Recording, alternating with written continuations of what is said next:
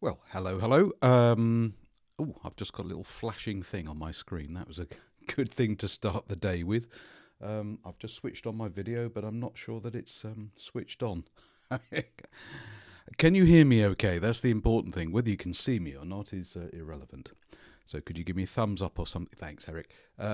Just to check you can hear me okay. Do you know, I set everything up just a moment ago, and let me just. What's wrong with my video? Where's my video gone? It must be somewhere on my screen. There it is. It was there on my screen.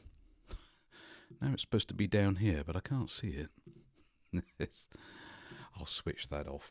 I should be somewhere. I should have popped up somewhere. I can see myself now, but not where I expected to be. Well, there was an untidy start to day 2 of our 2-day advanced course in After Effects. Just shows you I'm human. All good, morning, brilliant, okay, we're all here. So good morning, Eric, good morning, Eleanor.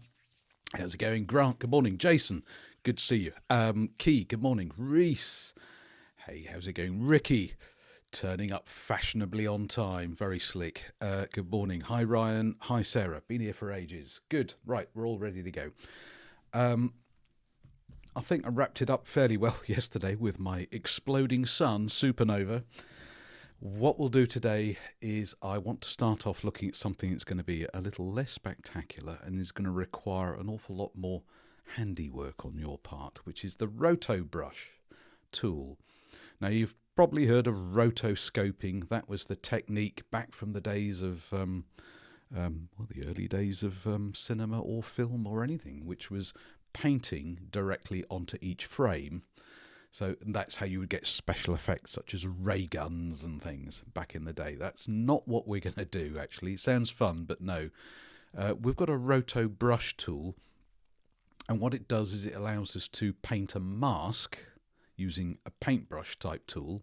So paint a mask onto a frame, and then what it should do is track frame by frame any movements to what it is you're trying to mask. So the example we're going to have is we're going to have a short video clip of a little kid shivering in the cold on his driveway, and of course there's a bit of movement. Obviously I don't want to go through and have to paint a mask on every single frame, so what we do is we paint basically a kind of a starting point and then see if After Effects can move and adjust the mask as there's any movement in that video frame by frame. That's what we're going to do. Then what we're going to do is we're going to remove the background behind this shivering boy so that we can we can do colour changes to the background independently of the masked boy, and maybe even insert some animated text or something in between as well. So that should take us through to our first break this morning. That's the plan. Okay, I'm looking to one side and other just to see if there are any last minute messages from the office, or no, we're all good. Everything's running fine. All systems go. I think we can start now. So I'm having found my video. I'm now going to switch it off again and we can get started. So if you've just launched After Effects just like me and you're looking at the home screen, great. We're going to create a new, in fact, we're going to save a new project. So if you've got a new project button, click on it. It literally does nothing but close the home screen anyway, and you're in there, an empty untitled project. Okay, so that's what I've just done. Let me just switch over. So if you're in an empty untitled project, I'm pretty sure you can save it straight away. Let's do that now. So File, Save As, or use that Control Shift or Command Shift S shortcut, which funnily enough didn't work then. There we go. Worked the second time. Great. Okay, we're going to call this Roto Brush exercise, so you know what it's for, and I'd like you to save it into, you'll never guess, folder 5, because that's the one called Roto Brush. Okay, so if you'd save it into that folder, please, Roto Brush exercise, and off we go. Okay, right. Because Roto Brush is something you would apply to video clips, this is really what it's for. It's for creating a mask that then automatically tracks with a movement from frame to frame. I have a video clip. why don't we just import the video clip and create a new composition from that footage and get started. So in your composition window in the middle, click on that new composition from footage button, and then in folder 5, could you pick the video clip called Boy? Just Boy, that's the one. So you're importing it as footage, click open, it'll import it, then create a new composition from it in one go. All good, all done. Okay, I don't think I need my track mats for this. We're not doing any track matting. Totally up to you.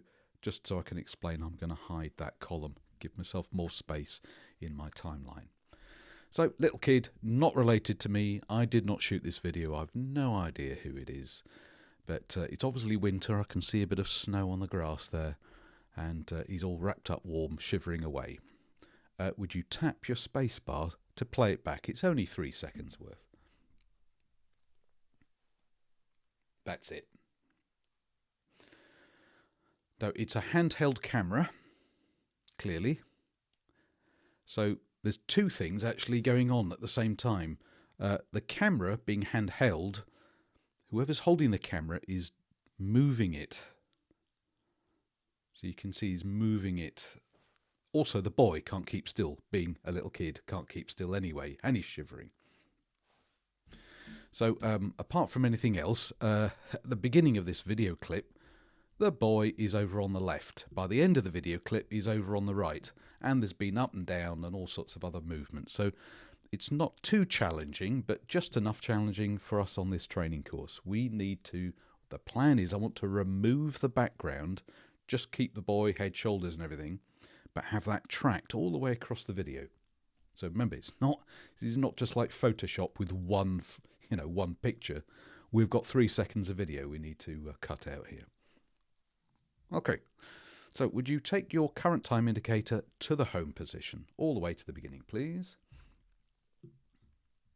Alrighty, and what we're going to do is we're going to drill down into that one layer. And I'm not sure this is something we've done before.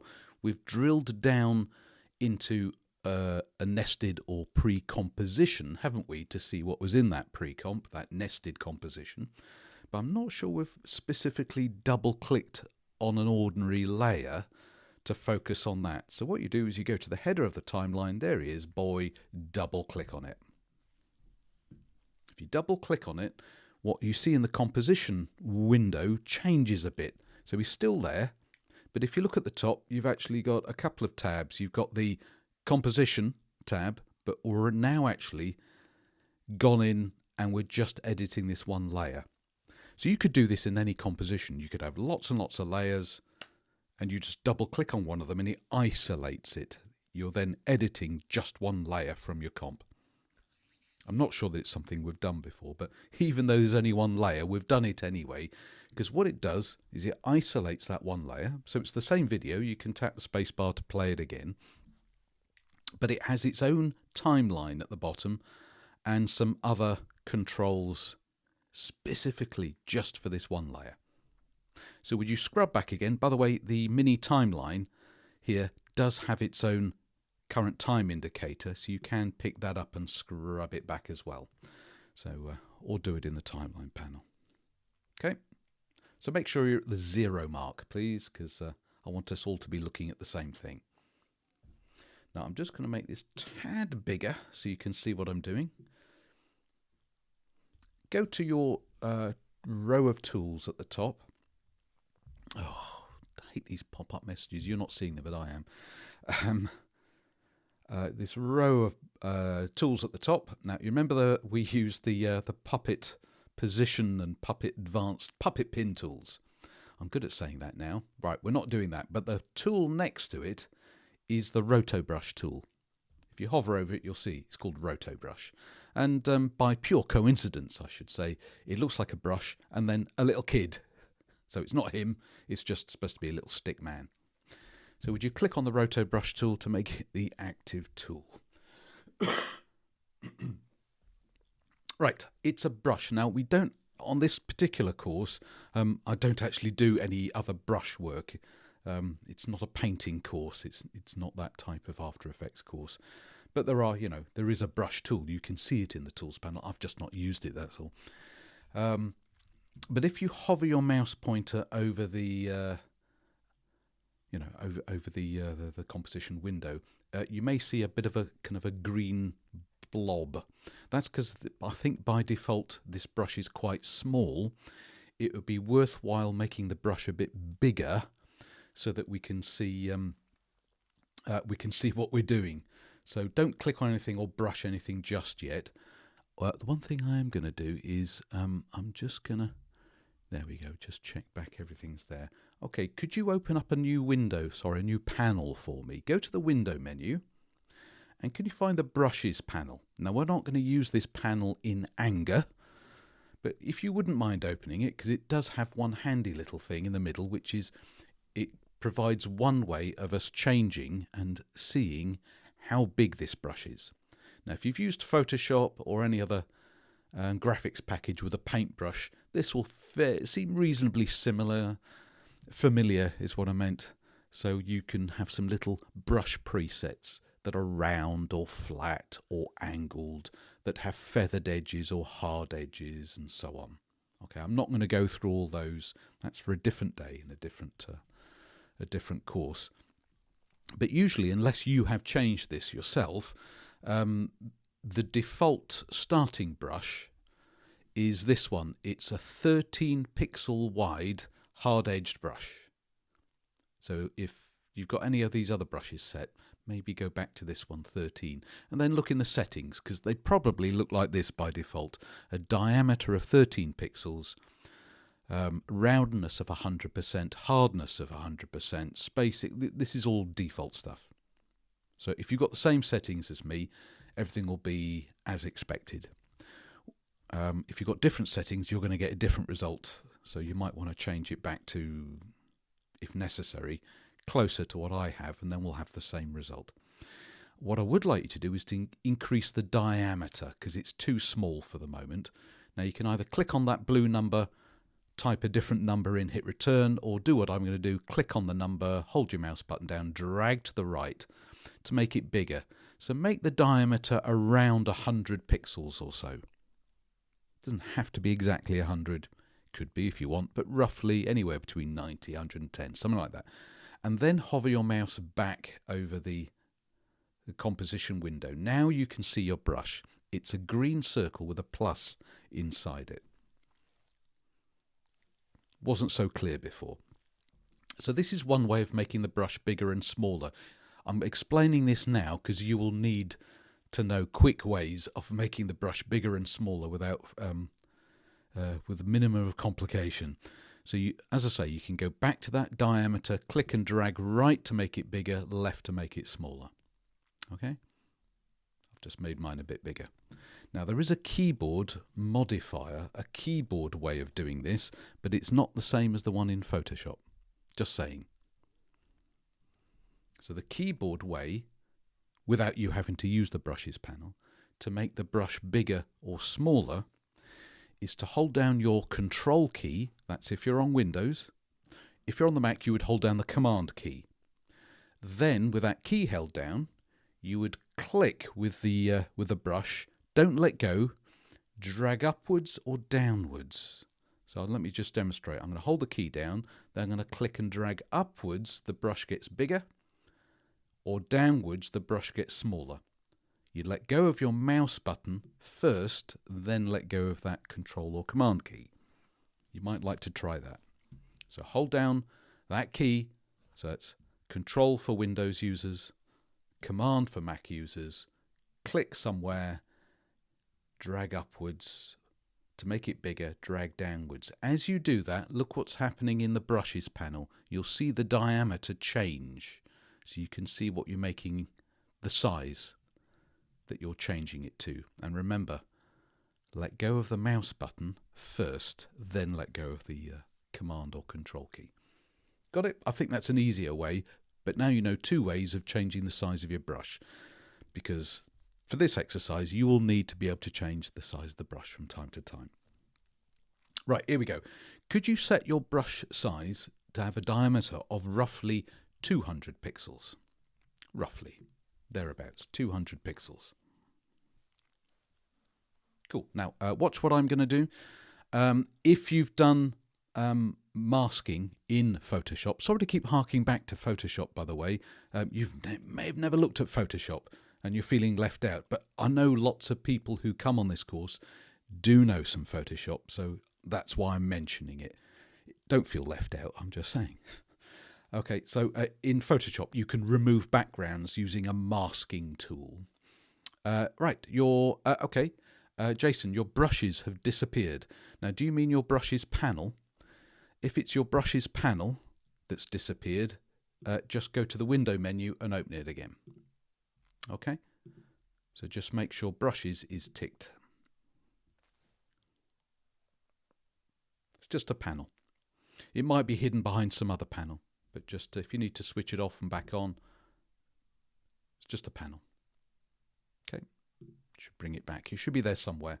If you still can't find it, you could always have a go resetting your workspace and then trying to open it.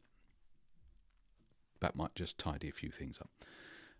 Okay, but there is a similar tool in Photoshop. So I'm just saying if you're a Photoshop user, which is the, I can't remember now, I'm doing this, quick selection tool. It looks like a brush, and what you do is you click and drag across the areas you wish to keep, outside of which everything is masked.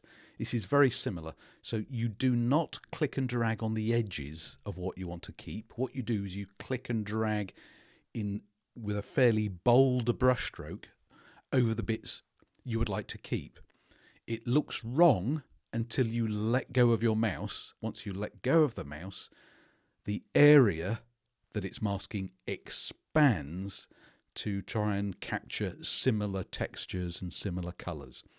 So watch what I'm going to do, because you're going to do it next. You'll hover your mouse pointer kind of over the top of the boy's hat. You will hold your mouse button down and drag downwards. Can you see I get this funny kind of green blob? It's only when I let go, once I let go, the green blob vanishes, and then it may be difficult to see at first. You've got this pinkish purple, or shall I say a plum coloured boundary. The idea is it's looked for similarly coloured textured pixels and tried to select them within the boundary. Then watch what I'm going to do. I'm going to click roughly on one shoulder and drag across. Maybe I'll just do an extra bit. So I'm not trying to click on the edges. I'm trying to click inside the area that I wish to capture. So now I've captured more of the boy's coat. There's a bit of his hat. Maybe I'll just click and drag a little bit of his hat that wasn't captured. It's only when you let go that the boundary expands to show you what it's selected. Let me just do that again. I'll just undo. So I think we can start with 2 sweeps. North, south, west, east. And if you think you need the other, you don't need to click and drag, you even just click and let go. To add a little bit, do that now. It won't give you a perfectly accurate result. We're just starting with a big brush to get the big areas, and then what we're going to do once you've done that is we're going to go for a smaller brush, zoom in and try and capture the detail areas that it's missed.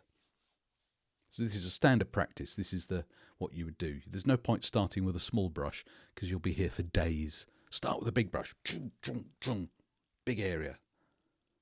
Then you zoom in afterwards and fine tune it.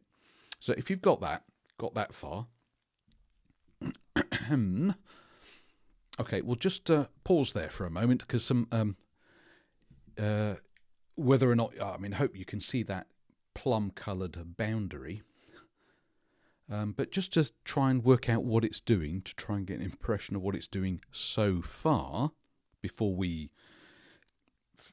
finish this off. And there's lots of bits that missing. I can see I've missed bits here, I've missed bits on the hat and missed bits here.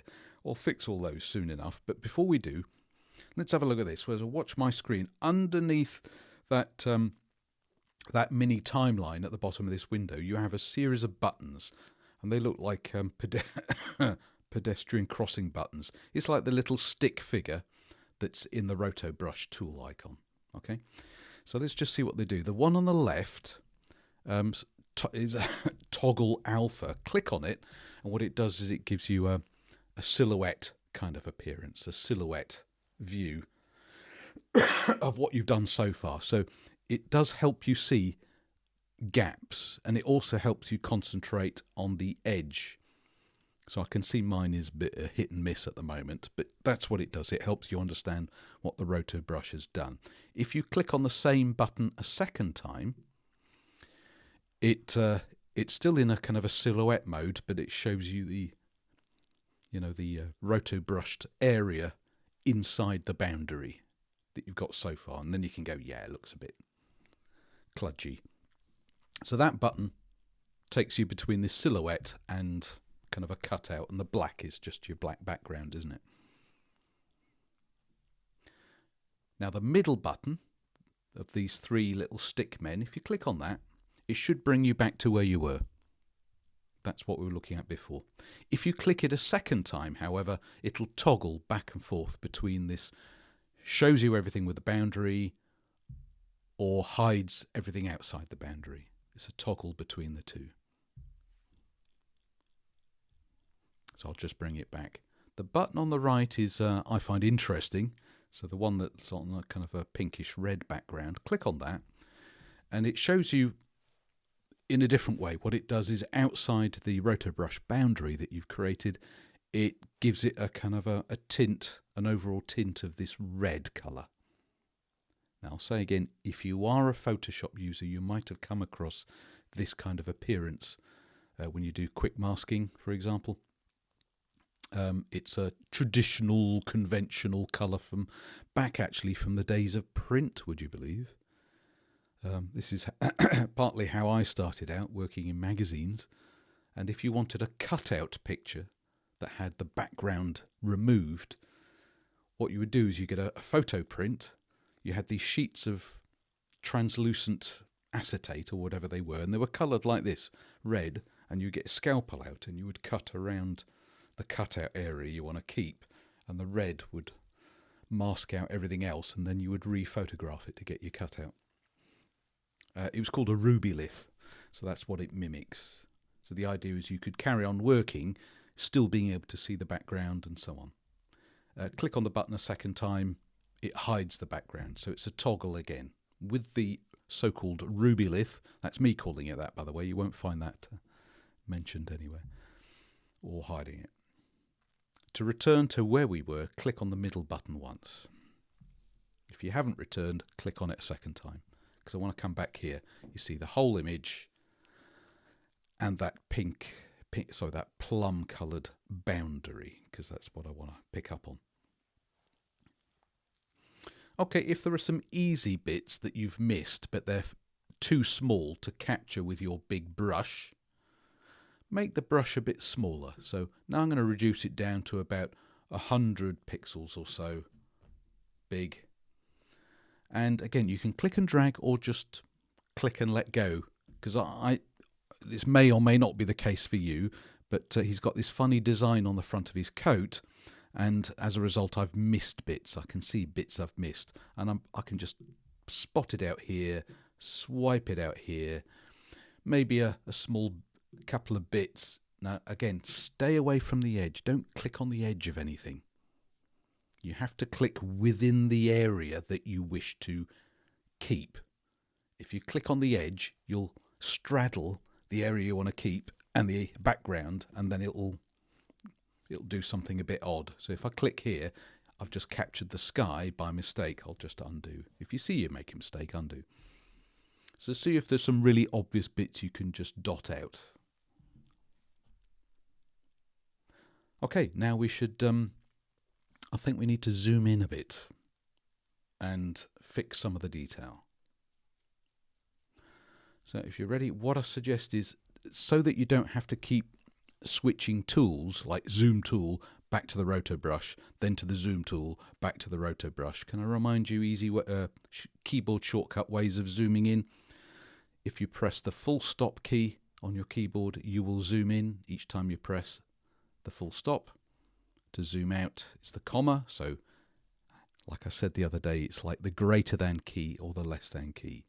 So full stop, greater than key, zoom in, comma, less than key, zoom out. So if you zoom in a bit, once you've zoomed in, you can scroll and pan around. You hold down your space bar. Don't let go of it. Just hold down the space bar, click and drag within the area to pan and zoom. Remember to let go of the mouse first, then let go of the shift key. So I've zoomed in to a part of these ear flaps that's supposed to go over his ears. Okay, and I can see I've missed a bit. So now I've zoomed in. Obviously the brush is in a relative way much bigger. So I'm going to shrink it down, and then click and drag roughly within the area I want. Let go. Maybe I'll just click a few times near the edge, but not on the edge, to try and expand it. No need to be too fussy, partly because you zoomed in, so it looks worse than it really is, and partly because this is a training course, we've got limited time, so I can't have you selecting pixel by pixel. So see if you can capture a bit that you've missed. If you make a mistake and it captures too much, there you go, I've just captured too much. Can you see what I've done? I sneezed, wachoo, and I've done all this. Okay, so just Ricky was asking, to scroll and pan around, you hold down your space bar. So press the space bar, but keep it pressed down. Don't let go. That temporarily switches you to the hand tool. You can then click and drag within your layer area. Okay, if you've got a mouse wheel, good one. Yeah, absolutely. I've got a trackpad.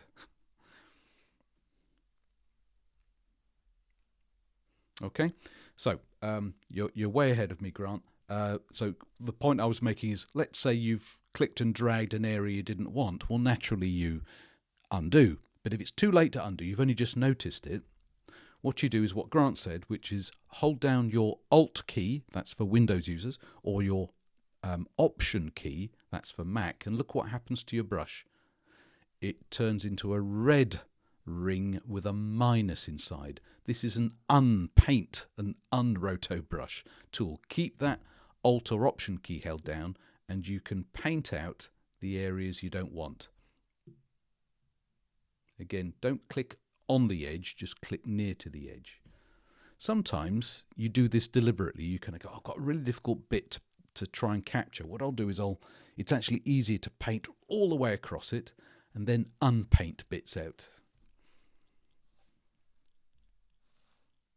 So I think I missed a bit on his, he's got a hood. He's a little kid, he'll never do anything up properly. So he's got a hood on his coat and it's just the lapels on the hood are just flapping all over the place. So I've missed a bit of that, so I'll just click and drag. Remember, adjust the size of the brush, bigger or smaller, if you think it'll help. If you think clicking here and there to just dot in or dot out bits, do that. Don't have to have a click and drag. And then start looking around to the edge of his hat. There's always going to be bits. It's a difficult one, partly because it gets paler at the top and partly because, well, it's a fuzzy hat. It's a woolly hat, so there's lots of fibres sticking out. Let me just see if I can get rid of that bit. Maybe a bit more. Maybe I need a smaller brush, a bigger boat. So just work your way around that boundary edge, having zoomed in. I'm going to go for a smaller brush. Say click or click and drag as you see fit. If it goes wrong, undo or unpaint it.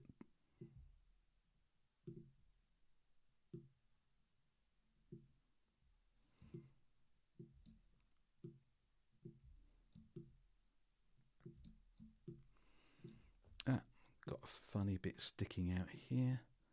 Oh, I'm going to need a smaller brush.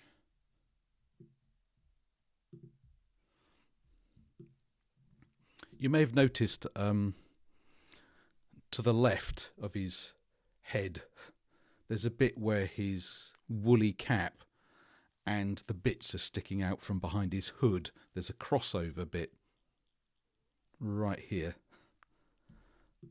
where you can actually, oh blimey, I've just used the wrong thing. You can actually see a bit of the street, so make sure that's to the best of your ability done. There's also a tiny weeny little bit as well. I wonder if I can remove that. I'll have to do. And just double check again. Have you missed anything?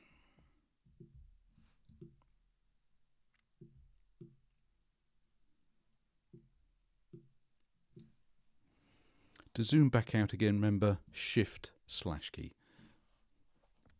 Don't forget to save.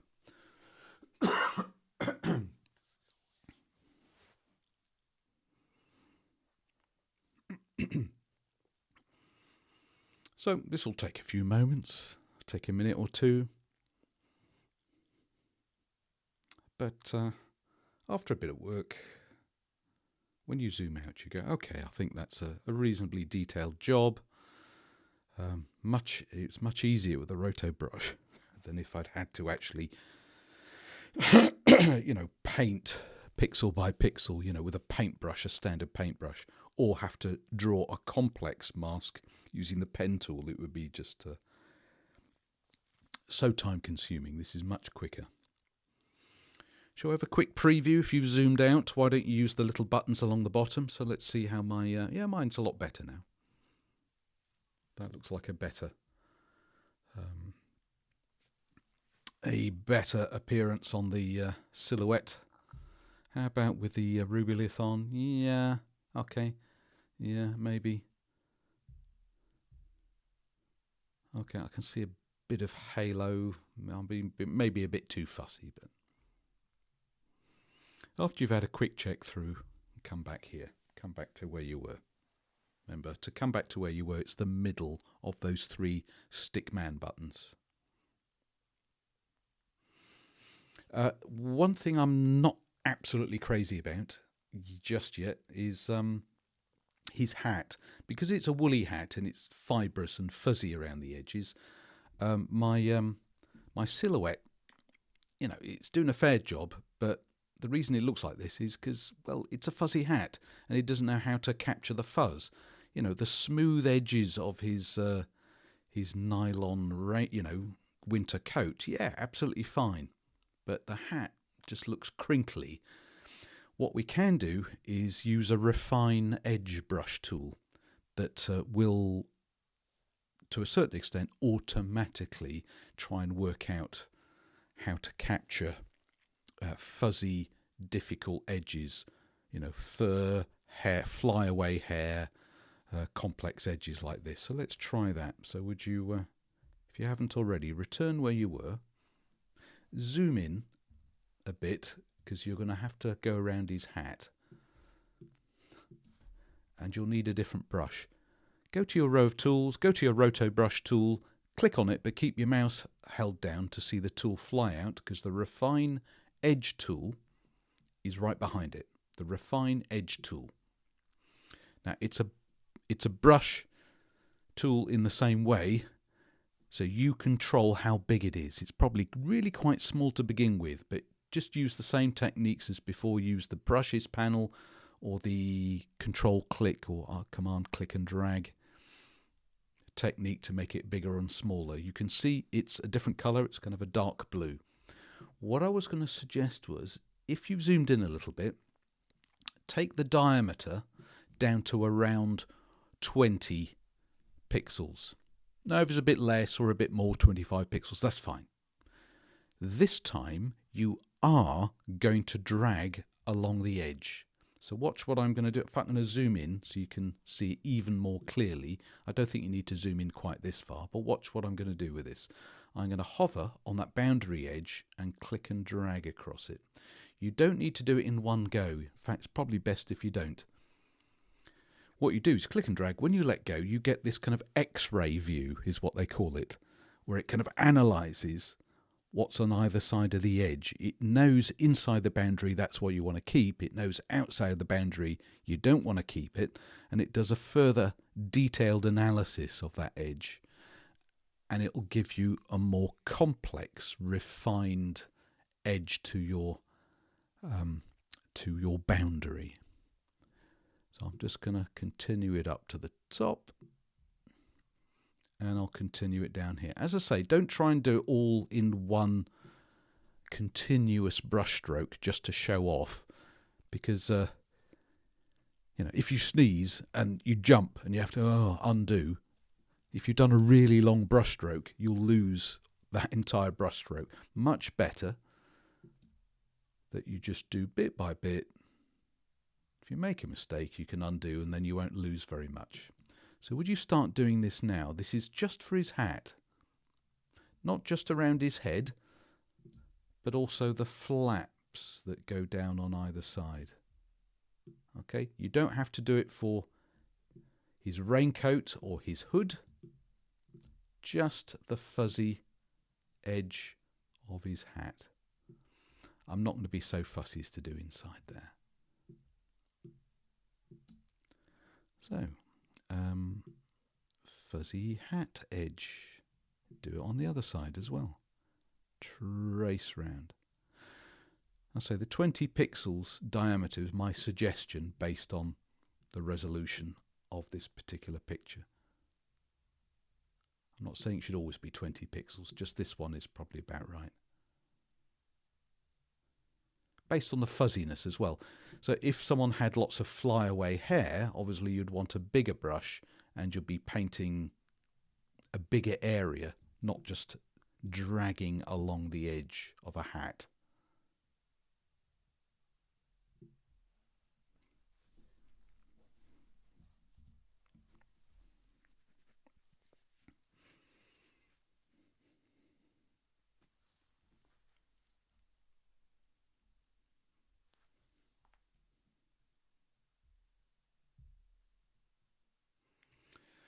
Okay, if you've done that, you'll see what you've done.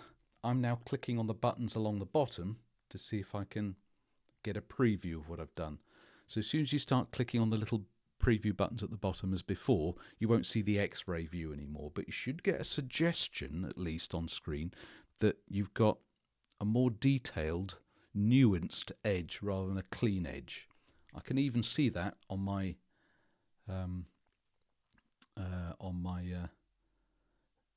I've already forgotten what I called this earlier on, but it's a silhouette view. It's the alpha view. So everything's got lovely clean edge, but his hat has got a nice fuzzy edge. I think that will give us a better result. Yeah, less of a halo, I think, around his hat this time. That's good. And then I'll return here. If you do return back to how it was, you'll probably see the boundary around his hat actually the pink plum-coloured boundary looks fuzzy as it's trying to capture all the little fibres of that fuzz. How are we doing?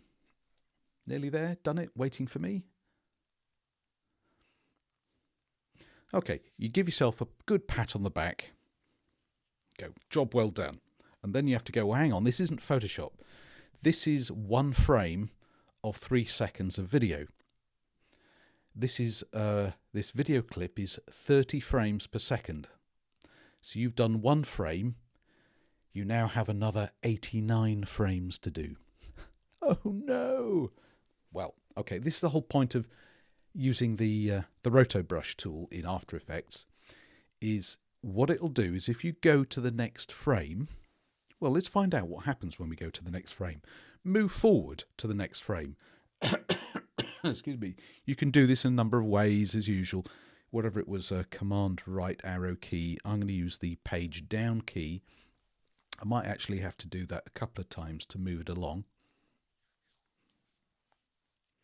And what it should do within a few seconds is it'll analyze the next frame, or the next frame or two, and it will say, right, you had this boundary, some of the pixels within that boundary seem to be in a different position in the next frame, because that's the case. The boy's moving, the camera's moving ever so slightly, and what it tries to do is track the movement of the colours, the light and dark shades, the tonal values from one frame to the next. So if you've got a fast computer with lots of video memory, this will be reasonably swift. If you have a more modest computer, it might take a little bit longer, and you have a progress bar. So I've now gone forward a frame or two. By the way, you can also use your numeric keys at the top of your keyboard. I think if you press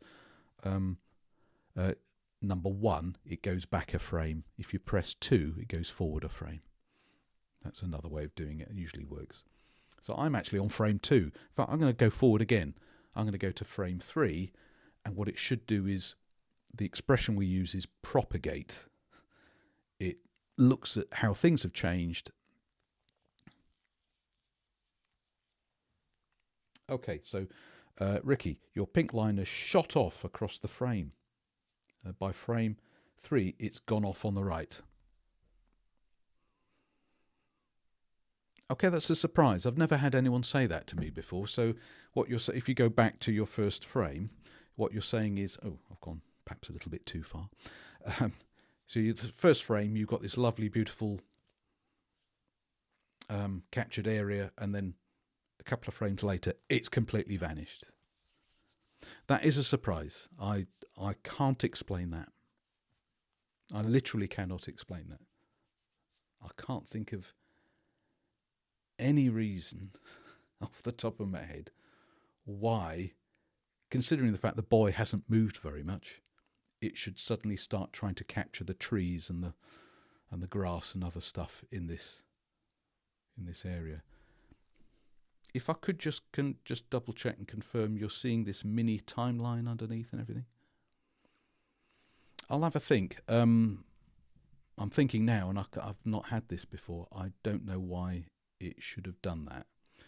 But if I can explain what it's trying to do, maybe you can step back and see if there's something you can fix.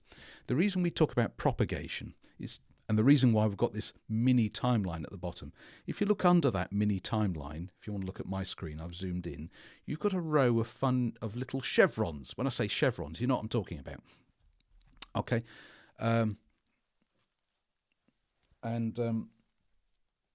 No idea why it's jumped onto the tree. Absolutely no idea. No, okay, it's going to have to wait until the break. I'm going to have to look up and see if anyone else has experienced this. I mean, if you just double check, you know, there's absolutely no white areas in this view that might have crept onto the tree that it's trying to capture. But no, I'll have to see. Maybe there's a bug that I'm unaware of that I would need to be sure of. Where was I? Yes, so if you look at your own screen or my screen right here, you've got these chevrons, literally like chevrons you see on a motorway. Turn right! Okay. What it's actually doing is you've got what we might call a base frame. That's the little green frame with a black dot in it. That's the first thing we did. And then based on what you did in that first frame with a rotobrush tool, the other green sections represent the frames that follow it. They are based on that base frame. Okay, so the idea is, and it keeps it in memory. So it's actually each frame propagates its own boundary outline based on the information that you gave it in your base frame. Okay, so as we go forward and forward and forward, each frame's boundary isn't independent. They are all based on your first one. Now I'm going to push it forward a few seconds. Each time I push it forward a second or so. So my computer's, I've got lots of memory, so it's fairly swift. I'm not trying to show off. I'm just saying yours might take a little bit longer than this. As I press forward, it more of that row of chevrons turns green. And the idea is I'm supposed to check each frame as I go along and correct any mistakes. Okay, so usually, for most of us, and I'm sorry about this, Ricky, it wasn't the case for you, but usually you can go through a few frames and the boundary moves, and at a certain point it might just miss something important, or it might start introducing something strange. What you do then is stop at that point, and for you I think it's frame 2, sorry Ricky, but you stop at that point and correct your roto brush boundary. So every time I do this exercise, I get a different result and I get different problems or whatever.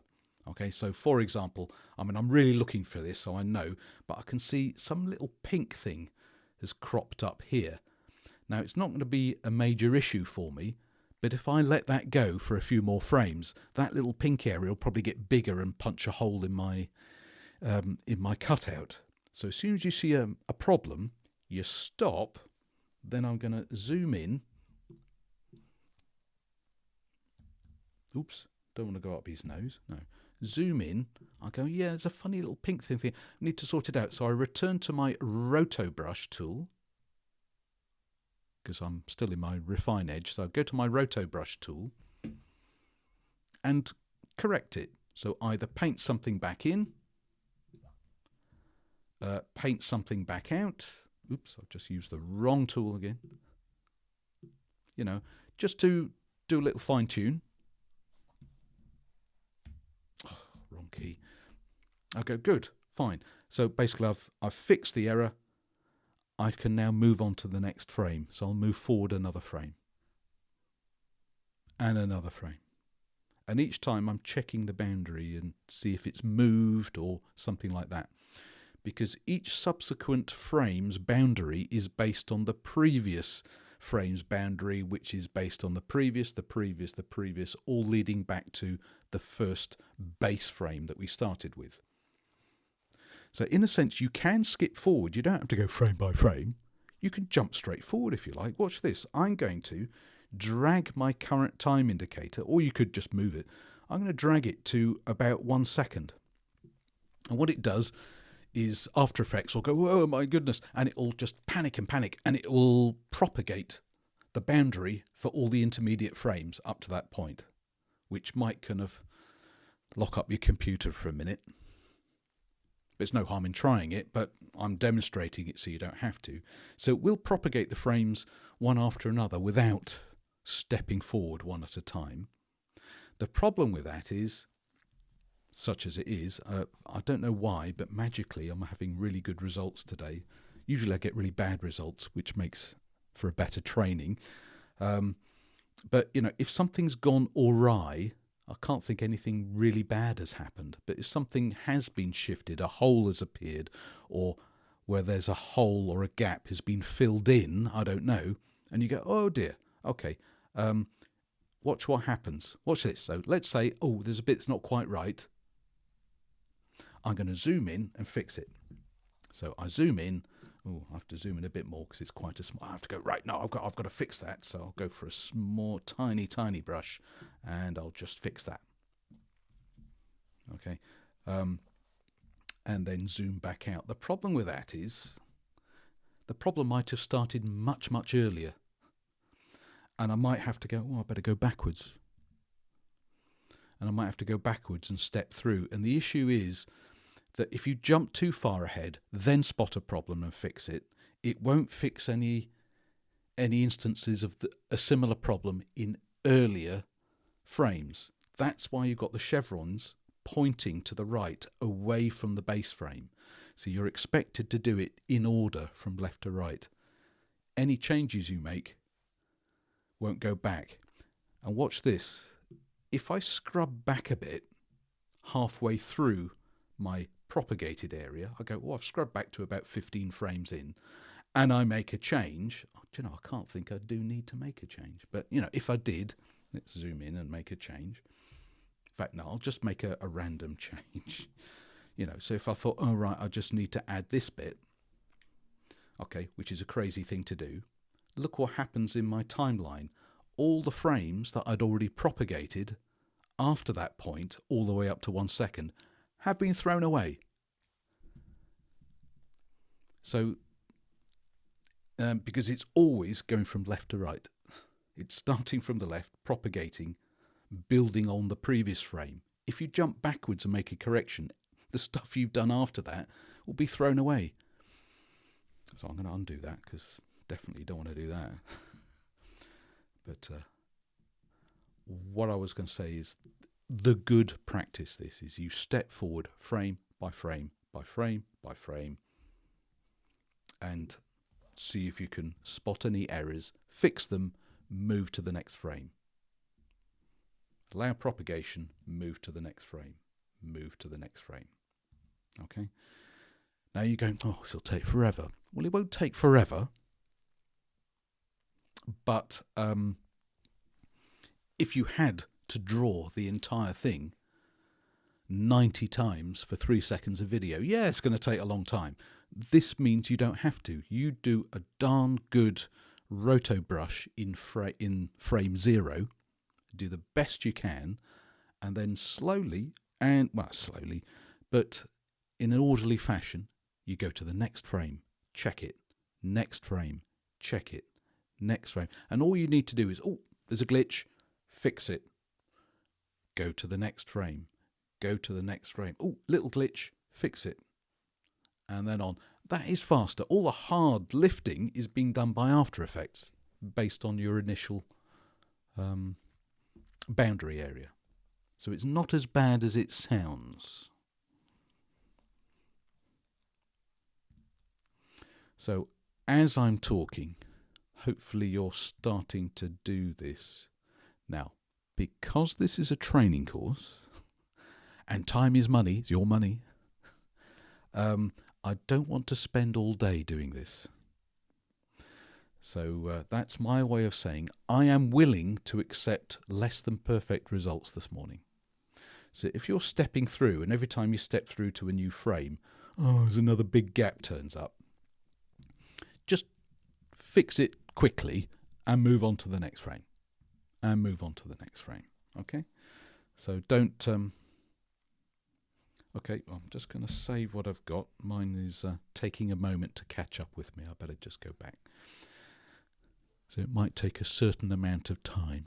But if any white bits start creeping in, I'll live with that. That's fine. Okay.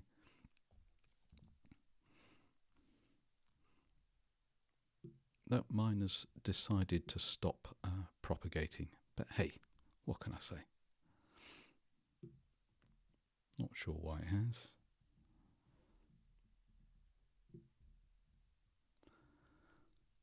Maybe just try and force that. So it's definitely got, it's done it. It's just not updating on my screen. Okay. Well, I'm not sure what stage you're at, but I want to show you something else that might help manage the memory on your computer a little bit better. Because naturally when you're in roto brush mode, it doesn't give the option to drop down to half or a quarter resolution like you can in After Effects normally. It won't let you do that. It'll show you the best resolution it can for the size you're displaying this at. So there's nothing you can do about that. It's going to use lots of video memory. For the roto brush, you need lots of video memory. Better still, a dedicated video card so it can do this in hardware. If you don't have any of that, maybe roto brush is a feature that's just a little bit beyond you, beyond the capability of your computer. That's worth knowing. What can I say? I have a PC, an everyday, a cheap miniature PC that I use for all sorts of work. It cannot do roto brush. It can do anything else in After Effects, even 3D, but it cannot do roto brush. It's just beyond its capability. Right, what I was going to say is this. Because it's all each frame is kind of zinging away based on the previous frame based on the previous one, and all the way back to your starting point, your base frame, that can be quite intensive when it comes to processing, especially if at a certain point in the video things really do start to move around. So the boy isn't perfectly face on all the way through. He does move his shoulders a little bit and hop up and down. And at a certain point, you'll find that the boundary will start moving or not moving in quite the way you wanted. And then you find every time you go to the next frame, it's something wrong with it. What you can do is isolate one section of the video to its base frame and then draw a completely new base frame cut out using the roto brush. So do the process all over again for a later section of the video. That way, although it sounds worse, you go, oh, I've got to do it all over again, it can actually speed up your work. Can we try that? This is only 3 seconds worth. We've got time. What you can do is you can cap off the section we've been working on. So watch my screen where you've got your row of chevrons underneath that timeline. Over on the right-hand edge of this row of chevrons, you've got a green cap. You can click on that green cap and drag it to the left. And I'm going to drag it sort of to this point where I'd got to. And what it does, it just isolates, in this case, the first second. I've isolated the first second of video. So whatever I do with my roto brush, if I just go back, I wonder why this isn't propagating, most annoying. I might have to open and close it later. So I've got a roto brush up to this point based on a base frame. So could you do that? Even if you're still struggling down here, just cap that row of chevrons off at 1 second or thereabouts. If it's a bit before second, I don't mind, it's fine.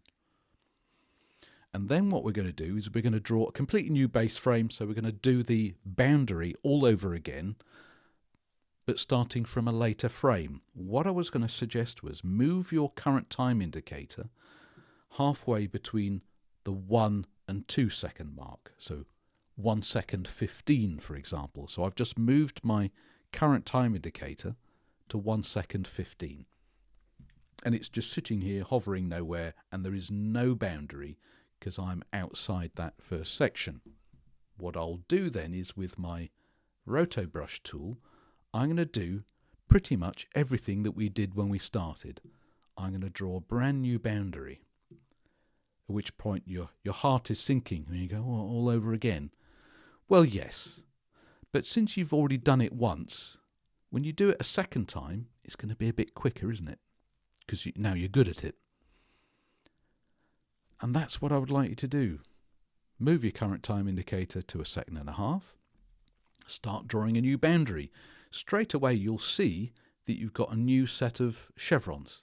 But can you see how they point outwards from the base frame? So they point to the left or the right. So you can propagate in either direction away from that base frame.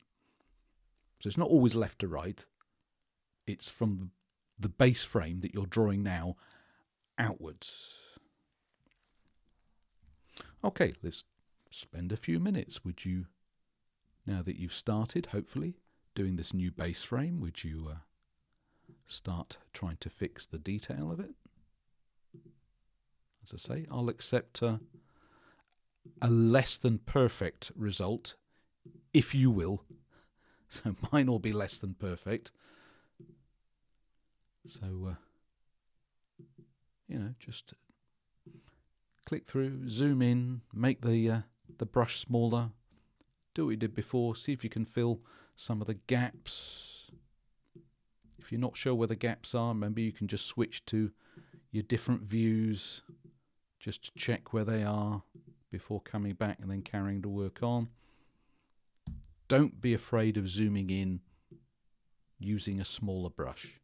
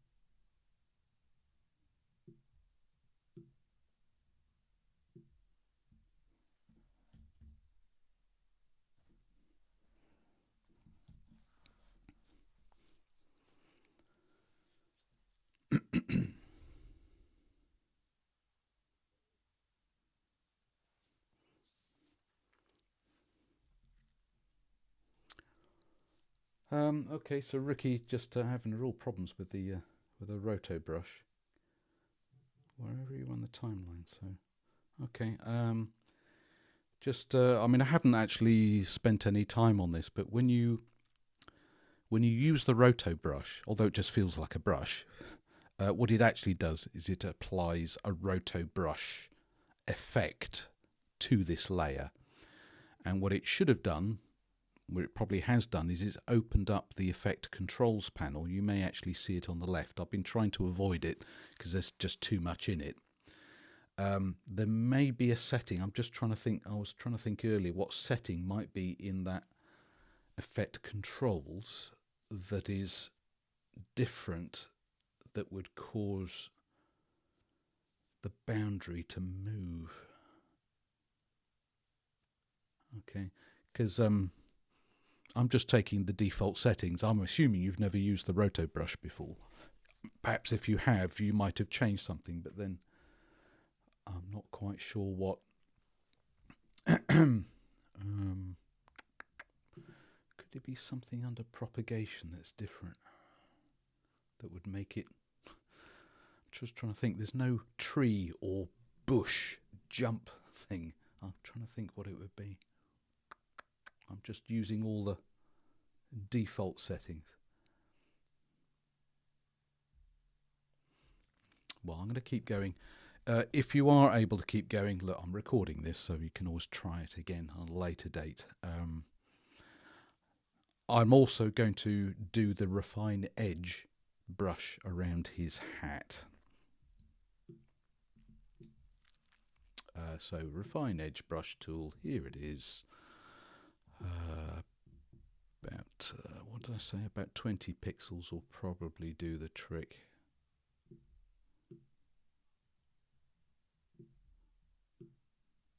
I'm going to do it a little bit more quickly than I did last time.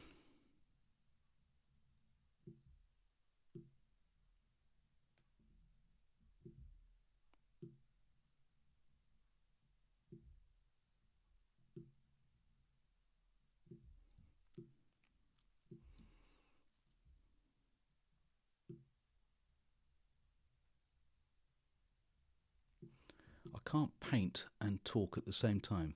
That's probably all the better for you, isn't it? It's nice when I go quiet, isn't it? All that blather stops for a moment so you can concentrate. If nothing else, I guess one thing you'll pick up from this is the roto brush isn't simple. It's certainly not automatic, but it is helpful for what we're trying to achieve here. Now, if you are one of the brave few who will be coming back on Friday for the certification exam, this is exactly the kind of thing that you will not get in the exam. So remember, the exam is short. It's less than an hour. If you're taking the exam either on Friday or at some point in the future, you might like to sit the certification exam, either through us or independently, you'll be asked to do lots and lots of short and sweet things. Do this, move that, change that, apply this, adjust this, change that, move that, delete this, add this. You won't be asked to sit down for 3 hours drawing complex roto brush boundaries. It's too long and it's too complex, and it relies too much on trial, error and luck. As you're discovering, you will not get this in the exam. That's no reason for me not to show it to you.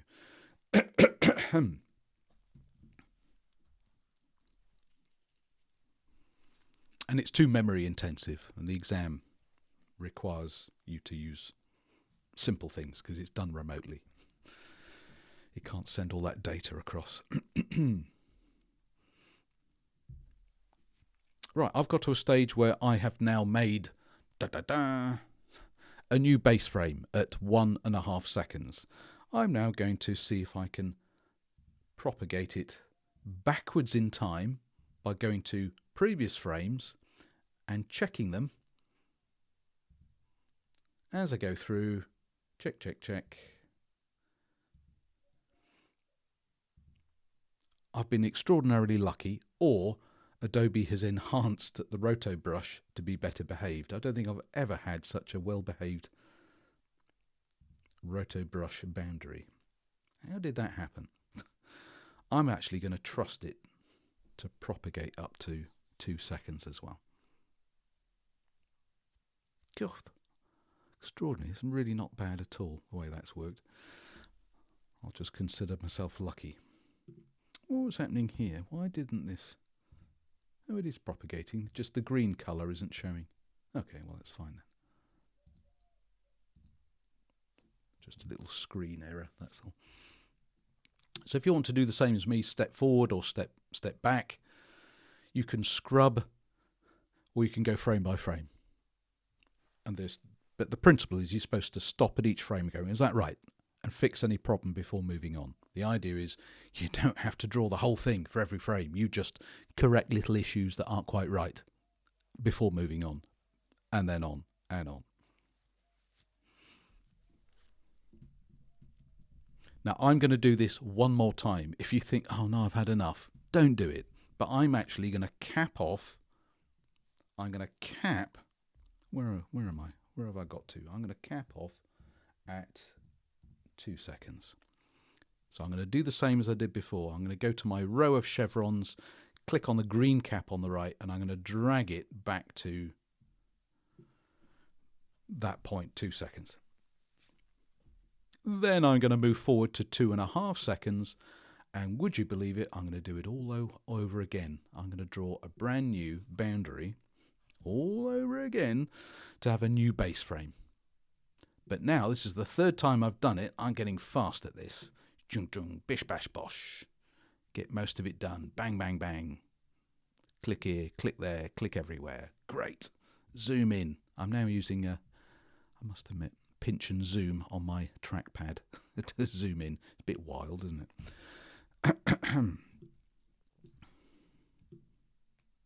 So if you want to do this as well, great. Move to 2 seconds 15. Oh, that's not going to work. And start drawing a new boundary. Now that his head is in front of the trees, I think this might be a little harder to get a really accurate one without spending a lot of time on it.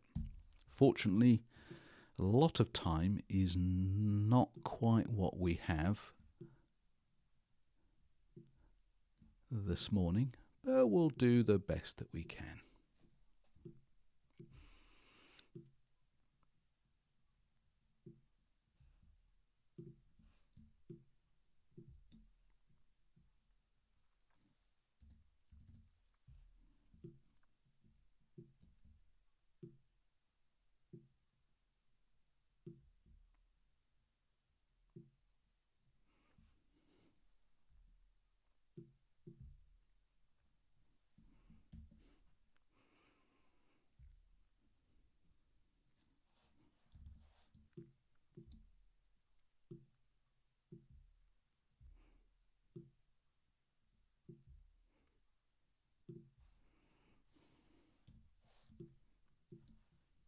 I am still here, I'm just concentrating.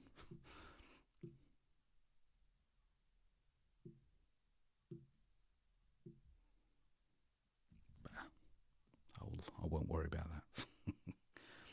And glutton for punishment that I am, I'm going to do that refine edge brush tool around his hat. One more time. But even more quickly, because I'm on a roll. This is the third time I've done it this morning. I'm getting quicker at it.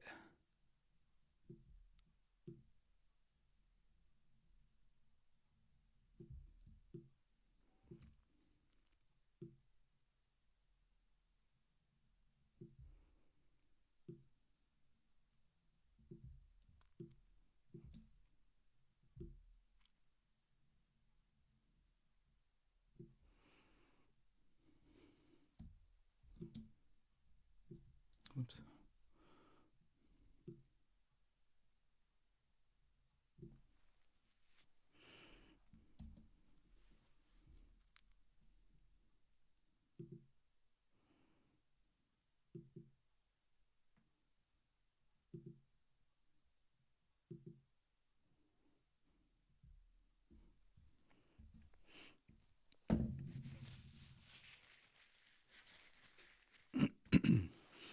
So the third one, I did a bit of a bish bash bosh kind of approach.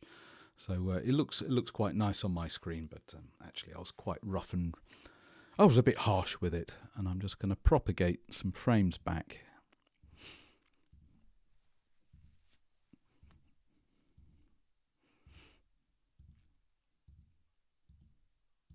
Okay, I'm really impressed with my work today. Usually when I do this, I end up with lots of white bits get left behind, and I always end up saying, look, I'm in a rush, we've got other stuff to do. I don't mind if you've got white bits. But actually, the Roto brush is, for me, today it's working really well, but it could be that's part of the latest update. It could be it's just they've updated something on the Roto brush in the latest update that's made it perform better. I'm quite surprised at myself. Okay, so depending upon the speed of your computer and all the other things, what I have done is I've actually capped off 3 separate sections. Each one has a base frame. So for the first second, the base frame was literally the first frame. We did that together. For the second section, I actually went to halfway through and I propagated backwards and forwards, and I did the same for the third one. So where you see all the green chevrons there, they are propagated boundaries for each frame. Excuse me. So if you're fighting to catch up, trust me, it's not because you're slow, it's because I've done this exercise before and I'm getting used to it now. Trust me, there are white bits and blank bits that I've missed, and we'll see those later. Now, if you're waiting for yours to catch up with you, you can watch what I'm going to do, because having got this far, I might just have a go to see if I can play it back. So if I play it back, I've just tapped the space bar. Now you might have to play it back a couple of times, and I want to feel impressed that I can see that boundary move with that boy and admire some of the work I did. Now, if there are white bits that, bits of the background that crop in, I'll live. If you are playing it back or trying to play it back, note that you can play it back in any of those preview modes. So now I'm playing it back, seeing a live preview of that silhouette moving, or with the Rubylith background, or with no background. Especially with no background, it looks worse because you really can see the halos on it.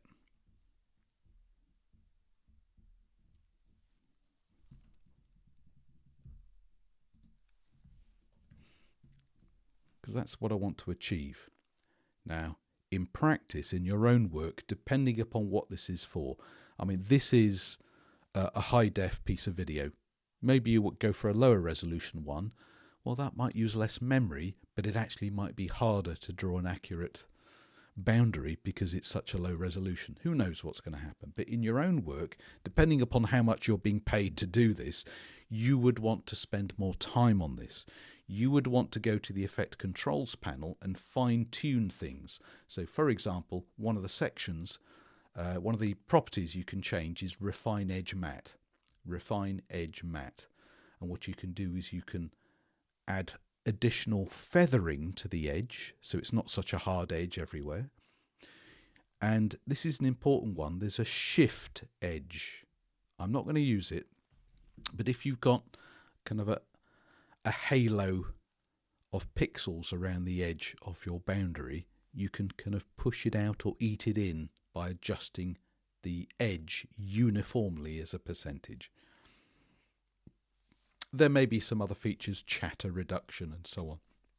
Reduced chatter may help as well. You will want to experiment with those as well. So if this is a professional job, blimey, it's for a feature film, you've got to get this right. You would spend, a day or more on this 3 seconds. On a training course with me, you need to be doing this quick. Star Wars Kid viral video. Yeah. You could do that. Now, another thing you can do, I mean, at any point when you're doing this in real life, you can save, You can close the project, you can reopen the project later, and then carry on working with it. But if you got to a stage where you've done all your base frames, you've propagated all the boundaries on all the other frames, you've done the best that you can so far, what you can do then is kind of freeze that. You can freeze it in so that it frees up memory. Your computer will return back to its previous speed and everything. So you should see underneath your mini timeline there's a freeze button, so it looks like the RotoBrush tool plus the word freeze. So if you have propagated everything you're going to do, this would be a good time to do it. You can always unfreeze later, but it does free up memory. But it also takes a certain amount of time freezing. So basically it records all your propagated boundaries on all of the frames so that they are no longer interdependent. Each one is separate. But in doing so, it reduces the overhead on your computer to keep all these propagated boundaries on every frame reliant on each other and keeping everything zinging in memory. Oh, if you make a change here, I'll lose what I've got here. Once you've got it all, it's now going to record properly each of those frames' cut-out boundary. Now, this is not a one-way trip. Even though you've frozen it, you can unfreeze it later on. If you go, oh no, this is really rubbish, I'm going to redo one of my base frames or something, you can always come back here, unfreeze it. It'll then give you a progress bar where it'll just load everything back into full memory, and then you can make further RotoBrush adjustments. But I suggest you do freeze it, and start doing it now, because it's going to take you 5 minutes or so to freeze.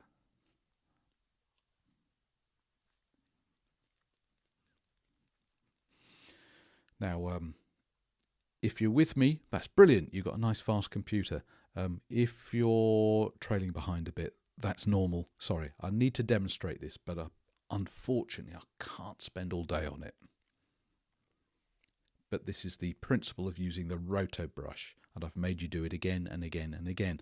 And if you're feeling down about it, going, oh, RotoBrush, it's really hard work and my results were so-so and the propagating is so slow, good. You've learned something about RotoBrush on the computer that you're working on today. If this is a feature that you're going to find useful, but your computer's not up to it, now's the time to start thinking, how do I go about getting a computer upgrade? Alistair told me to tell you, I need a new computer if you want me to do this job.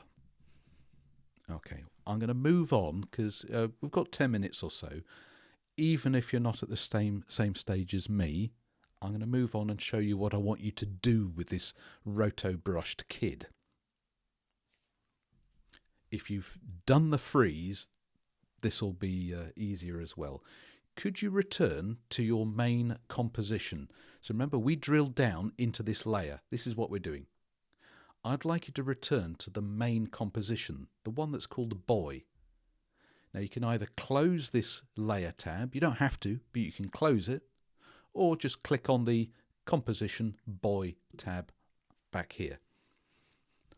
Once you're in the main composition again, well,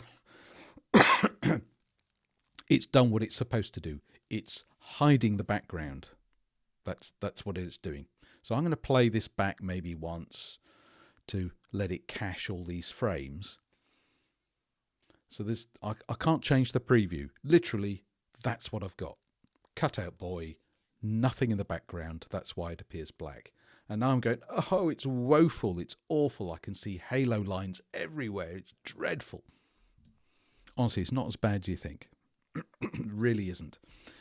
Here's what I want to do with this kid. Okay, so if you're not doing it now with me, you can do this later. This bit's easy. Look in your timeline panel and you'll see there's loads of stuff. Loads of stuff. Basically, every time you clicked and dragged with a RotoBrush or Refine Edge brush, it's added something.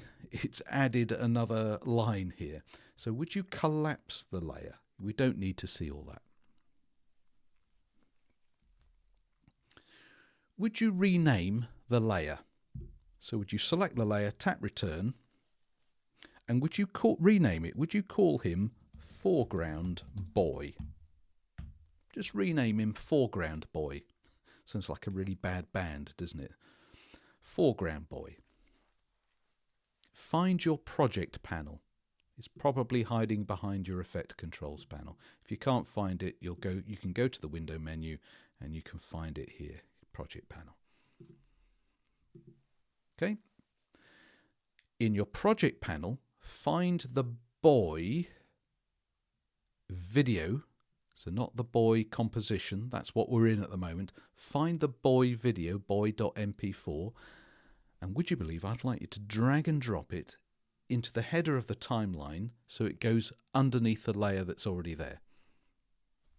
When you've done that, I'd like you to rename it Background Boy, because I want there to be no confusion about which is which. Then if you play back, this is most annoying because you're going to go, hang on, you've just made me spend over an hour with the Roto Brush tool fighting with it. It's going all over the place, and now everything's gone back to how it was before because you've just brought in the same video and put it behind it. Now it looks exactly the same. Grr. Well, not quite. The whole point of this is I wanted you to bring the original video as a lower layer so that we can edit the lower layer to make it look different. So here's what I'd like you to try and do is we're going to apply a color correction, or a color grading I should say, effect to the background boy.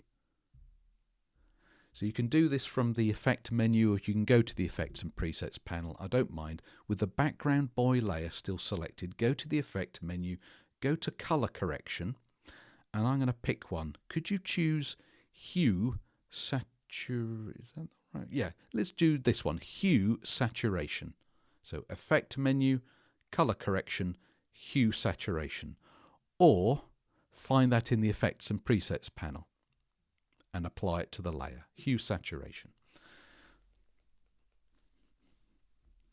Hue saturation. Your effect controls panel should come back to the front and you should see the hue saturation effect here.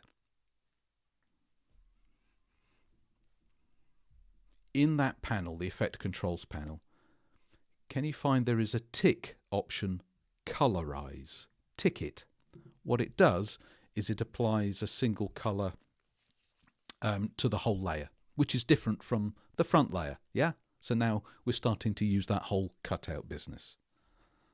So now hopefully the whole background looks sepia in comparison. I would, however, like to change the colour itself. I want to make it look cooler, a cooler colour. So the actual single colour that's applied is applied from a colour wheel. If you think it helps, go to Colorize Hue, expand it, and you get a little dial. Some people prefer to see the dial. You don't twist the dial, you just click and drag left or right on it, but you can twist it around. And you can see you can pick a different colour from the theoretical colour wheel. I was thinking if you rotate that colour hue dial so it's pointing in a southwesterly direction, you're going to get a cooler colour. The degree is going to be about 220-ish, something like that, 220, 230, to get a cool background because it's winter time. Or maybe I should go for... Well, it depends if you dragged clockwise or anti-clockwise, around that. Just check the saturation and lightness. I'd like it to be fairly saturated, so shall we say saturation of 30. But I'd like to make it darker, a lightness of, shall we say, -10, -15, something like that, to make it darker. So saturation up to 30, lightness down. Maybe it's a bit too dark. Anyway, anywhere between -10 and -15 will be good. And now if I play this back, you probably won't notice all the halo white bits quite so much anymore. This is why we did it. He's in colour. The background isn't. It's a monotonal colour background. This was the point, so I could treat them separately, independently.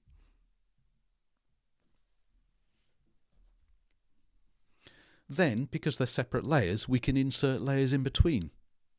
I've got 5 minutes or so, we can do this. Whether you want to do this with me or just sit back and go, I'm so tired, I'm looking forward to the break. Here's the kind of thing you could do. I'm going to deselect all the layers, go to my type tool. I'm going to click in the middle of the screen to create a new text layer. And I'm going to type all in capitals, Winter Blues. I've got the Winter Blues. Winter Blues. You can change the font to something big and bold. I don't know. What have I got? I'm going to switch to my selection tool. I've got Arial Bold. Do I have Arial Black? That may even... Yeah, I do. Arial Black. So I'm going to go for a heavy font. You could use Impact or something. I'm going to make it darn big. I'm going to make it so big it doesn't quite fit. I'm going to make it 300 pixels big. Doesn't fit. Doesn't matter that it doesn't fit because I'm going to move it across the screen. I just want to be able to see it first. So Winter Blues, there it is. I'm going to drag it so it's in front of his face. I'm going to reduce the tracking. Bring the characters a little bit closer together. Yeah. So Winter Blues. Oh, I don't like... I don't know. I've reduced the tracking, but the spacing between my characters isn't perfect. The W and the I look okay. The I and the N look miles apart. Well, no worries. I'll double-click on the text, click between those two characters with the horizontal type tool, and then I'll change the kerning. That's the other VA setting, the kerning. That's what kerning is. It's the spacing between two specific characters. Tracking is when you change the spacing between all the characters. Kerning just between two, so you click between them and adjust. Anyway, that's just a detail I didn't want to get into. Right, got my text, Winter Blues. I will just make a few changes. I think I'll make it slightly transparent. I'm going to reduce the opacity of that layer to about 40% so I can see through it. Yeah. Didn't want it to be too strong. That's good. Right, and yeah, let's animate the text from the beginning to the end. I'm going to scrub back to, let's say, about 10 seconds from the beginning. I'm going to enable the position property. I'm going to click on the stopwatch for position. So I've got keyframe, a first keyframe. And then I shall drag, with the shift key of course, drag that Winter Blues just off the left. And then I shall scrub forward to 2 seconds 20. And I shall move that text across to the left. There you go, so pretty straightforward. I've got this coming across in front of his face. Winter Blues, it's so quick I can't read the darn thing. Shall I make it worse by adding a motion blur? Even worse. But here's the thing. I don't want it in front of his face. I only did it in front of his face so I could see what I'm doing. I'm going to drag that text layer in between the other two layers. So now the text runs behind his head but in front of the background.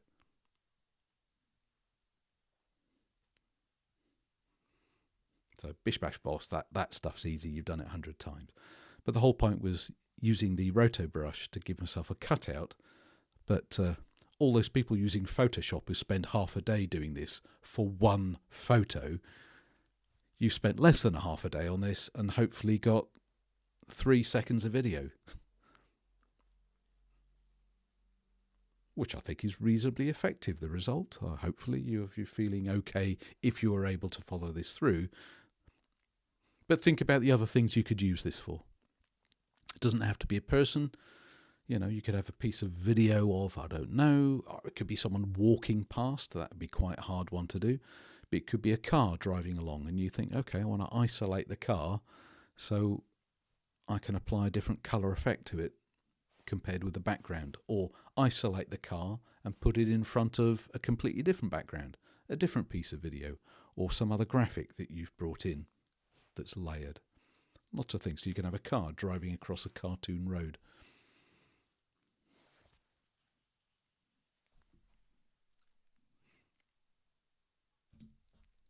Rotobrush. One way or another, successful or not today, you've learned something about the Rotobrush.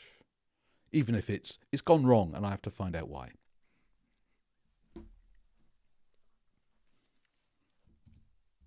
Other than it's gone wrong and I don't know why, do you have any other questions on this? Now there is something else I wanted to do that tracks cutouts, but which is easier and hopefully you'll have more success with. We'll do this after the break. An alternative to what we've just done. Much more limited, but easier to do and quite effective. For the hue, is there option to use a colour picker? I can't remember, actually. Good question. Don't see a colour picker in there. I think you need to use what there is. If you wanted to pull the colour from a jacket. Interesting. I'll have to think on that. I mean, if there's no colour picker in there, I suppose the answer is no, the way that I've done it. Interesting thought, though, because it uses the colour wheel, doesn't it? With the degrees. It doesn't let me put RGB in or anything like that. Never been asked that before. I think the answer is no, but I'm willing to be corrected on that.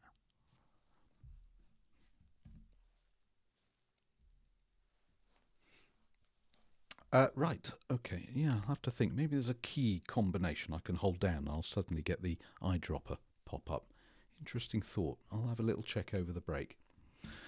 It's after 11. Let's take a break anyway. At whatever stage you're at, let's just say enough on the Rotobrush for the moment. Let's take a break. So save what you have. You can keep it open. Let's make a cup of tea. I'll see you back here in 15 minutes, okay? And then we'll do something else.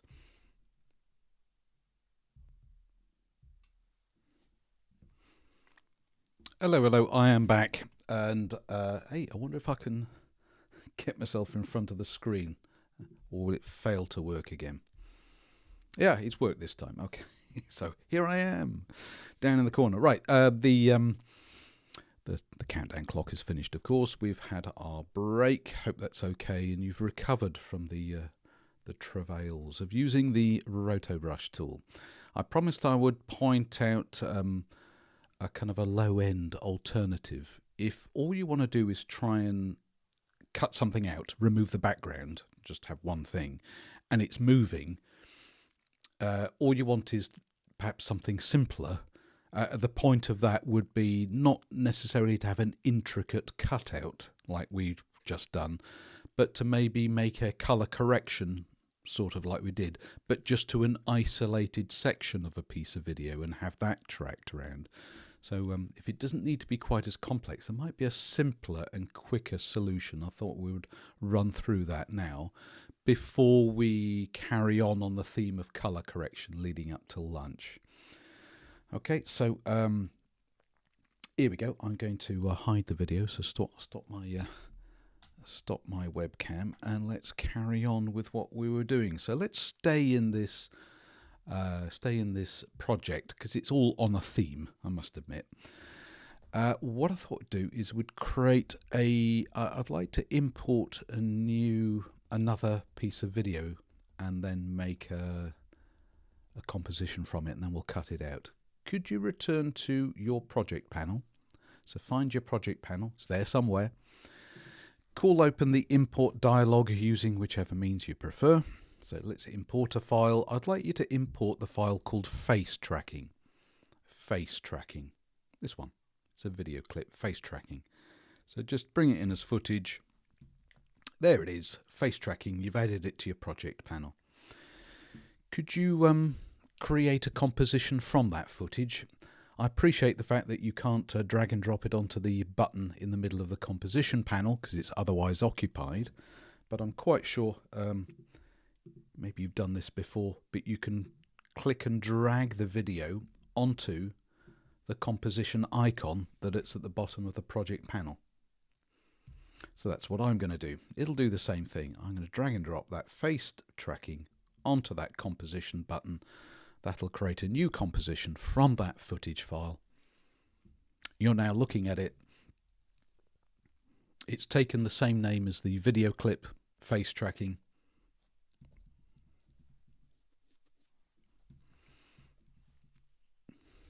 I don't want everything to have the same name, like with a boy. Before we go ahead, could I trouble you to rename the face tracking composition? So would you select it in your project panel, tap return, call it something else?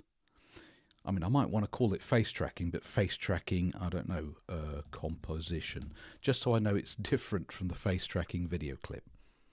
As for the face tracking video clip that's in the composition, hey, why don't you rename that? Just call this boy's face, because that's what we're going to concentrate on. It's not the same kid. Maybe it's an older brother. I don't know who this is. This is a low-resolution video clip supplied to me, and I thought I'd use it as a demonstration. It's a boy talking. You can't hear anything because it's been silenced, but just play it back. There's about 5 and a bit seconds of him. If you can lip read, I'll be interested to know what he's saying. But he's not terribly well lit. I think he's next to a window to one side, so half his face is in shadow, half is lit. But yeah, his head's not moving that much, but it is moving. Okay, so if you get familiar with that, yeah.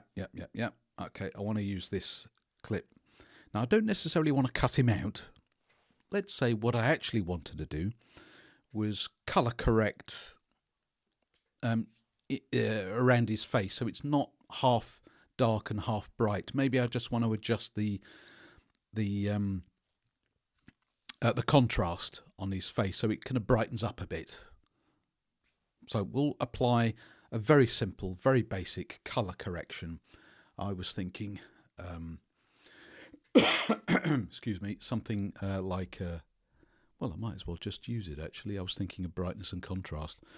With the boy's face layer selected, would you go to the effect menu, go down to color correction obviously, and just choose brightness and contrast. It's fairly simple, brightness and contrast.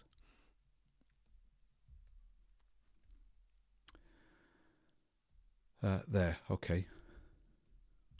That should work. Brightness and contrast. Yeah, why not? Yeah, we can do this. Would you increase the brightness a bit? You can click on the 0 for brightness. I'm looking in the effect controls panel, by the way. I'm just going to click on the numbers and drag left or right to change them. If you prefer to have slider controls, feel free to expand brightness and contrast if you prefer dragging on sliders. I'm going to increase the contrast way too much and brightness too much because I really want to see the difference. I'm going to increase the brightness to about 30 to 40, contrast 20 to 30, so there's a bit of a difference. Okay, it's not a great piece of colour correction, but I wanted to make it really obvious. Goodness me, that orange hoodie he's wearing is really bright now. Oh, incidentally, when you make colour changes like this, I'll remind you of this a bit later on. Your brain tends to adjust to the correction fairly swiftly. So already looking at this, if you've increased the brightness to about 35, contrast to about 25, your brain is starting to think this looks normal. And you've already forgotten what it looked like before. If you want to be reminded what it looked like before, watch this. Just next to the name of the effect, so in your effect controls panel, where it says brightness and contrast, to the left of it you should have, and this depends upon which version of After Effects you're using, it should either show you an FX button, Or it might be an I button. It depends how old.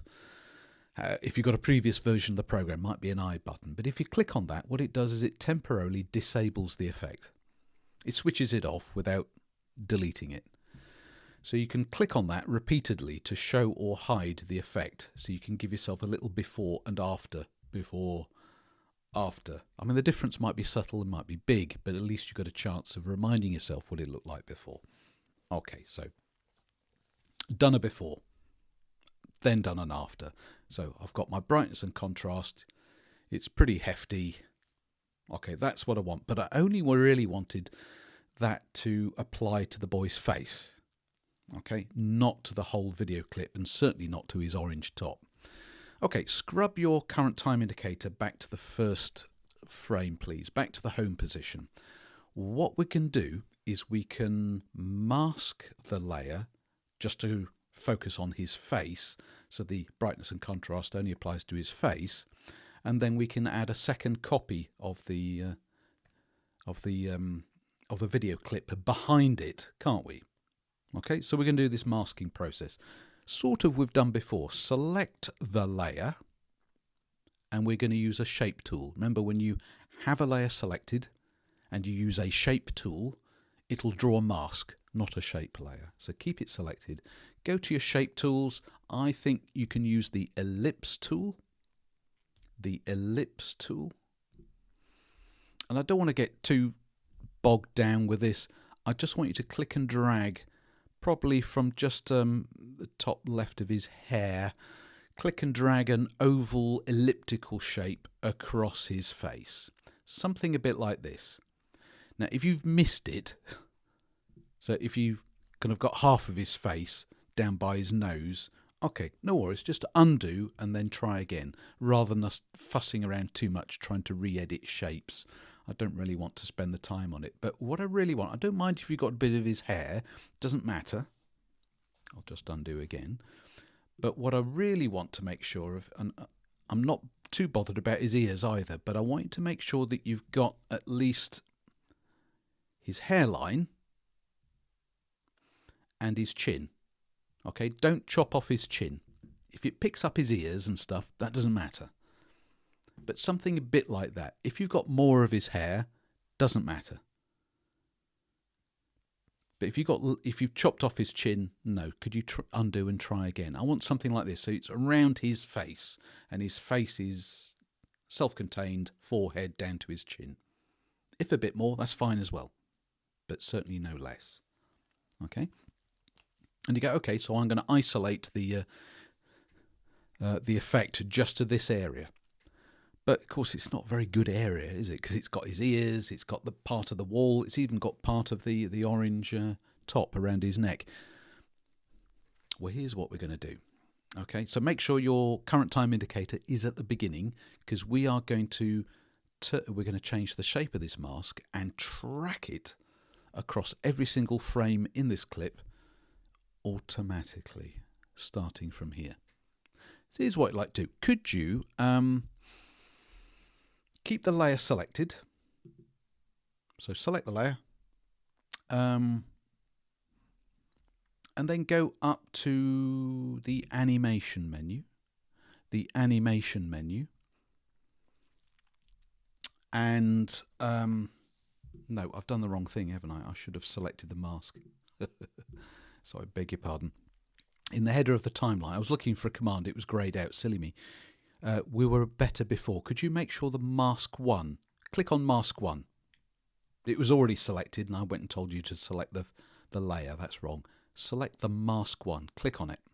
Then animation menu. There's a command here. Track mask. Track mask. Would you choose that? What it does is it essentially opens up a tracker panel ready to track the mask. Okay, so if you've done that, a tracker panel should have appeared on your screen somewhere. It's quite simple. It's got some forward and back type buttons, a method selector, and then it just confirms the mask 1 that you're going to track. Okay, we're going to change the method. So usually what tracking does is from frame to frame to frame, it tracks the movement of certain coloured areas, light and dark tonal values of pixels, just like the Rotobrush brand boundary did, but in a simpler way. The mask moves. For the method though, would you click on whatever it says, and from this list, do you see what I see? At the bottom of the list, you can actually track a face. Think of it as a little bit of artificial intelligence. I know we're not supposed to use that expression without crossing our fingers, but it's looking for what it thinks are 2 eyes, nose and a mouth, possibly eyebrows, and identifies that as a face, and then will track that rather than just blindly tracking that oval shape. So choose face tracking outline only, and then the analyze buttons above, these little buttons, they aren't play buttons, they are track buttons. Now the one I'd like you to click on is the one that looks like a play button. So it's a little triangle pointing to the right. If you hover your mouse over it, a tooltip will pop up confirming this button means track selected masks forward. So if you're ready, click on that button right now. It should only take a few seconds, maybe 15 seconds, 20 seconds on a slower computer. It should see the boy's face straight away. Eyes, nose, mouth, eyebrows, boom. And then it'll pace through frame by frame and go, right, here's his face, here's his face, here's his face. It should be quite swift. It should have finished by now. In your timeline panel, scrub back. It's a bit freaky the first time you do it. Can you see how it has adjusted the mask to neatly fit around his face?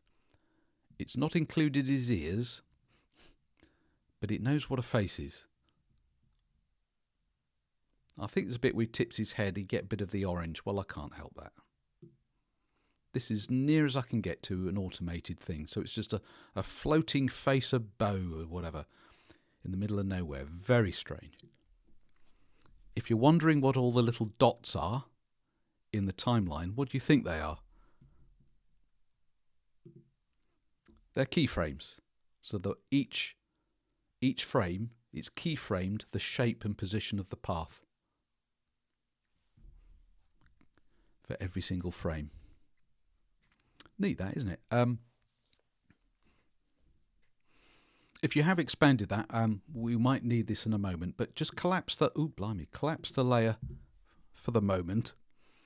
Could you return to your project panel? Would you drag a new copy of the same video, face tracking, so that it goes behind the layer so we get the background back in? And then if it helps, would you rename it to something like boy background? So now if you scrub through it or play through it, you've got the original background and you've got his face, which has had the contrast and brightness applied. Now obviously it looks a bit, well, doesn't look as strange as it did before, but obviously it looks like he's either got some sort of exfoliating mask applied, or he's got a Donald Trump tan line, however you want to call it, but that looks really wrong. That's simply because the edge of the mask is so very, very well defined. Well, I'm pretty sure we've done this before. What can we do to the edge of the mask to blur it out a bit? We can add a feather to the mask. Mask feather is a property for any layer that's got a mask. So select the top layer, the boy's face layer. Do you remember the keyboard shortcut for mask feather? F.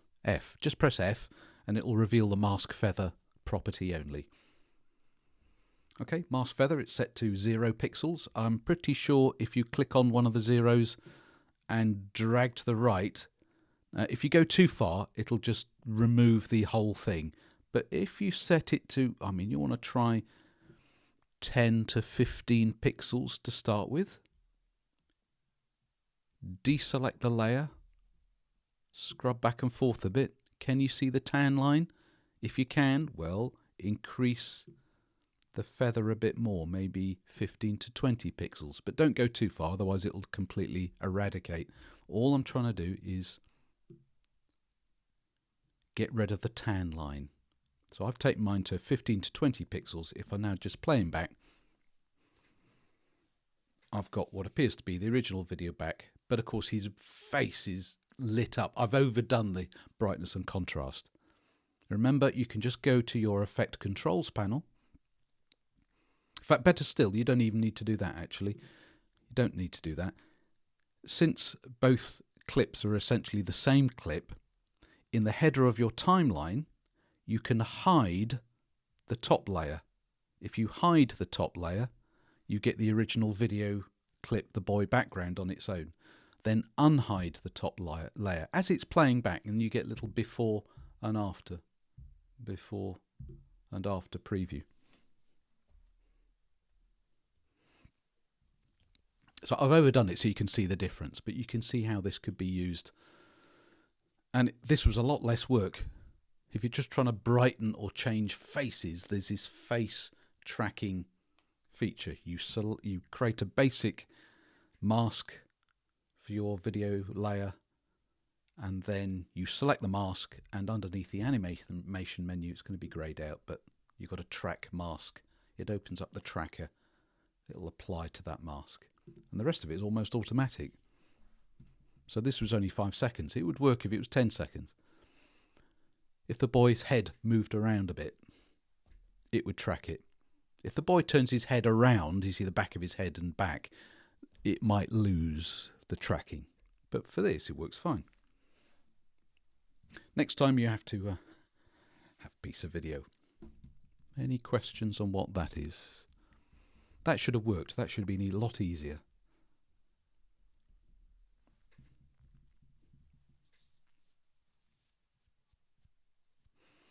Okay.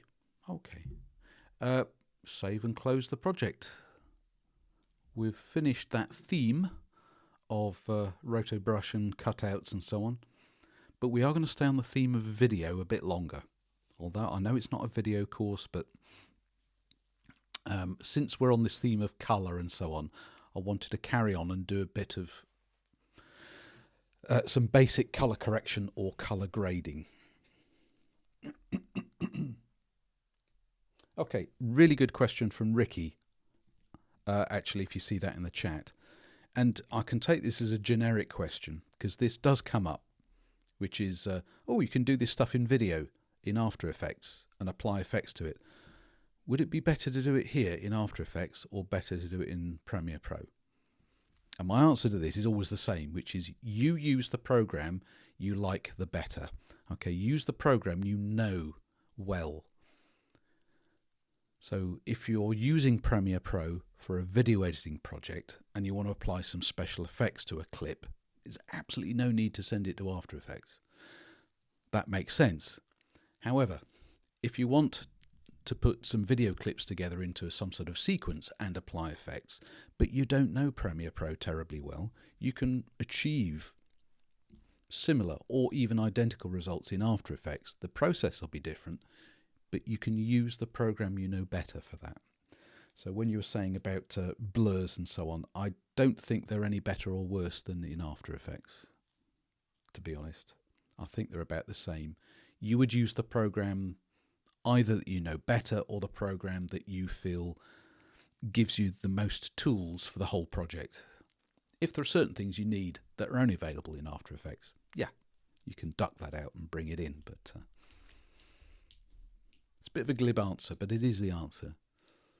It's like when people say, you know, is it better to use Google Docs or Microsoft Word? Well, it's a simple answer to give, isn't it? You use the one you've got. Use the one you know best. That's the better program, isn't it? Okay. What am I going to do? Colour correction. That's it. Yes, all coming back to me now. I've done this before, and I'm going to do it again. We are going to I want to show you something. If you wanted to try and create what we call a sequence of video clips, like a video editing package in After Effects, the process would be rather more complex. and a bit difficult. But I thought I'd show you that anyway, and then we'll lead on to some simple colour corrections. And once you know where all those are, I'll leave it. I won't take it any further than that, because there's other stuff we could be getting on with in the meantime. So if you're looking at an empty untitled project, you know the drill. Could you save it with a new file name? This is all going to be about colour, working colour. So I'm just going to call it colour exercise. And would you save it not in folder 5 but into folder 6, which is colour correction. So call it colour exercise, save it into folder 6, ready to go. Now I've got a couple of video clips that the colour is okay, but it's not perfect. So that's going to be my focus for correction. Now what we did earlier, actually, when we had the cutout boy with a roto brush and we recoloured the background, that is not actually colour correction, is it? When we gave it a cool blue winter background, that's not a correction. We actually made the colours wrong for a cool winter effect. That's what we call colour grading. That's the difference between the two. Correction is where something is wrong and you fix it. Grading is where you deliberately change the colours, possibly even making them wrong, in order to produce an emotional response with the viewer. Grading. So you film during the day, in post-production you darken everything to make it look like it's night time. That's not a correction, that's a grading, day for night grading effect. Okay, right, so we're going to do colour correction, not grading for this. Right, let's create a new composition from some footage, but I'll tell you what, can we do it this way? Can we import the 2 video clips first, then we'll create the composition afterwards? So from your project panel, would you call open the import dialog? I'm afraid you're going to have to navigate your way out of folder 5 again, into folder 6, and I've got 2 video clips in here, Superkid 1 and Superkid 2. In fact, it says Superkid 2 1, doesn't it? Would you select those 2 video clips? They're just footage.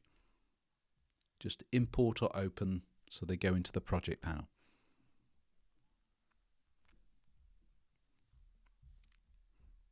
Alrighty. If you want to see a preview of them, Superkid 1, I think it's the same kid we saw in the winter, but here he is during the summer, but he's still on his dad's or his mum's driveway. He's probably thinking, will you ever stop filming me for training courses? I think there he is again. So he's dressed with a red cape. He's doing a superhero thing. So I've got 2 of these clips. Can I just say, I don't know how I ended up with the clips named this way. It should have been just Superkid 1 and Superkid 2. I don't know why Superkid 2 has an _1 at the end, but it's the kind of thing that bugs me intensely. If it's bugging you, could you rename it? It's just annoying me. Remember, as ever, if you rename things in the project panel, they only get renamed in the project panel. Okay, renaming it here won't rename the file that's sitting on your computer. So you don't have to do that. It's just bugging me a lot. Right, I want to create a composition that's like a video sequence. So it plays Superkid 1 and then it plays Superkid 2 after, in sequence. That's how video editing works. Thing is, and you've probably worked this out already, you can't do sequences in After Effects. You've got a timeline panel, but it's not like you have a track where you put multiple clips one after another. It doesn't work that way. We work in layers, don't we? And each layer is independent and they stack up. So to get the same result or the same visual result of a sequence of video clips, you would have to stagger them, wouldn't you? You'd have multiple layers, each is a video clip, and then you would have to stagger the coloured bars in the timeline. So one plays, then the next one starts playing. Well, there's a way around this to speed it up a bit. Could you select both video clips in the project panel, and then would you drag and drop them onto the New Composition button in the middle of your composition window? Now, usually when you do that, when you drag something onto that button, it creates a new composition and you get whatever. This time, it's kind of gone, hang on, you've dragged several media files onto the button. Now it doesn't know what you want to do. What did you mean by this? So let's go through this dialogue, what it's asking you. The first thing it says is, look, perhaps this was a mistake. Did you mean to create one composition with both layers in it? Or did you mean to create two compositions with one layer in each? Okay, it's just asking the question, and you go, actually, on this occasion, I want a single composition because I've got two video clips. I want to play one after another in the same comp. So single composition. Then it doesn't really care whether it's video or still image or a graphic or anything. It doesn't care, but it says, okay, when you make one composition with several layers in, it needs to know how wide, how tall, and so on. So it says, which of the media files have you dragged across would you like us to take the dimensions from? In our case, SuperKid 1 or 2. Now, they are actually the same size as each other. They have the same resolution. So it doesn't matter which one you choose here. So you can ignore that. It's saying, just in case any of the media files you dragged across was a graphic or a photo, that means it's a still image, how much time, how much duration would you like to give that still image? And it's suggesting maybe a second or 2 seconds. Okay, neither of our media files are graphics or still images, they're videos, so that doesn't apply, so you can ignore that. Okay, if you're looking for a quick way of taking a bunch of video clips, turning them into a sequence, and exporting them straight away to a new combined video file, did you see that? You've got a tick box, add to render queue. So you could actually select 20 odd video files, drag and drop them onto that button, say single composition, add to render queue, click OK, poof, they go in the render queue. Then you send it to Media Encoder, and now you'll end up with a single video file with all the clips in. But anyway, that doesn't apply to us here either. I don't want that. What I want is this. You must tick this sequence layers. If you don't tick that, it'll create you a composition with both layers playing it simultaneously, in which case you'll only see the top layer, won't you? What I want is to stagger them. So one plays, then the next one starts playing. That will produce a sequence. So tick sequence layers. If I leave it like this, SuperKid 1 will play, and when it stops, SuperKid 2 will play. I'd like you to tick overlap. If you tick overlap, we can apply a cross dissolve from one to the other. A cross dissolve. If you've used video editing, you know what a cross dissolve is. One fades out, the other one fades in. I think a 1 second cross dissolve is a bit long. Shall we shorten that? I'm going to say, should we go for 18 frames? 18 frames. That's long enough. Now, where it says transition, don't get excited. You do not have a whole load of special video transition effects. You can either switch it off, switch it on, or do a cross dissolve where one video fades out, the other one fades in. I'd like you just to use the dissolve front layer. I think that's a better idea, because if the first one fades out while the other one is fading in, it might go a bit dark because you've got the dark background. If you just dissolve the first layer, it'll just fade into the second layer. So choose that. Dissolve first layer. It's the better choice. So single composition, doesn't matter what the dimensions are. Tick sequence layers, overlap. Let's have an 18 frame overlap, dissolve front layer. Okay, enough talk. Click OK. So there he is. I'm pretty sure it's the same kid. He's got the same scowl. Look in the timeline panel. So this is the way After Effects works, isn't it? It's layer based. It's not track and clip based. So the two layers are stacked up, but in the timeline itself, you can see that the bars overlap. They're staggered, and that overlap is the 18 frames we asked for. You can deselect the layers. why don't you just play this back a couple of times to get familiar with it. So first clip, Boyd puts his goggles on. Second clip, he pretends to be Superman going through his own driveway.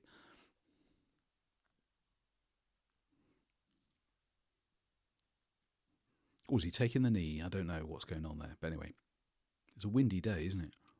Good for a capes.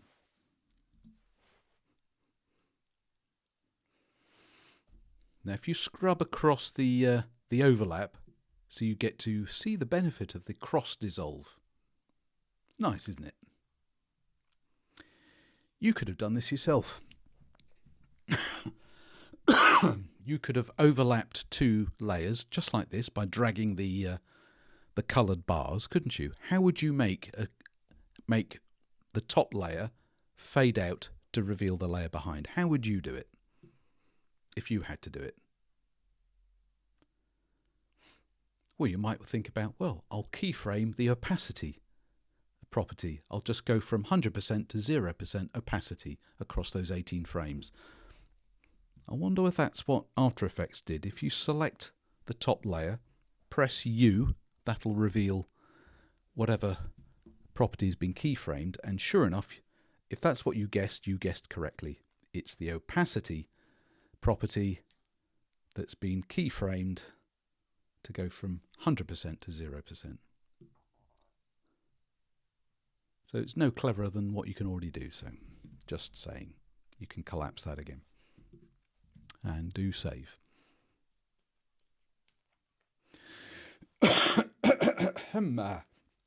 All good, right? Why might these need color correction? I mean, they look fine to me.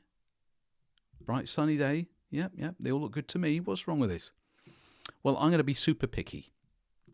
Okay, so would you scrub to the second clip, possibly somewhere around the 4-second mark before he actually leans down. Anywhere around this point, around the 4-second mark will be good. In fact, I'm just going to go back a bit so I can see there. Even better, I can see a bit of his cape. So you're looking at this, you go, it looks fine. Why would I need to adjust this? Maybe you're looking at it thinking, oh no, it looks awful. Well, my prompt to you would be, when was the last time you calibrated your computer display? Was it this morning? Was it on Monday? Was it this year? Was it never?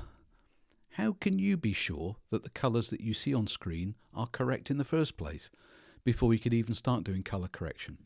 Okay, so if you're very conscientious, you know all about colour management, you've got the answer. Yeah, I did it recently. Everything's fine. But for the rest of us, can't really guarantee what we see on screen is that accurate. And you need to be sure that if you're going to correct something, you're actually correcting something rather than making it worse. And then when it plays on someone else's screen, they go, goodness me, it's all gone green. So to help you with that, we're not going to colour calibrate everything now, but I strongly suggest if you are going to do any colour work at all, you've got to start finding ways to calibrate your screen.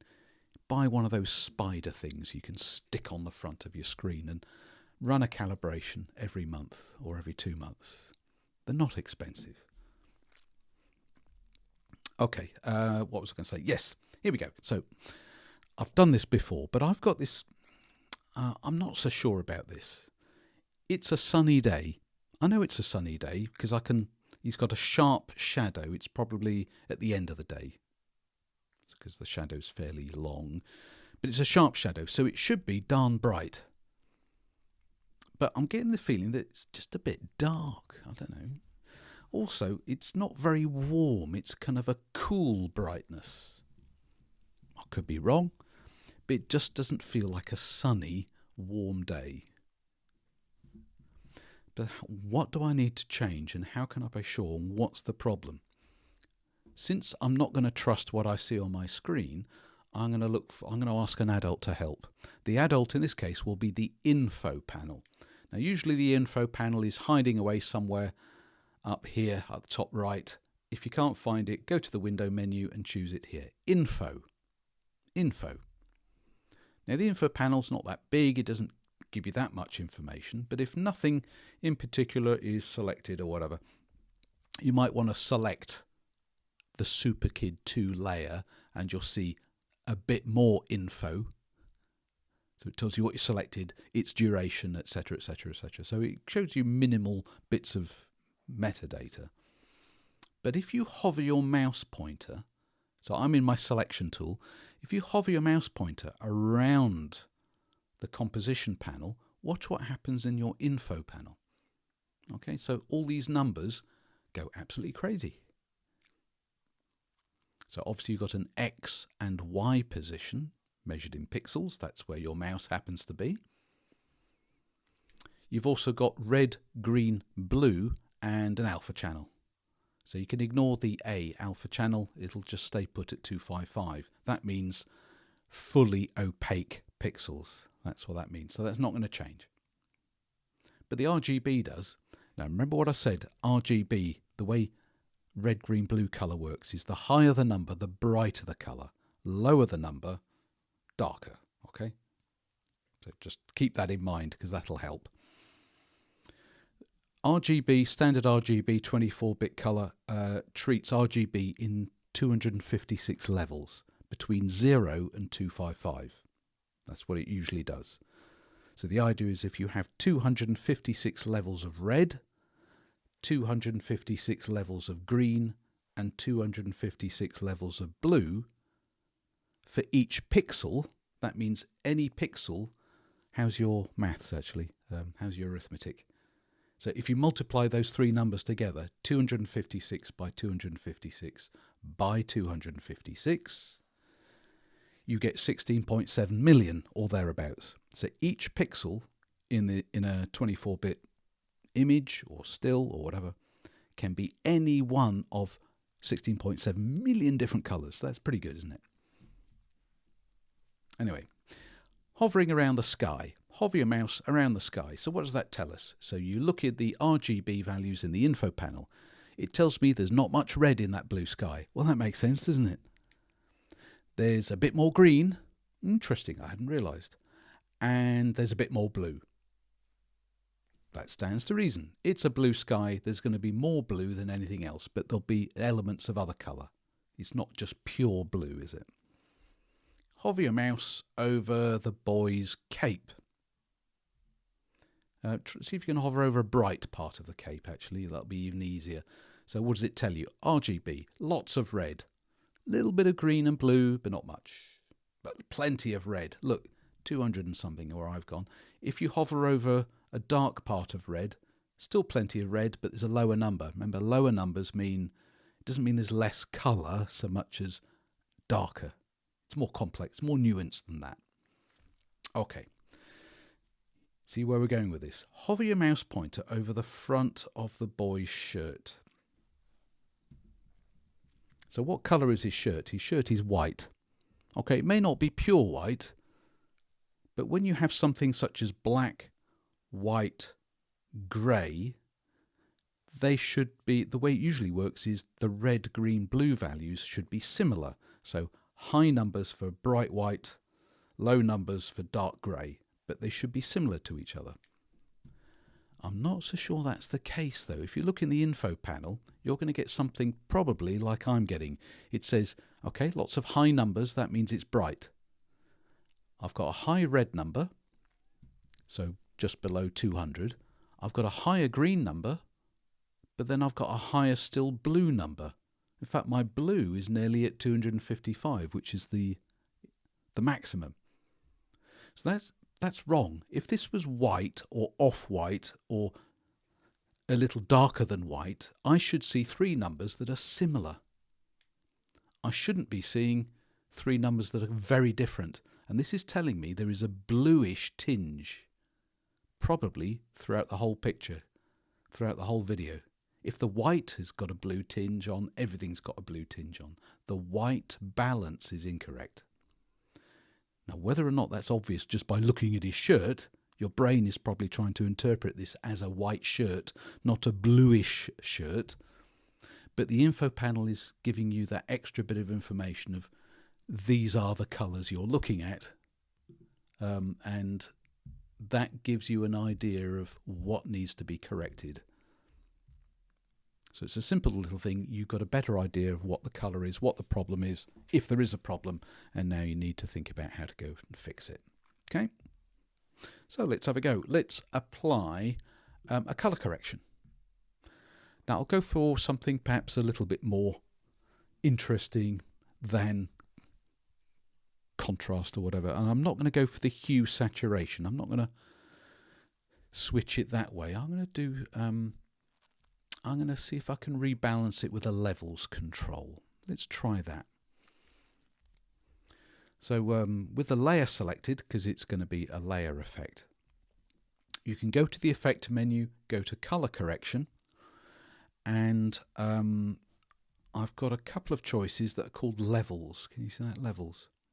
Now just a reminder again, if you prefer, and I recommend in the exam, if you're taking the exam and you're asked to apply an effect, you probably don't want to waste too much time in the exam looking at the effect menu going, ooh, is it in here? Is it in here? Oh, blimey, there's an awful lot to look at. In the exam, if you're asked to apply an effect, go straight to your effect and presets panel and search for it by name. That'll be quicker. It'll save you time in the exam. So I've just searched for the word levels. Okay, I'm not applying an animation. I'm applying color correction, and I've got some choices. The one I'd like you to apply to the SuperKid 2 layer is this one, Levels Individual Controls. Levels Individual Controls. Drag and drop that onto the layer, or if the layer is already selected, double click on the effect. That should open up your effect controls panel to show you that you've just applied that effect to this layer.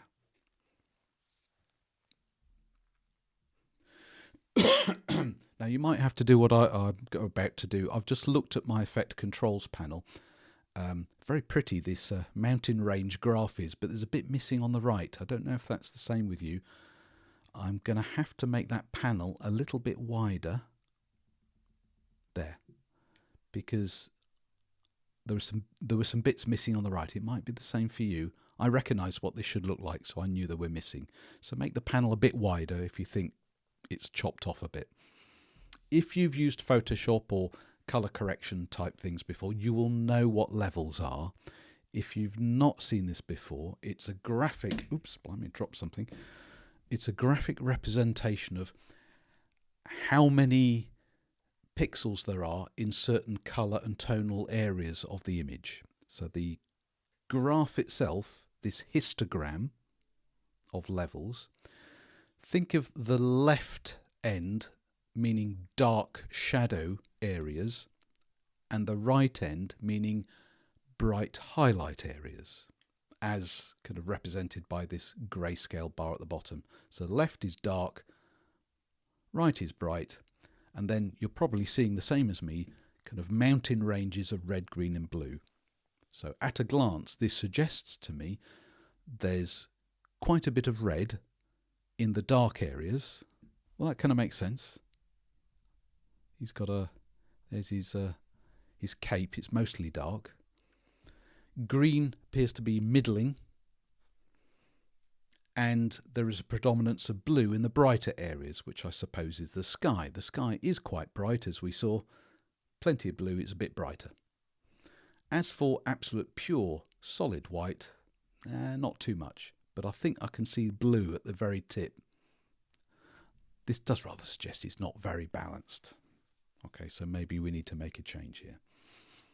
So we're going to do it in a kind of this is a bit tricksy, a bit dialogue-y, but I want to see a difference. I'll show you a quicker way of rebalancing the colour if you need to, and I'll do it on the other clip instead, for example. But for here, I'm not going to adjust these sliders, and I'm going to stay clear of the histogram for the moment. I can go into the histogram colour by colour, just red, just green, just blue and so on, but I'm just going to leave it as it is, and I'm going to use the dialogue properties instead. Would you expand red? Can you see I've just expanded the red section? Now you might already be thinking, why has it expanded the red section? I thought the problem was with blue. We need to reduce the amount of blue in this clip. Or remember what I said. If you reduce RGB, what happens? It gets darker. I think it's dark enough already. If I reduce the amount of blue, I'll certainly rebalance the colour, but the whole video clip will get darker. Rather, I'm going to tweak upwards the amount of red, and also to a lesser extent a little bit of green to meet the blue. That will rebalance the colour and make the whole clip brighter. That's my intention. So that's why I wanted you to see this. So this sounds a little inverted, but do you remember I said you got 256 levels of each channel, starting at 0 going to 255. Can you see that? So red input black to input white, so black to white. That's the full range from 0 to 255.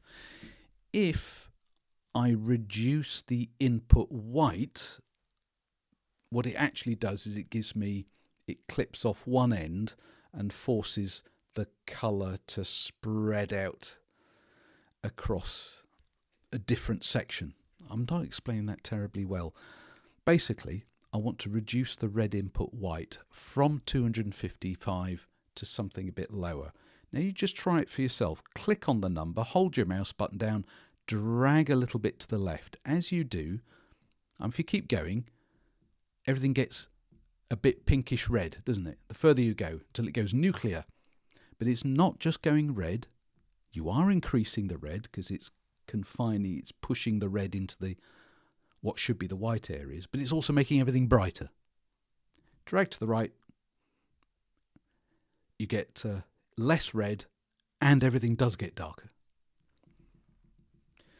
I reckon you can reduce the red input white to about 200.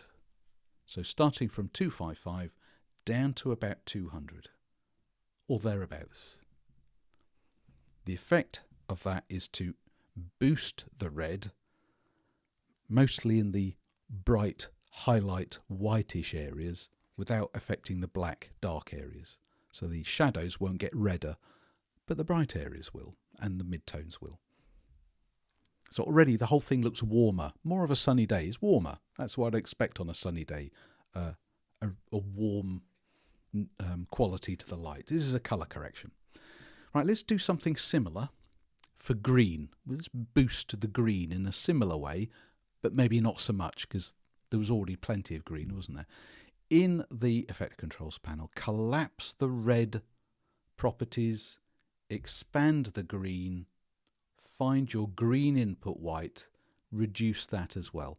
I don't think you need to reduce it anywhere near as much. So it's 255, reduce it to about 235.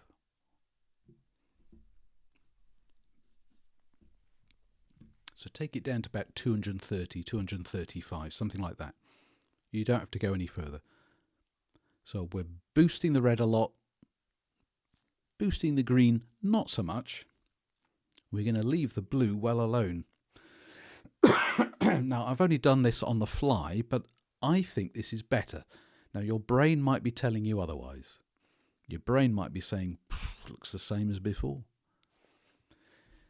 Have a little reminder of what it looked like before. At the top of your Effect Controls panel, to the left of the name of that level's effect, click on the FX button to switch it off.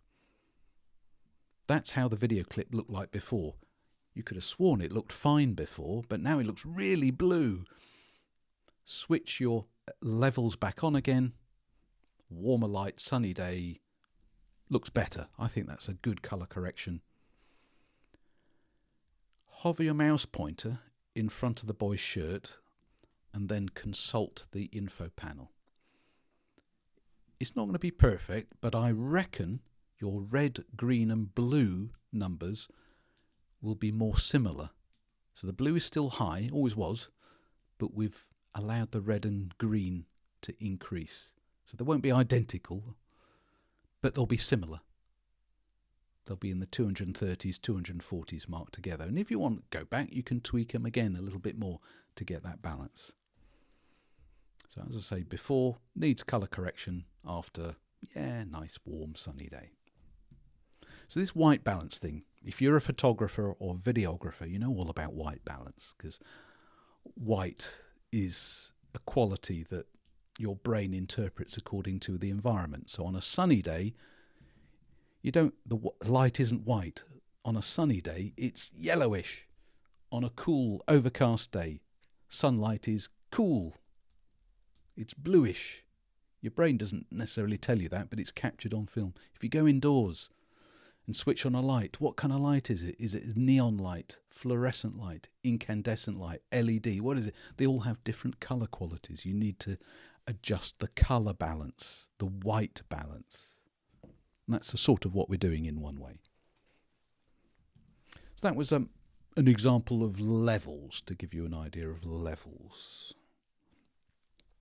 Now, there are other ways of adjusting colour. This was just one example. I'm not going to go through them all. This was just one. Can I show you another anyway? If you wanted to do this in a quicker approach. Now,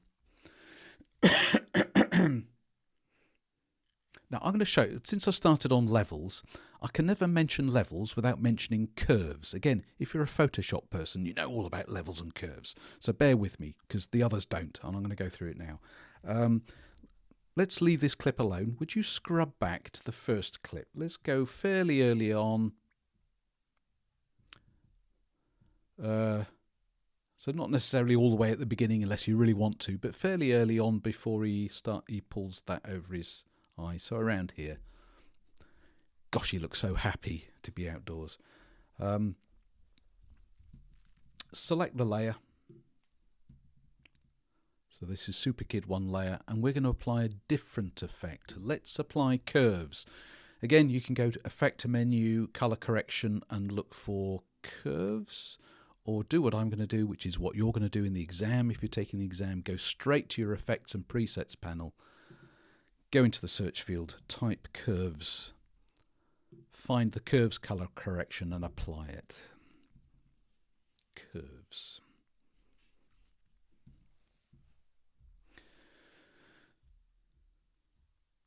Now, it might depend which version of Premiere, here we go, After Effects you're running. In very recent versions of After Effects, they changed the overall appearance of the curves effect. Okay, so if what you see in the Effect Controls panel looks very different from mine, in principle it's the same thing. So I'm trying to remember what it looked like before. I think it looked kind of a black mode graph with a diagonal line in it. This looks a bit different, and the same thing. It had some little coloured dots and stuff on it. Okay, but it's a simple curve. What a curve does, if you've not seen them before, is, again, it's another graphic representation, not of what you're seeing, but a graphic representation of what you're about to change. So in a roughly similar way to the histogram we saw in levels, the idea is in this square, graph paper type square in the curve, to the left represents shadow, dark areas, to the right represents, it's blinked out, bright areas, and then vertically it sort of represents how much you want to increase or decrease shadow or highlight within a tonal range. That doesn't help at all, does it? The reason curves are quite popular is because it allows you to fix on a particular tonal range, whereas levels tend to constrain you to, shadow, highlight, midpoint, and then you can move the shadow point, highlight point, and midpoint. Here, this diagonal line can be twisted and turned into any curve shape you like. So, for example, let's just try this. Remember, you can try something and then undo it. Now, if you hover your mouse pointer over the diagonal line, I know we call it a curve, it's going to be curved pretty soon. over the diagonal line. Hover your mouse halfway down the diagonal line, click on it, keep your mouse button down and drag kind of upwards a bit and to the left a bit. So it bends into a curve. Okay, and I'm going quite extreme here and you can see it's bleaching out. And then let go. So I've used a curve adjustment. So an overall curve adjustment across all the color channels. This is a brightness and contrast adjustment essentially. So if you've got something similar to me, I need to point out what we've done is we've actually increased, so we've gone upwards and outwards, not the whole picture. We haven't brightened the whole picture. Absolutely not. Things that were already bright at the top right are still bright. Things at the bottom left corner represents the dark shadow areas haven't moved. I mean, there's a little bit here, but actually anything that was solid black is still solid black. It's everything else is brighter. So if you look through, you know, dark areas are still dark. Areas that were bright are just very bright, but they haven't actually changed. It's everything in between. This is curves gives you this extra kind of control. If you were to click on that curve point and drag southeasterly, sort of the same thing applies. Things that were black are still black. The pure white sections, maybe on the door, on here, or even a few flecks on his shirt, are still as white as they were before, but it's everything else has got darker.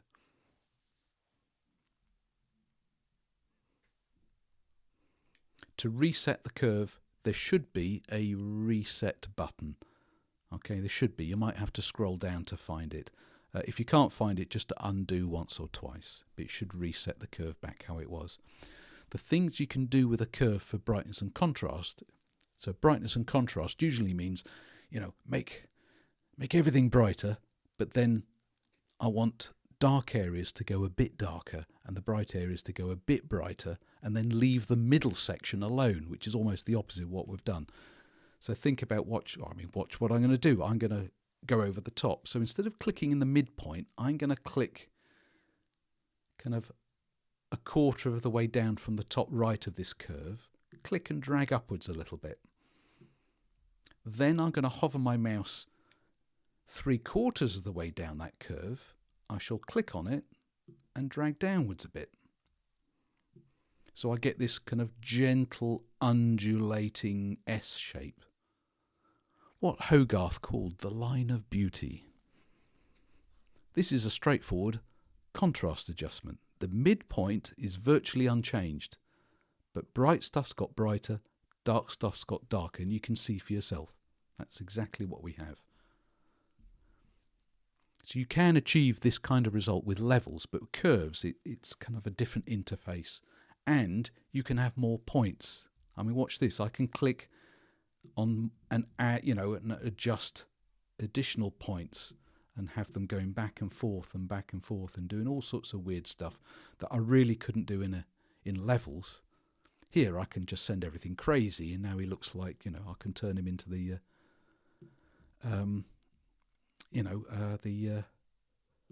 the single cover of what was the album by New Order? Can't remember now, but you can get these kind of strange alien life type things for the whole video clip. Very easy to do this by mistake or deliberately with curves without having to go for some special effect. You can just create it yourself. It's good fun. You're asking, is there an easy way to match between the two clips? There are ways you can do that actually quite nicely in Premiere Pro. There are perhaps a number of ways I could think of doing it here. But if I really wanted to do match colouring, I would rather do it in Premiere Pro, to be honest, because in Premiere Pro I could make a series of colour corrections. I could then export those colour corrections to a LUT file of some sort, and then re-import that LUT and apply it to the other clips. I'm trying to think of an equivalent in After Effects, maybe through Lumetri Color. Anyway, would you reset or undo any of the stuff you've just done. Because this comes down to is I wanted to check if the colour is correct. Now, this particular clip isn't dark, is it? It's bright. It is bright. So I don't think there's a brightness problem, but it lacks warmth. So should we do the same thing? Could you hover your mouse over the front of the boy's shirt? Whether you hover over a shadow or a white area shouldn't matter. What I'm looking for is in the info panel, the numbers should be reasonably equal. If one of the numbers is significantly higher than the others, we have a tint. We have too much, and clearly it's blue again. There's way too much blue compared with the red and the green. Okay, how might we go about adjusting that using curves? Well, I'm going to do it channel by channel. Now, depending upon how your curves your curves effect looks, you may have to apply this slightly differently.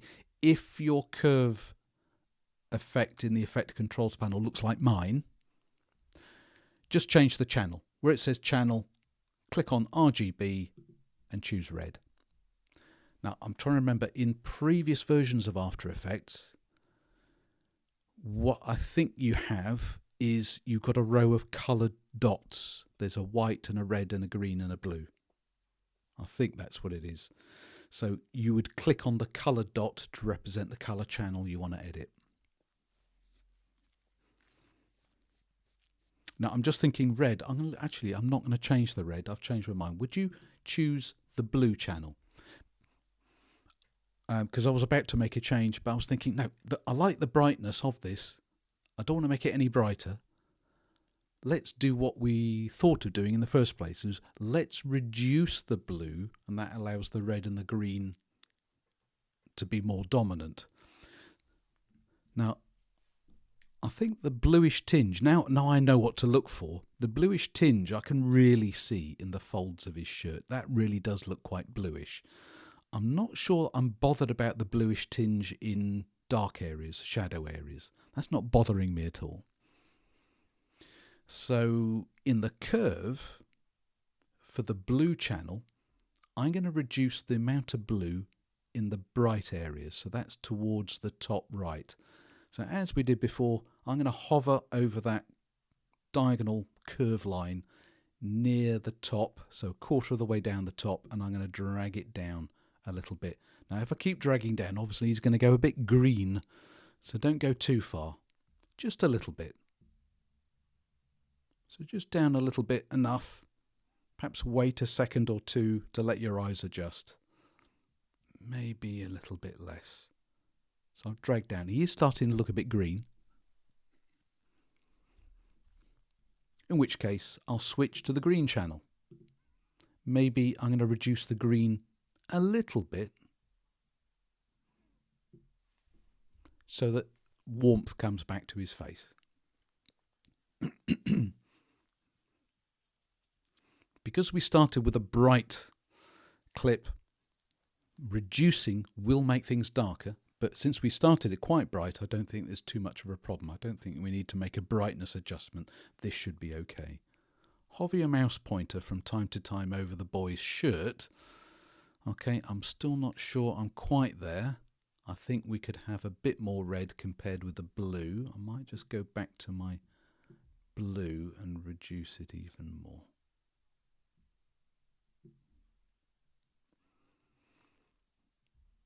Okay, let's just reduce go back to my green, reduce that, and worrying that, okay, it's starting to balance up a little. I'm starting to worry now it is getting a bit too dark the more I play with it. Shall I boost a bit of red? Maybe I'll just boost the red up a bit. He will go a bit pink if I go over the top, but it gives me another, now he is a bit red, isn't he? It's a bit sunburnt now compared with the other clip, but I think that's I've got a slightly better balance, especially on those bright white areas, so I think I'm doing okay. If you want to be reminded what it looked like before, just click on the FX button at the top of the Effect Controls panel. So yeah, it does look a bit wishy-washy, a bit pale. And maybe I might have overdone the red on this one, but I'm trying to make it look obvious. Oh, blimey, don't do that. Like a nuclear bomb's gone off in the distance. So before, after, and I not increased the saturation of anything or applied any special effect. I'm just adjusting the colour channels. So that might be another way, compensating or adjusting colour. I'm just sticking with those two because they are very commonly used. Levels, curves. Two different approaches to attack. But what most people do is levels and curves is they just go straight in and adjust. If you just go straight and adjust the whole thing, you're adjusting contrast and brightness. You need to go into the individual channels if you want to make proper colour adjustments, as opposed to just overall tonal adjustments. Save what you have. I said I would show you a quick way to make to rebalance, to get a white balance. Can we do it on the second clip? Because I think the problem was more obvious. Would you select the second clip, scrub forward back to where he was with his superhero stuff there? In the Effect Controls panel, could you collapse the levels and then click on its FX button to temporarily switch it off? So don't remove it. You could select it and then press backspace to delete it. I don't want you to do that. Just collapse it, hide it, so it goes back to its previous kind of darkish, bluish tinge. If you've used Premiere Pro, the video editing package, there's a nice panel in Premiere Pro which gives you a whole range of colour corrections all in one place that you can use or not use, which saves you from having to decide which effect to apply to fix a colour. And it's called Lumetri Colour, this panel, and it just puts a whole load of effects all in one place, and you just tweak them and adjust them in one place. There is an equivalent here in After Effects if that suits you, and it's got some easy peasy to use stuff such as white balance.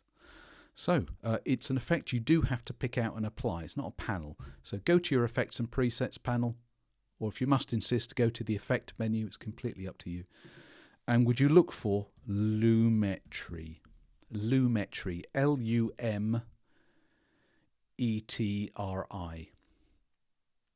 It's a colour correction. Apply the Lumetri colour effect to this layer.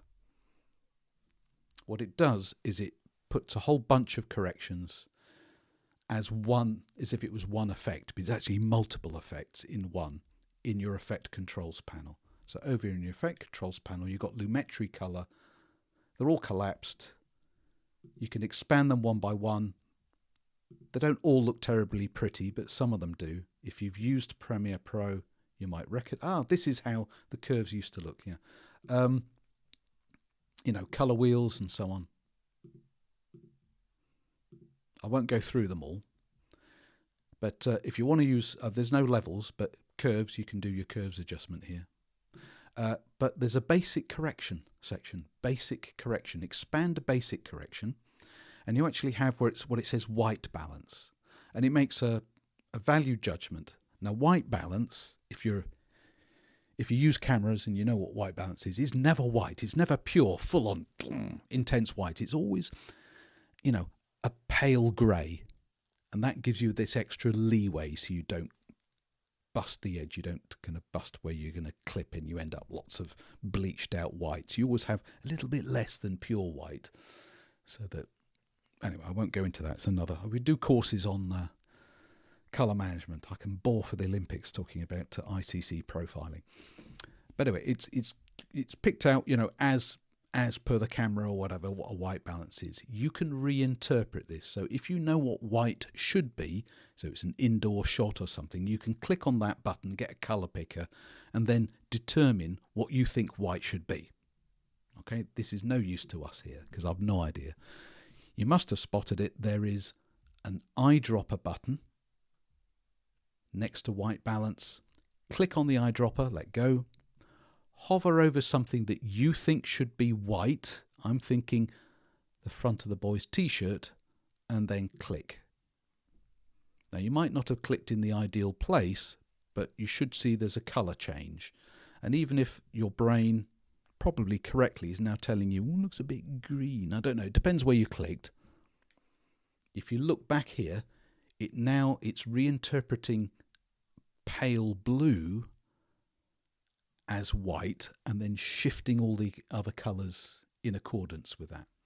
If you think you've clicked in the wrong place, just try again. Click on the eyedropper and try clicking on a different part of his t-shirt. Depending upon where you click, whether it was a very bluish area or whitish area, you'll get a different result each time.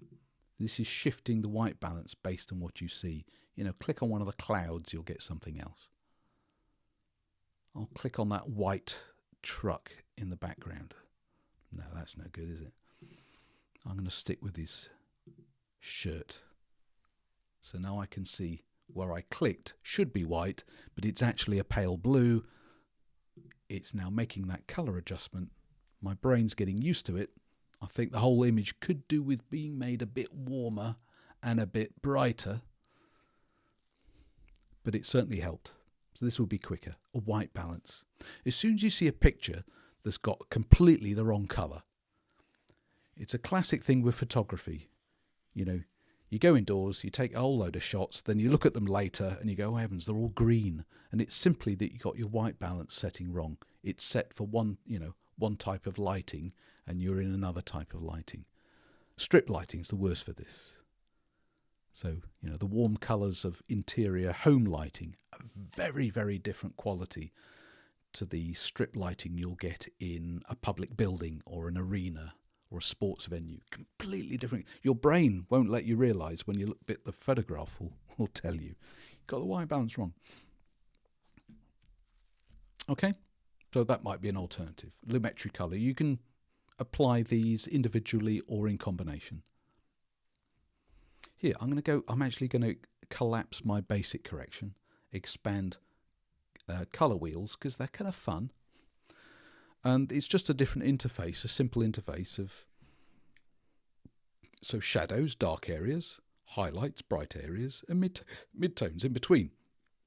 And you've got a colour wheel. The idea is from the centre of the colour wheel, you can push towards different areas on that colouring. So for example, I go, yeah, highlights are great, dark bits are great, midtones I'll adjust. You can hover your mouse in the middle of the midtones colour circle, click and drag towards the colour that you would like to boost. So if you want to make it cooler, you would drag towards the blue and everything gets bluer. Drag towards the yellow and orange, everything gets warmer. But not everything, just the midtones. So this is nice as well. So you can go, well, I'm just going to make the midtones cooler, but I'm going to make the highlights warmer. So highlights like the white areas, his shirt and so on. And the shadows, I don't know, maybe I'll make them more purple, I don't know. No, that'd be a silly thing to do. I'll make the shadows warmer as well. So you can actually pick different areas without having to...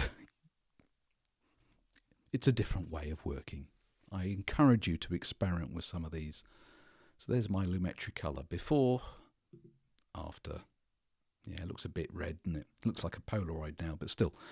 I was playing around too much. Do you have any general questions on this? Because I don't want to do any more colour correction, unless you really want to. This is all correction. None of this is colour grading.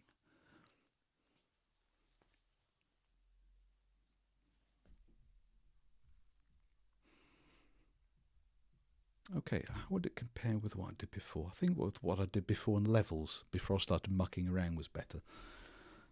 Just one last tip here. You can apply lots of different colour correction effects to the same layer. All I'll say is, if you don't like what you've done, resist the temptation to delete the effect from your effect controls panel. Just do what I did. Switch it off and switch other ones back on. Because tomorrow you might change your mind and go, oh, actually, no, that Lumetri colour was better, even though what I did was wrong. So, whatever. You can switch them on and off. Don't remove them. There's no reason to. You won't save any memory or file size by removing them from here. Okay, save what you got. I'm not going to go through all these. Just to note, it's a matter of terminology, but a lot of the stuff under effect, color correction, a lot of the stuff here isn't actually correction. Some of this stuff really is grading. You'll have to experience them on your own. Okay, save and close then, please. Close this project. Now, we are going to take a break in about 5 to 10 minutes. But I don't see any reason why we couldn't get started on the next exercise for 5 minutes or so, just to get ready, get started on it, so we can pick it up after lunch. Okay. So, well, I've clicked in the wrong place. Where was I going? Here. Right. Okay. If you've closed that project, you're now looking at an empty, untitled project. Ta-da! You know what we're going to do. Could you please save it as, let's give it a name. We're going to do some 3D.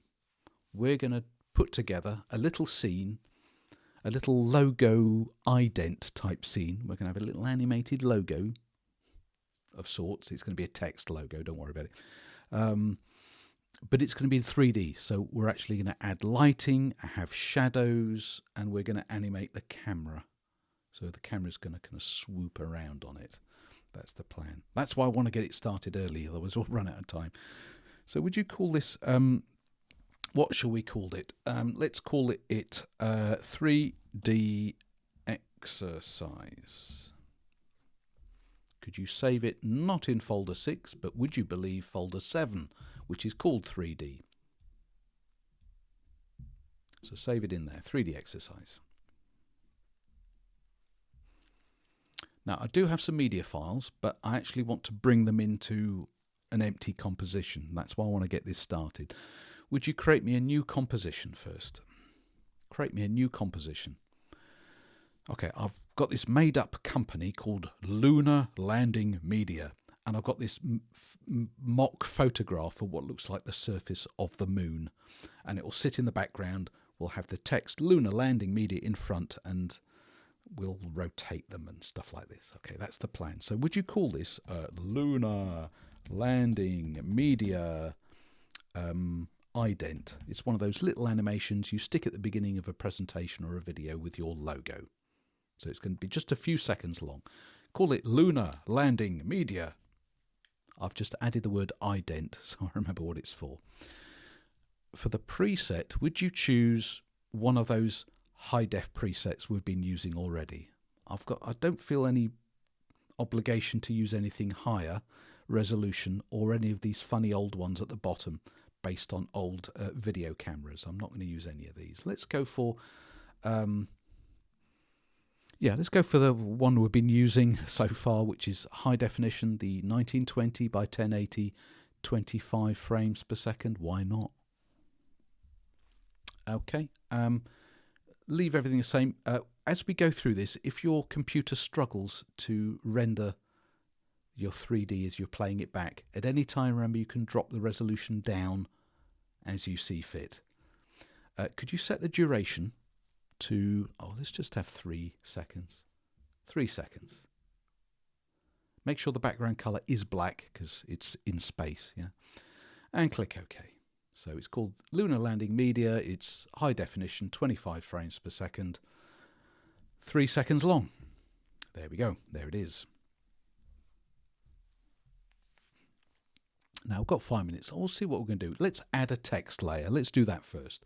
Let's create a text layer. Now, usually when you create a text layer, I've been doing the same thing. I've been going to that horizontal type tool and clicking somewhere. Okay, we know how to do that. Did you notice earlier on when we were adding solid layers in a previous exercise, if you go to your layer menu and choose New, what's that thing at the top? You can create a text layer this way. Why would you want to do it this way? Well, try it. Layer menu, New Text. The one little advantage it has is this. It creates you a text layer. Okay, there it is. And it remembers the font and the size of the last time we had text. But look what it does. It stuck it smack bang in the middle of the composition window without you having to move it there.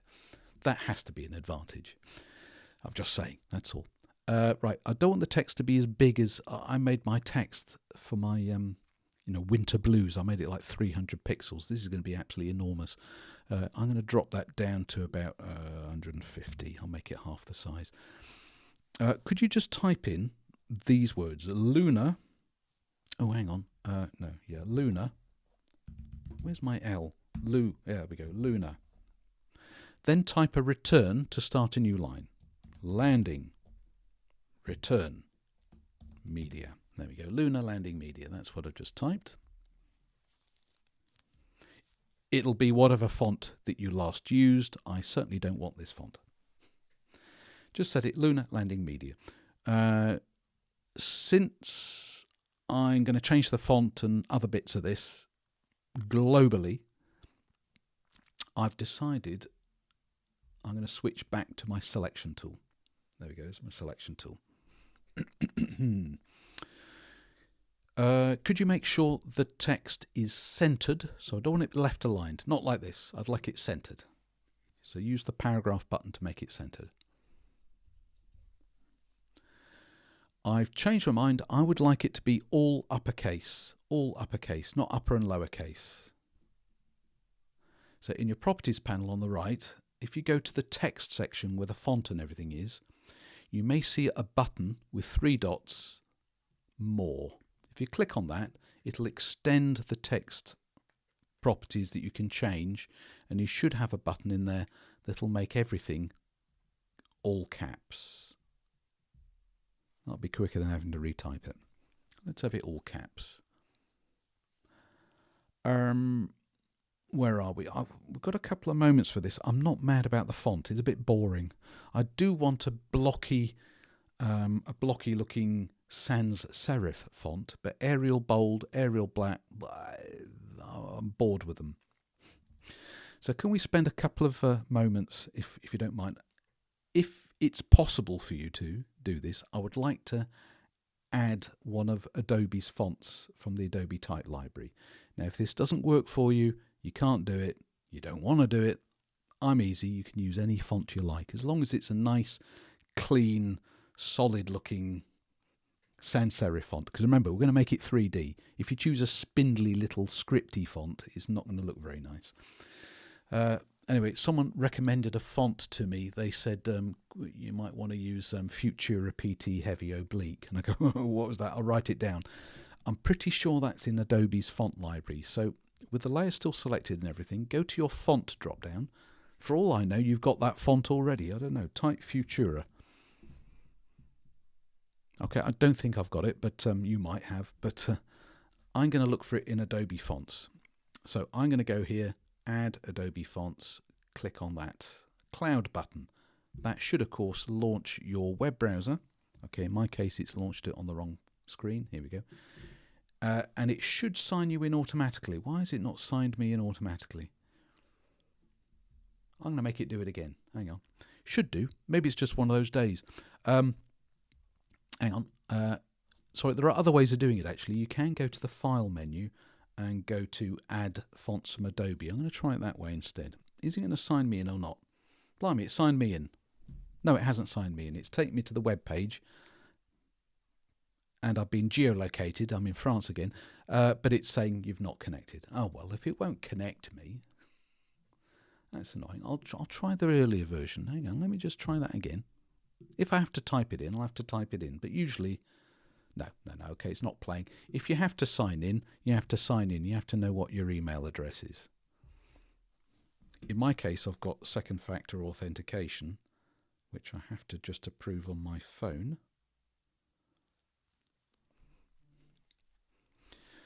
If you don't know what your Adobe ID is, you don't know what your username, password, or whatever, you can't do this, in which case, sorry, let's use a different font.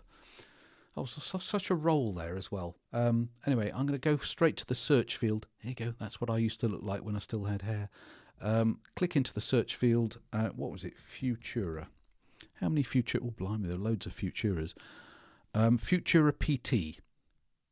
That's what I was told. Not condensed, just Futura PT. So if you're doing this with me, search for this, Futura, and then choose Futura PT. Click on that, it takes you to the Futura PT page, of which there are lots of fonts, lots and lots of them, loads of them.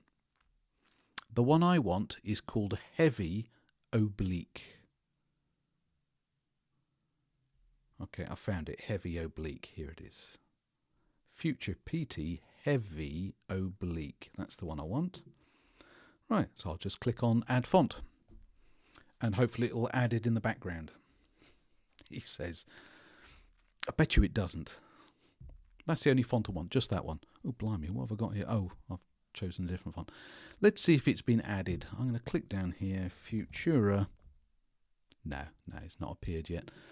I'm going to force it to appear. I'm going to do what I did the other day. I'm going to save. I'm going to exit. Oops. After Effects. Dum-be-dum-be-dum. I'm going to relaunch After Effects. I bet by the time I've relaunched it, it'll have reappeared. Okay, let's reopen that. Select my text layer. Fonts. Future, there it is. See, I told you it would be there. Futura PT Heavy Oblique. Do you know, other Adobe programs, it appears within seconds. After Effects, I always end up having to quit it and relaunch it. It's very naughty of it. I shouldn't have to do that. Anyway, it has a particular look that I thought was interesting. Futura PT. If you're using Futura PT Heavy Oblique with me, great. Could you do the next couple of things? If you're using a different font, so I don't know, Arial, Bold, Italic or something like that, that's fine as well. I'm going to make a few small adjustments. Do something equivalent. Okay, you won't be able to do exactly the same because you'll have a different font. Would you change the type size so it's a bit smaller? Make it 140 pixels. 140. 140 pixels. Could you reset the kerning and tracking to 0? I don't want the characters too close together because when we make them 3D I want to be able to see the shadows on them. I want the text to look short and squat because it'll look more logo-ish. Did you know that if you've expanded your text settings you can actually adjust the height and width of the characters, so vertical and horizontal scaling as a percentage? Could you change the vertical scale from 100% to 65? Makes all the characters look short and squat. Kind of quite strange looking. I like that. It's like widescreen. Now because I've done that, the line spacing is absolutely huge. Now line spacing in Adobe programs is called leading. You'll find it right next to the type size. It'll almost certainly say auto. This is auto leading. So it's called leading because in the days of hot metal printing presses we used to insert strips of lead between the lines to add line spacing. So it's called leading. Reduce the leading. You can click on auto, hold your mouse button down and drag left or right until it comes to life. I just want the leading to be just enough so there's a tiny gap. Now in my case, if you're using the same font, Futura PT Heavy Oblique at 140 pixels with a vertical scale of 65%, I found a sweet spot of 70 pixels. But I want this kind of thing. Just a little bit of a gap, a vertical gap between the three lines. So it's quite tight, but not touching. Do you know what? For good measure, I'm going to increase the tracking a little bit. Increase the tracking to about 20 or 25. Oh, I've just typed 50. Let's try 20. Okay, so 20 is good for me. So that's not minus 20, but 20. I just want it a little bit gappy. It's a bit much. I'm not sure if I've done that too much, but it'll live. I'll survive. Yeah, whatever. I'm starting to play around now. Sorry. But I want to have something that looks a little unusual, a bit like that. So I've chosen Futura PT Heavy Oblique. You might have got a different font, but an oblique heavy one would be good, or a bold one. 140 pixels I think will be about right. Squash it down with a virtual scale. Maybe 65% doesn't work for you, change it. And then adjust the leading so the lines are nice and close. And if you haven't already, could I just double check? I'd like the text to be pure white. Pure white, please, as driven snow, no stroke.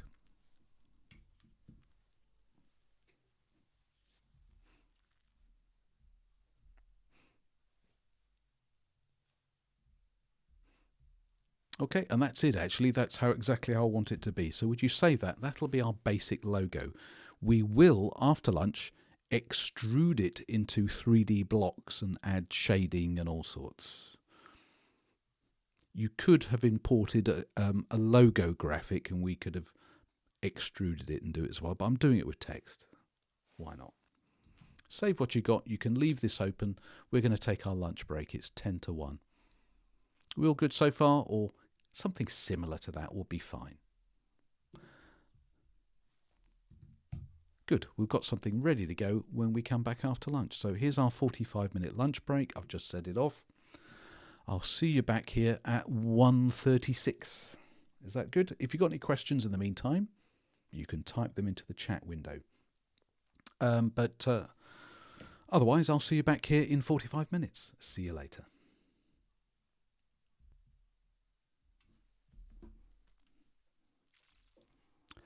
Hello, I'm back. And so are you, of course. I can put my phone down now. Just chatting with the office. All good. That's our break time over, of course. Finished lunch. And good, ready to go. Okay, yep, okay.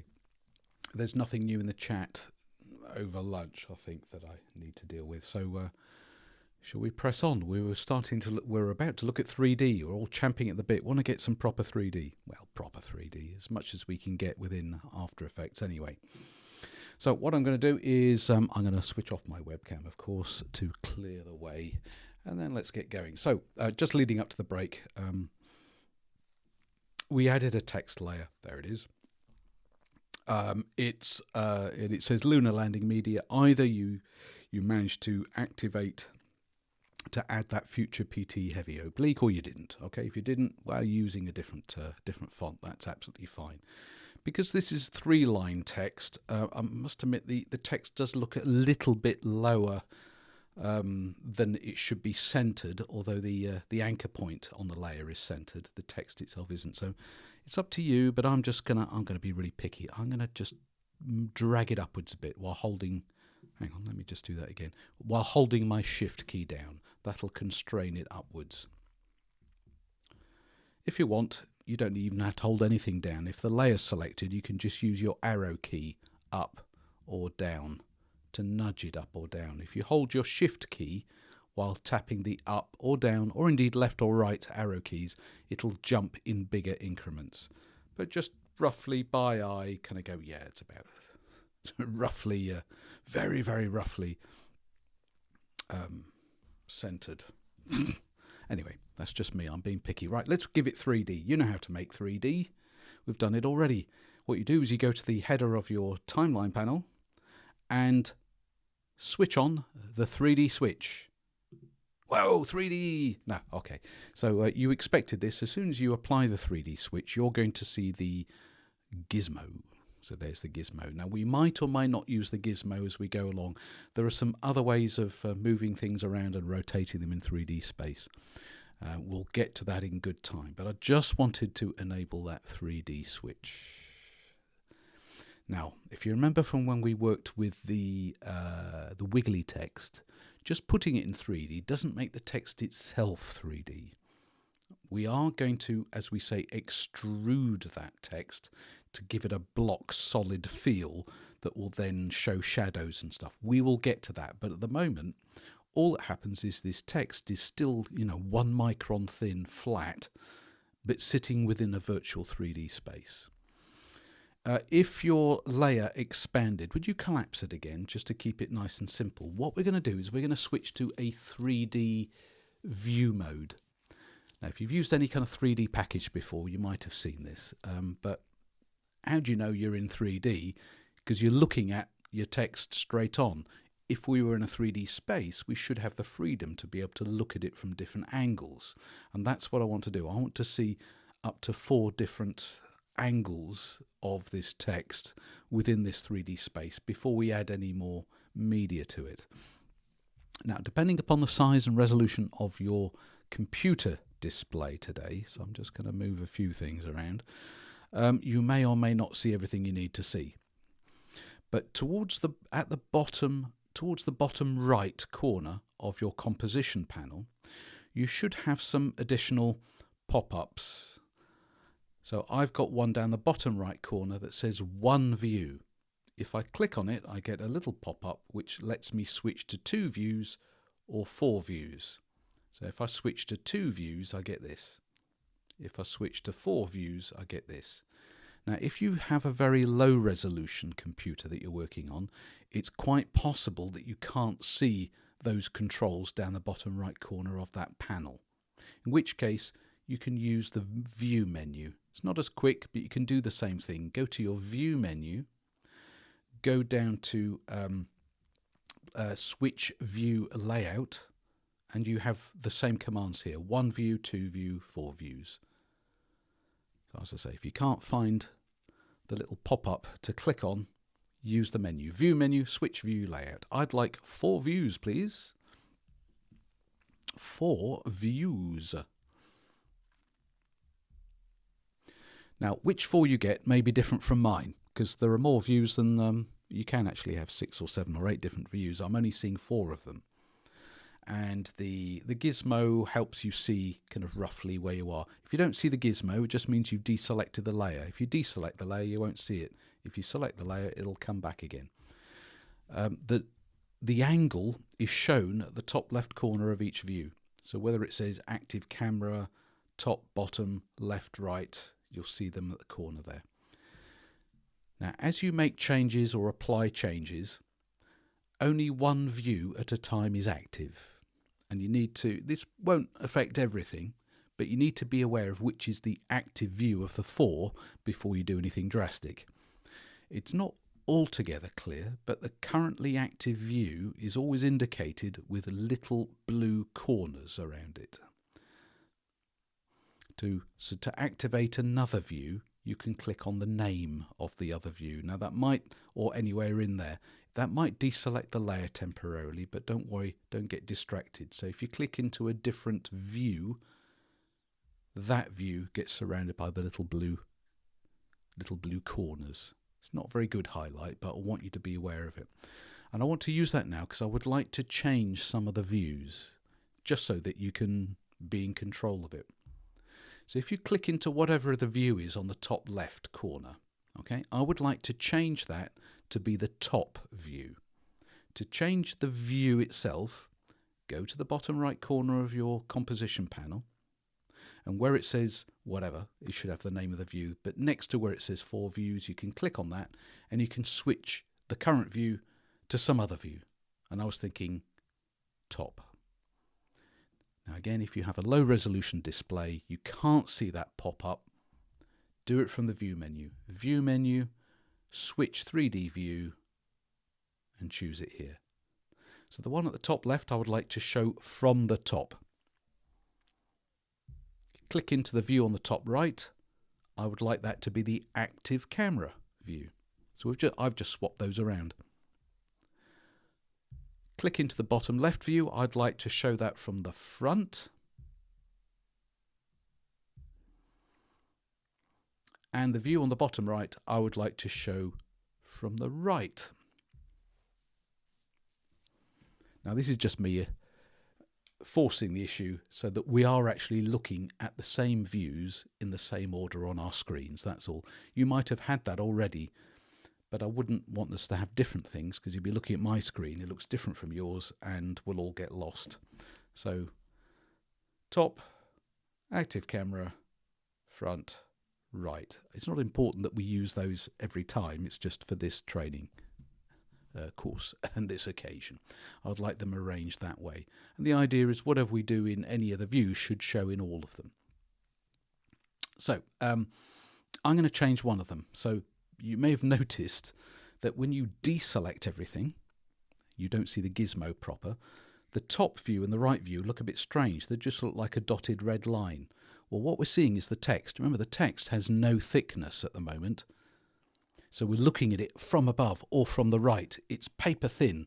So obviously it's indicated just by a red line. It doesn't have a thickness to see, that's all. But you've noticed that the active camera view is pretty much, well, it's identical to the front view. So that's a waste of time, isn't it? So tell you what, click into the front view and let's change it again. I would like that to be Custom View 1. Custom View 1. Now this Custom View 1 is a top-down three-quarter view. So it's from above and slightly to one side. So the text looks kind of isometric, but we're looking at it still from in front, but higher up and to one side. The text is, of course, flat and has no thickness. If you select the layer, you'll see the difference in the gizmo. The gizmo represents the angle, perspective angle you're seeing it from. Okay, would you deselect the layer again? Let's import a picture. Like I said, I've got this picture that's faked up to look like a lunar surface or something. We shall stick behind this. So would you go to your project panel? Would you import? So the file I'd like you to import is called Space Landscape. Space Landscape. You can just import it as it is. Just import it, Space Landscape. And then would you drag and drop it into the header of your timeline so that it goes behind or underneath your text. So you might be able to see, ooh, stars, the moon. Well, it's a bit more complicated than that, but still. So make sure it's underneath. Now, what's actually happening is, well, first things first, you're looking in the composition window and you go, ooh, look at that, moon and the stars. But you can only see it in the active camera view. Where's the moon and the stars elsewhere? Well, the reason you can't see it anywhere else is because, strictly speaking, this picture is not yet part of our 3D space. So down in the header of the timeline, could you enable the 3D switch for this layer? Once you do that, it'll then make its appearance in the other views as well. Okay, and now I've got a pop-up menu message which I'm going to dismiss. So you can probably see it in the custom view as well. If you're wondering why you can't see it in the top and right view, think about it again. If you're looking from above or from the right, it's a photo. It has no thickness. So if you're looking at it side on or top downwards, there's nothing to see. So at this moment, your text layer and the picture layer, the space landscape, are literally in the same position in 3D space. They occupy the same logical position. The only reason you can read the text in front of the picture is due to the stacking order of your layers. So if the space landscape was higher than the text would go behind, but they're actually occupying the same space. What I think I would like to do is to push the picture back a bit so it goes a little bit further behind the text. That way we'll get to see more of the picture in the active camera view. Now there are ways we can do this using properties and so on, but I'm going to assume you can see the gizmo and you have your space landscape layer selected. If you were to, you should be able to see this on my screen and your own, if you were able to click on the point of the blue arrow and push backwards, so just try this now, you should find you can push that picture away backwards. Pull it in the other direction, you pull it forwards. As you do that, just try pull and push it. Look what happens in the other views. So you can see it gets pushed away from the red line. The red line's your text. The thing you're pushing is the picture. You can push it back or pull it forward within that 3D space. As you click and drag on that, you'll get a little tooltip which indicates, I don't know if I can zoom in on it. Yeah, a little tooltip indicates it's distance from the starting point, which is 0, in the z-axis. So we've got x, y, so horizontal, vertical, and now we've got the third dimension closer to us and away. And if you're pushing it away, it goes into the numbers change. So I'd like to push it away, but only by, I'm just trying to think, not by massive amount to start with. Let's say by about 150-ish. He says. Now, if you want to be precise about it, you can go to your properties panel, can't you? If you look in your properties panel, what are we changing? We're changing the position of the picture. And if you look at the position, well, now we've got the 3D switch on. We see 3 numbers. So X, Y, and Z. And it's the Z axis, the third number, that you've changed. So whatever it is, you could click on it and type 150, return, and now you've pushed it back exactly 150 pixels. That means we get to see a bit more of the picture in the camera view. I was thinking maybe we could raise it up. You must have seen that there is the surface, a lunar surface of sorts. I can't quite see it in the active camera view. I'm wondering if we could push the picture up a bit, we might be able to start to see a bit. We may or may not. It's up to you. You don't have to carry on using this view, but I was thinking of clicking on the point of the green arrow and dragging it upwards.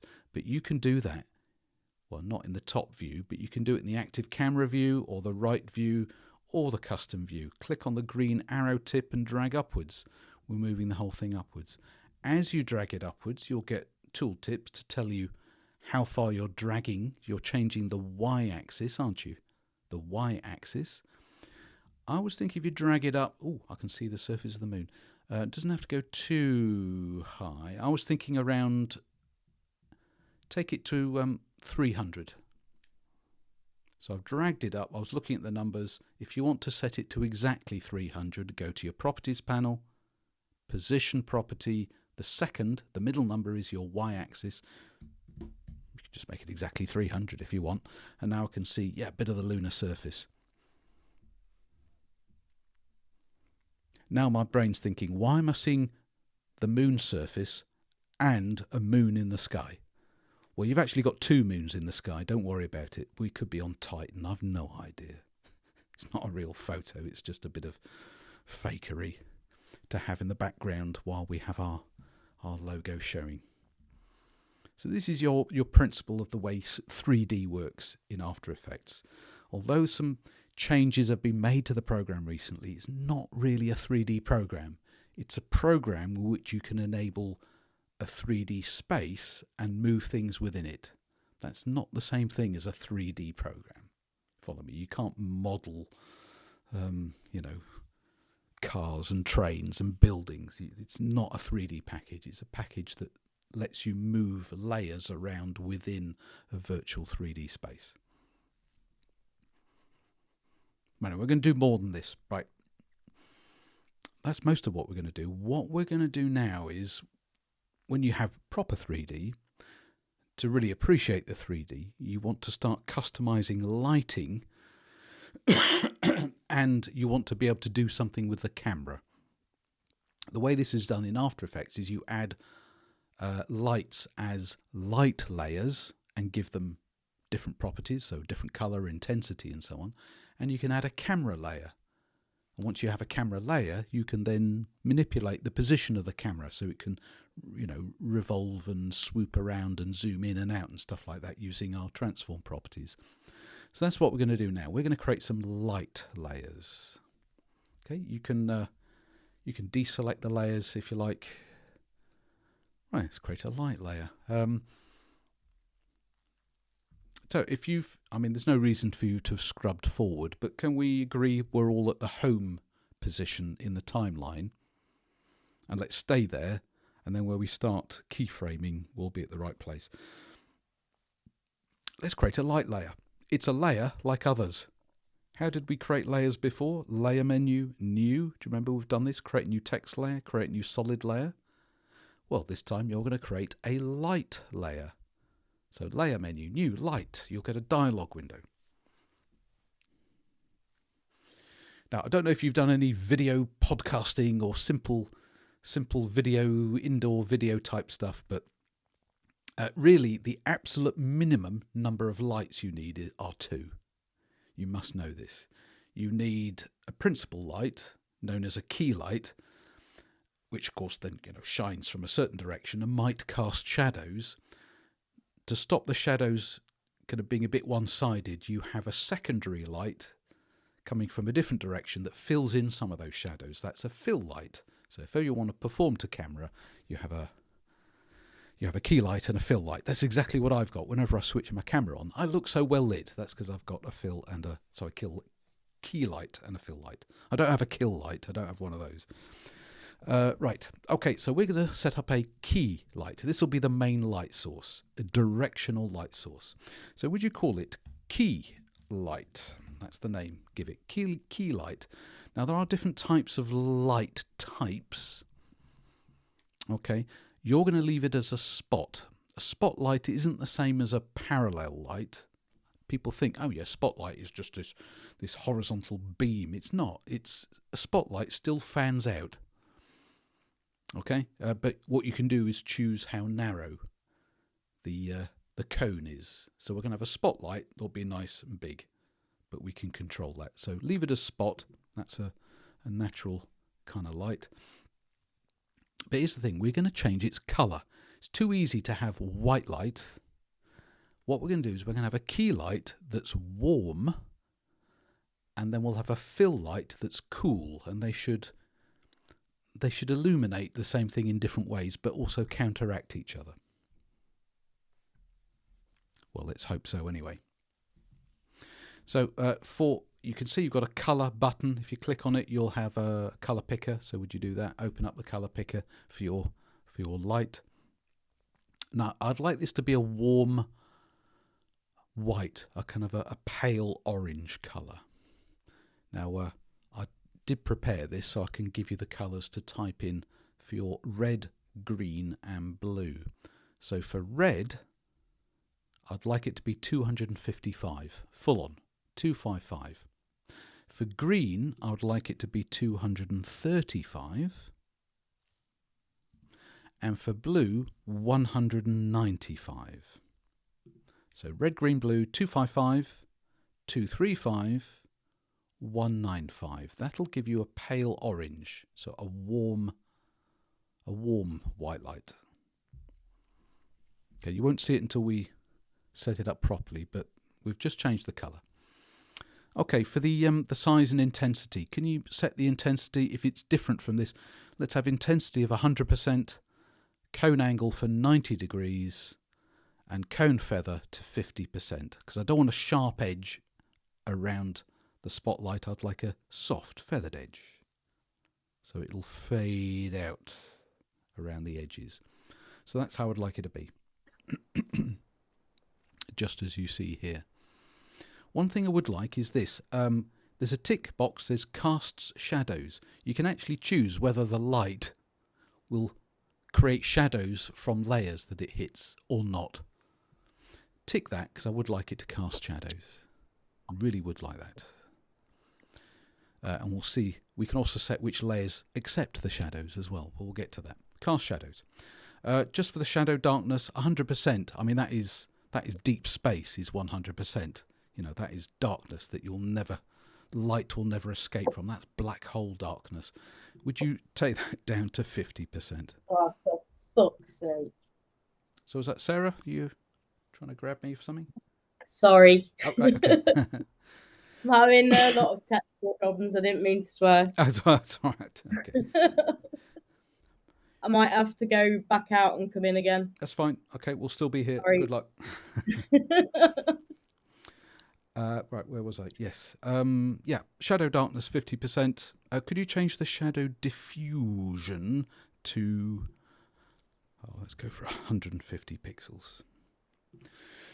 It's just if there's a variance in the darkness, I would like it to be nice and gradient. So 150 pixels. So done all that. Click OK. When you click OK, that's right. If you clicked OK, or it's fine.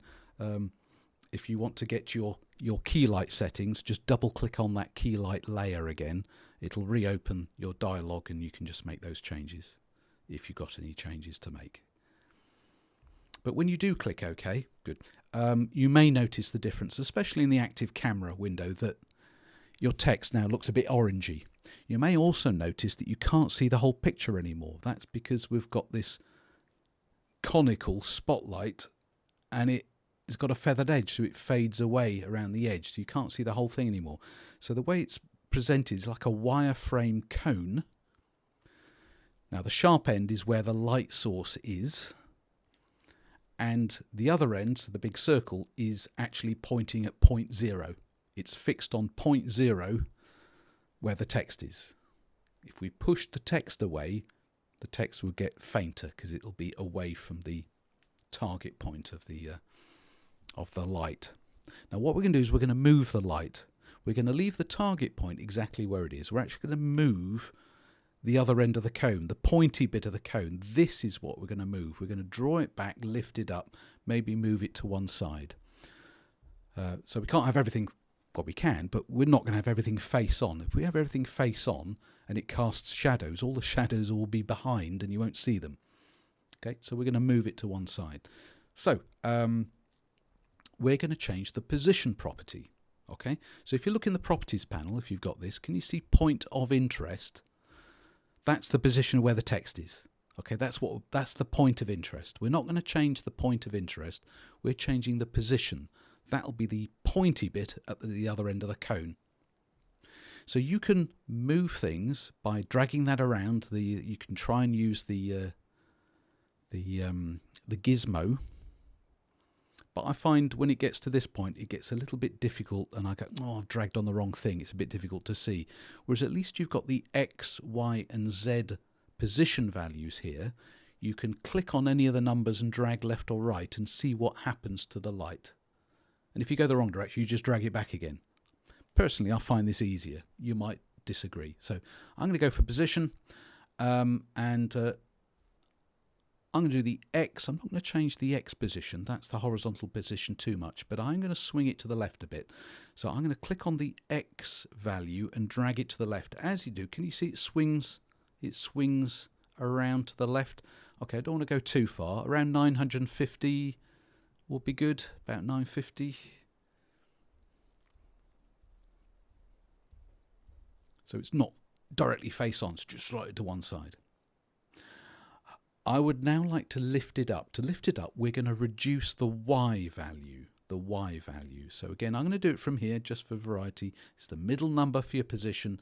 Click on it and drag to the left. That'll reduce the number. That'll lift up the position. It'll tilt the light upwards. I would like it to go into minus figures, actually. If you take it to about minus 100, is about where I want it to be.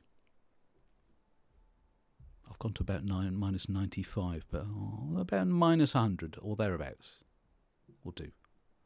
So I've lifted the position upwards, so it's pointing downwards. You may notice your text isn't quite so bright anymore as a result, because it's coming from an angle. And then we're going to draw the whole thing back. As we bring it backwards, the light will land on it more cleanly and the text should get a bit brighter. So we're going to change the Z position value. So mine's currently minus 600 and something. We're going to pull it back by going further into minus figures. So pull it backwards, backwards, backwards on about minus 2000. So it's pulled right back. Since I pulled it back, the angle isn't so oblique. The text, your lunar landing media, should actually brighten up as a result, even though you've pulled it back. Also, the cone is a bigger area. You're seeing more of the lunar surface picture in the active camera view as well.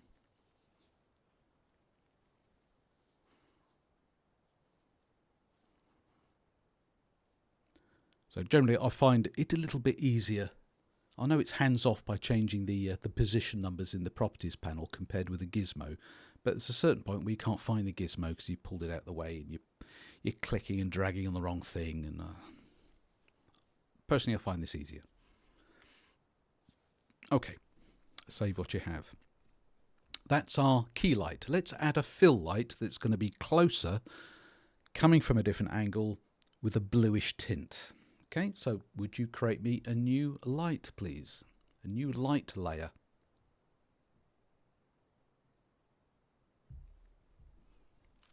Call this one fill light. That's F, by the way, not fill the light. Hi, I'm Fill Light. So call it fill light. It's still going to be a spot.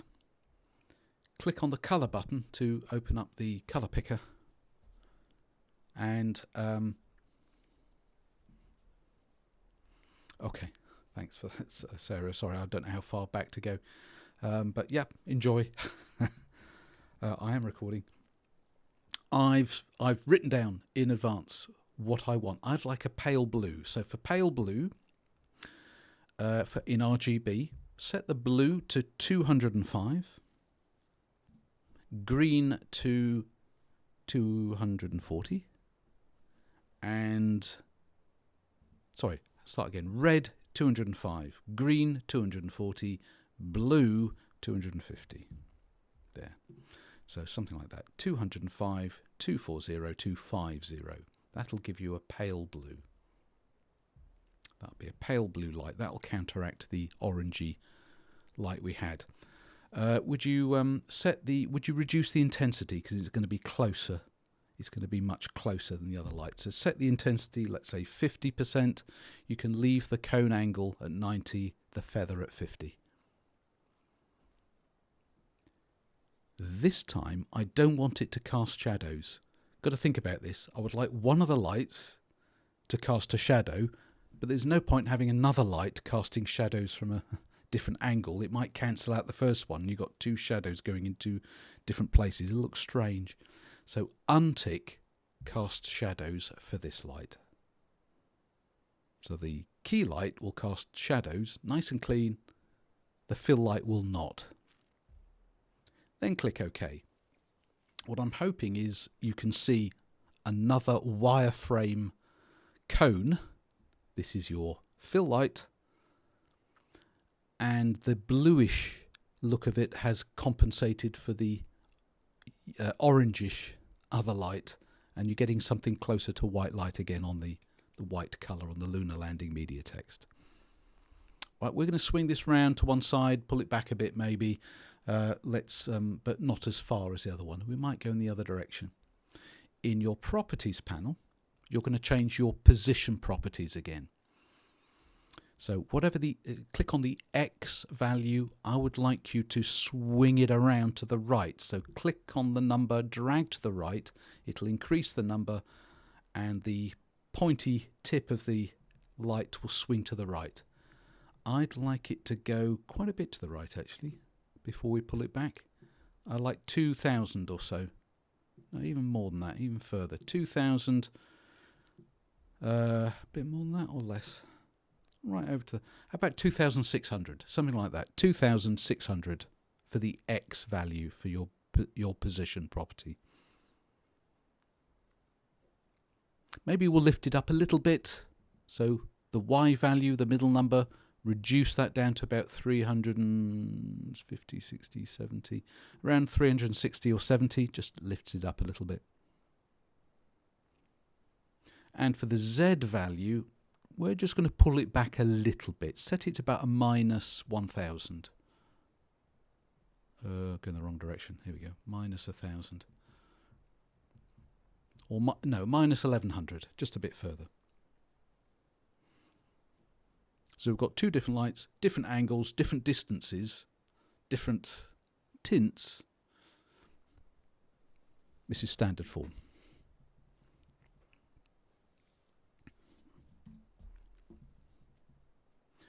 Hey, we're all getting there. Right, okay, so I have one light that casts shadows, another one that doesn't.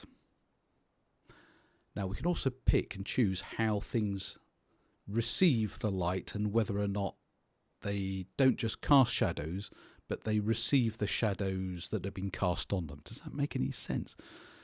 You can actually choose that, for an object to cast a shadow, but not on itself, if you follow me. That's not what I want.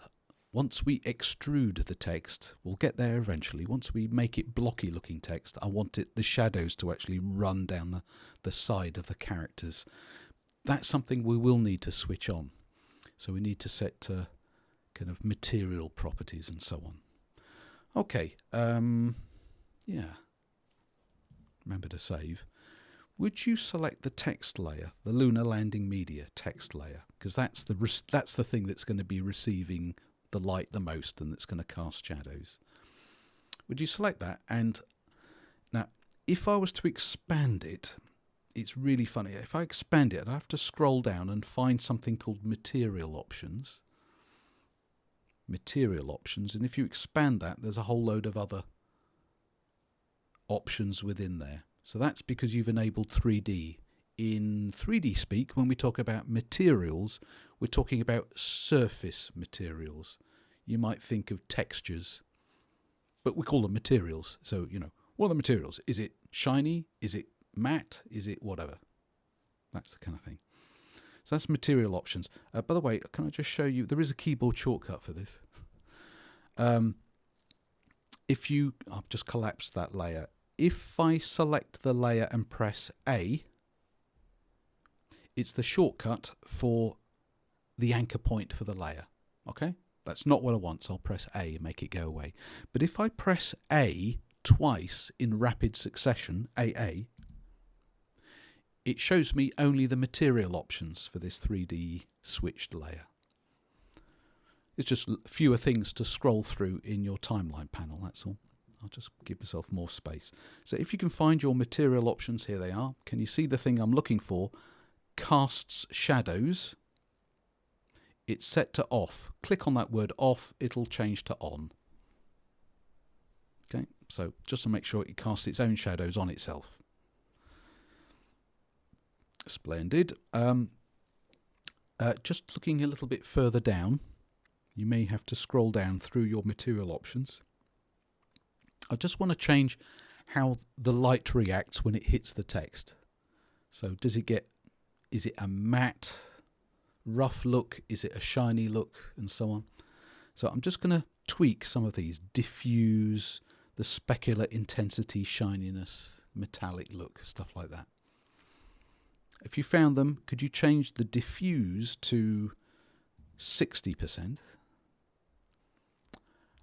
Specular intensity sounds great, doesn't it? It sounds like a brand of guitar or something. I'm just playing my specular intensity. Also 60%, please.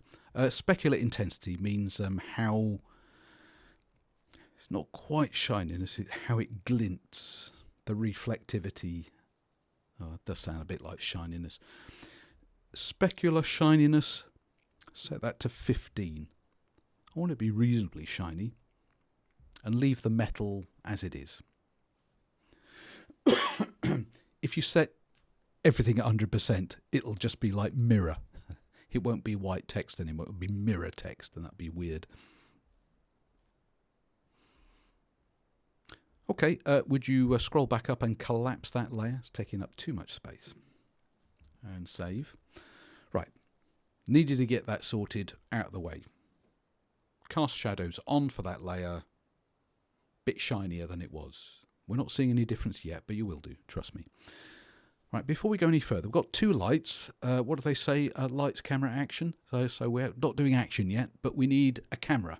I know we have an active camera view, but if we add an actual camera layer, then we will be able to manipulate it within 3D space using the position property, won't we? So let's add a camera. How do we do that? Layer menu, new, camera. So it creates a camera layer. Now, don't you love this this dialogue? It's like it's got an old projector or whatever, an old reel-to-reel film projector or film camera. So cute. If you understand all about focal lengths and stuff and shutter speeds, great, bully for you. I like to think I understand them, but that doesn't mean I do. Lucky for me, this is an Adobe program, and it comes with presets. Remember, a preset means it's filled out everything you need to for a particular result. means you don't have to make any decisions other than which preset to choose. So can you see, we can change the name, excuse me, the name of the camera. I think camera 1 is a good name, so leave that. Underneath you've got presets. So if you click on whatever preset's there, probably this one, would you change it to 20 millimeters? 20 millimeters. Changing that preset will change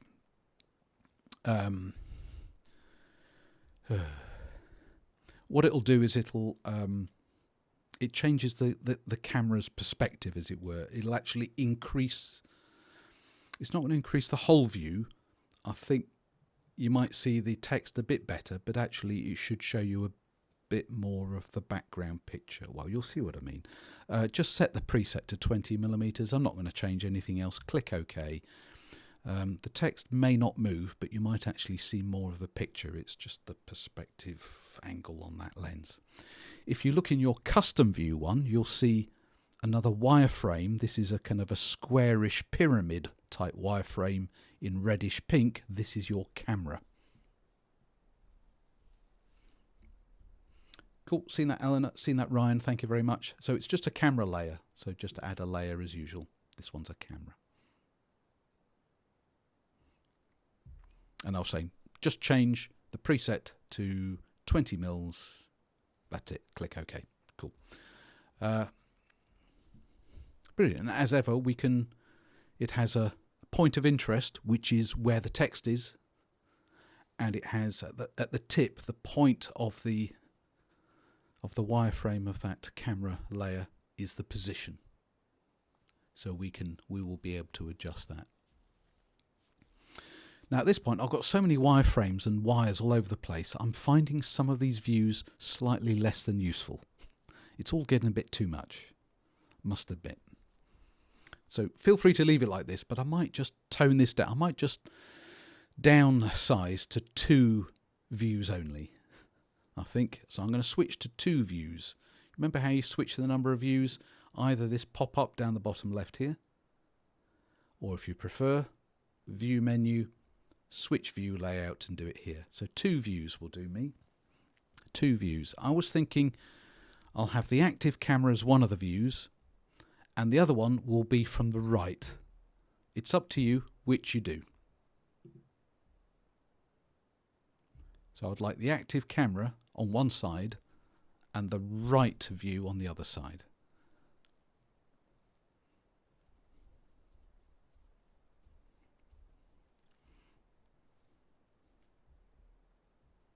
Would you select your camera layer? So your camera layer, if you're looking in the right, that's the pinky red triangle that you can see from the side. So you've got its point of interest flat on the text, and I can't quite see the point, but that's the point where the gizmo is. That's the position. We're going to adjust the position. I thought what I could do is we could start off, make sure your current time indicator is at the beginning. We could start off quite far back and then we'll zoom in a bit, is what I was thinking. So let's do this first. Let's bring it back. Go to the position property in your properties panel. So X, Y, Z, the third number is the distance away. Do you know, the distance away is about fine actually on mine. Mine says 1066. It makes me think of William the Conqueror. Set the Z value to minus 1,000. Let's just round it down, as it were. It'll move in a little bit, but that's how I wanted to see. So in the active camera, your active camera view should look a bit like this.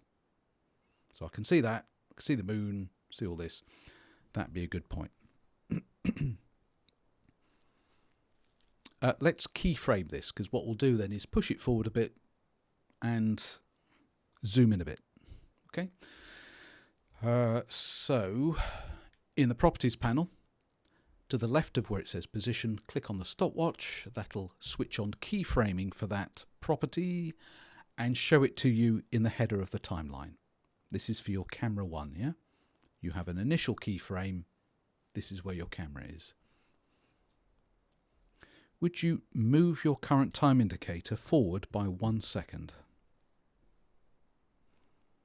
and I want you to zoom in by reducing or bringing the Z value of the position closer to 0.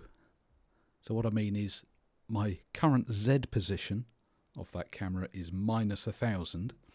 If I make that minus 500, it zooms in. Or 600. Around that. 600. I've gone to about 600, that'll do. So it's a straightforward zoom.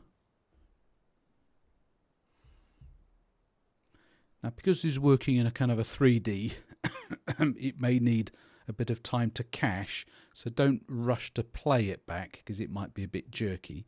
But I'm sure if you scrub back and forth a bit over that first second, you get an idea of what it's doing. So the camera is zooming, the objects are staying where they are. Looking in the composition panel, you can see on the right, you can see the camera moving inwards for the kill. With a bit of luck, you might even be able to see a bit of parallax. Remember, we pushed the picture backwards. Can you see some of the stars behind this text? When you zoom in, the parallax effect will be the text will start to go over some of the stars. You may see that's part of the 3D effect, I suppose.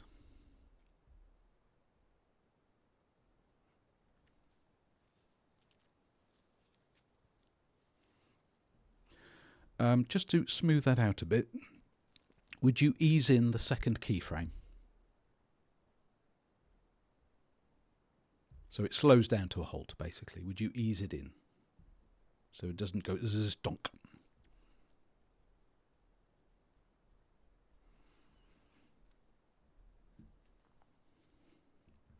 Okay, save this. Now I could just leave it here. I mean, I could have added, and I could actually have, I've half a mind to kind of rotate the camera around, but I'm actually going to rotate the text in a bit, but I'm not going to bother doing that until I've given it some thickness. So at this point, up to this point, we've been working with the 3D space within After Effects. Okay, I know you know you're doing that. I'm just summarizing. This isn't full actual 3D. This is just a virtual 3D space. Okay, great. You can collapse that camera if you want. What I'd like to do next is to extrude the text as if it was a 3D model with thickness that will have shadows and stuff. Now that's not necessarily something that can be done natively in After Effects' own 3D space. So I want you to see what we're going to do next. I'd like you to expand the text layer. So Lunar Landing Media, would you expand it? Remember we were working with material options earlier on. You can collapse material options. But can you see there is something called geometry options, but it's greyed out. Geometry, that's where our extrusion controls are. But it's greyed out because you can't do it in After Effects native 3D. So to the right of geometry options, would you click on Change Renderer? Change Renderer. Look what happens. What's opened up? It's our old friend, the composition settings dialog. We've seen this hundreds of times. It's composition settings. Remember this panel, this dialog, sorry, has 3 tabs, doesn't it? Basic, that's where you change your composition settings, duration, everything. Advanced, that's where we can change motion blur and everything. We just happen to be in the 3rd tab, which says 3D Renderer. And here we're using the classic 3D. Sounds like it's rubbish or something, but it's not. It's classic 3D renderer. Click on classic 3D and you may get a couple of additional options. Now, depending upon which version of After Effects you've got, you may have Advanced 3D or you may not. But I'm pretty sure we've all got Cinema 4D. Now, what's 4D? It's actually a product name. I think it's Maxor is the company. It's a proper 3D package, Cinema 4D, used for TV, movies, Hollywood and everything. Cinema 4D, and for industrial work as well. And what Adobe's done is got a licensing deal with that company to use some of the Cinema 4D's plugins to enable a bit more. That's all. So would you choose Cinema 4D and then wait? You may get the impression that After Effects has frozen or hung. It hasn't, it's just having a think. So it might take up to 30 seconds to load in those Cinema 4D plugins before it starts letting you use the program again. So just let it do its thing. I know it looks like it's crashed. Hasn't. So just let it do its thing. Okay, there we go. I knew it would be there eventually. So I did say it would take a good 30 seconds. If it's still thinking, don't rush it. Don't assume it's crashed. Don't force quit it. Don't pass go. Don't collect £200. Just wait a little bit longer. It will eventually show you a screen a bit like this. So you've got two lists, two bullet lists. It's basically saying, here's the good news and here's the bad news.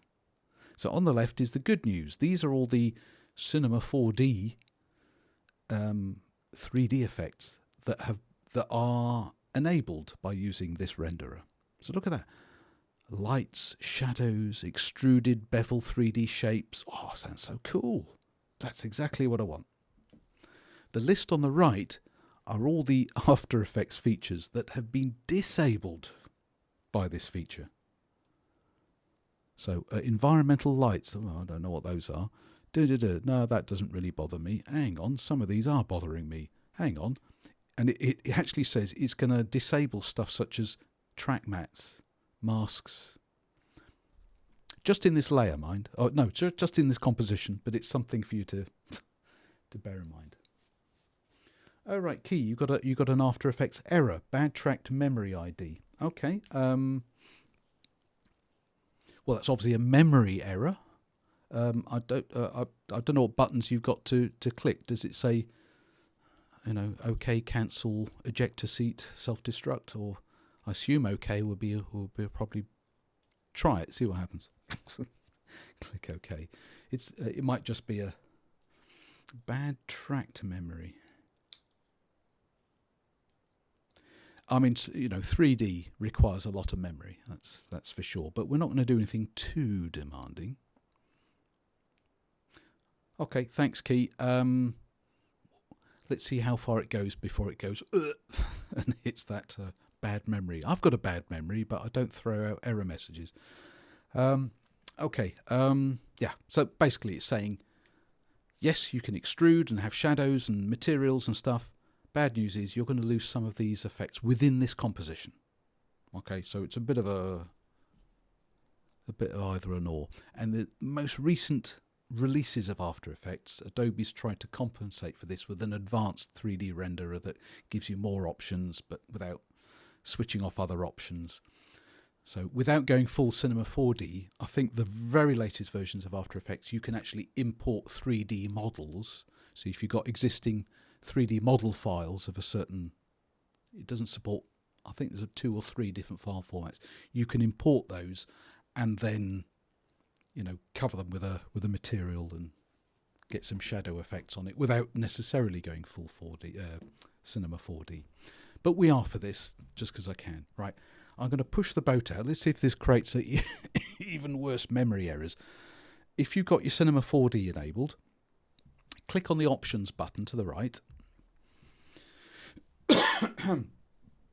Okay, obviously the higher the quality, the more stress it's going to put on your processor and memory. Well, I'm not going to go over the top, but I mean, the default is a bit low. I think they've set it low just in case. I reckon you can tweak that slider up a little bit to about 32. So it's just on the cusp between draft and typical, and I think we'll all be okay there. I have pushed it much higher up on this machine, but I've got more memory than you can possibly imagine on my graphics card here. So just push it up to a quality of 32. I think we'll all work here and it'll look nice. Click OK. I hope that works. I hope there's not been a big explosion and where your computer was, there's just a smouldering charred piece of coal. Okay, yeah, I think we're there. Click OK. Hopefully nothing great has changed. Why don't you save just in case?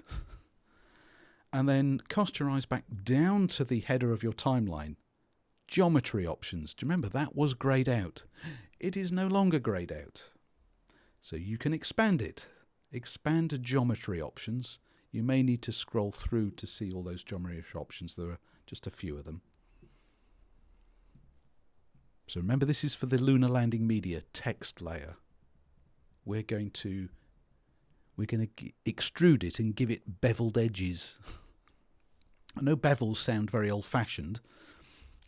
You got a render fail key. Yeah, maybe. I mean, I think the first error message was probably a bit terminal, but yeah, you could go. Remember, just go back to your composition settings dialog. 3D renderer. Yeah, sure. Just drag it towards draft again. Click OK. See if that helps. If it doesn't help, there's a problem that possibly is for the moment insurmountable. If there's an error, a memory error, I don't have a list of memory error numbers to look up. I don't know what it could be. It could be something simple as restart your computer, all solved by magic, but it might not be. Sorry. So Key and Eleanor, you're both getting memory errors. I don't know how. Do you know how much memory you've got in the computer? I don't know if it's a limit to the amount of memory or it's struggling to. I don't know if your video memory is shared with your system memory. That might cause it a bit of a challenge. Thing is, I've used computers that have that very little memory, like 16 gigs or something or less, and it shares it with the video memory, and it's still you should still be able to do what we're doing. So I'm not quite sure what it's struggling with. But if we don't enable Cinema 4D, we can't do what we're going to do next, which is this. In the geometry options, bevel style, click on none and choose concave. What this will do is it'll just add a teensy bit of a glint on the corners and edges. Okay, what else have we got? So, Anna, carry on. Yeah, Grant saying mentions resetting preferences and cache online. Okay. I wonder what would have happened earlier, because I reset my preferences on Monday morning. I did that with you. I suppose you could always go to your preferences and just check. I mean, now's not a great time for it, but remember there was a startup and repair section. I emptied the caches and I reset all my preferences. I did that on Monday. If you do that, it's going to close down. You'll have to relaunch After Effects. I don't know if that helps, but you can at any time empty your caches if that's causing a problem. As for how much memory you use, you've got a media and disk cache setting within your settings, but that really just lets you choose where it's going to cache to, and you've got another empty cache button here, or clean database and cache. I can't guarantee that's going to help. You know, it won't lose anything, but I can't guarantee that'll fix any problems. You can always try it. It's only changing preferences will force you to restart your... It won't restart your computer, but restart After Effects. Anyone can clean their cache at any time. Then it has to recache whatever you're doing, but it shouldn't interrupt you otherwise, if that's causing a problem. I'm going to keep going anyway, because we're 10 minutes away from our break. Bevel style, I've set to concave. It just gives a little glint on the corners. Bevel depth, leave it as it is, I think. Extrusion depth, this is the one. Extrusion depth, 50. Now you may or may not already be able to see what's going on. If you have a little peek in the active camera view, you may just get a hint that the text is blocky text. You might just see shadows of them. In the right view, you may see that your text layer now has a thickness. It's like a red box.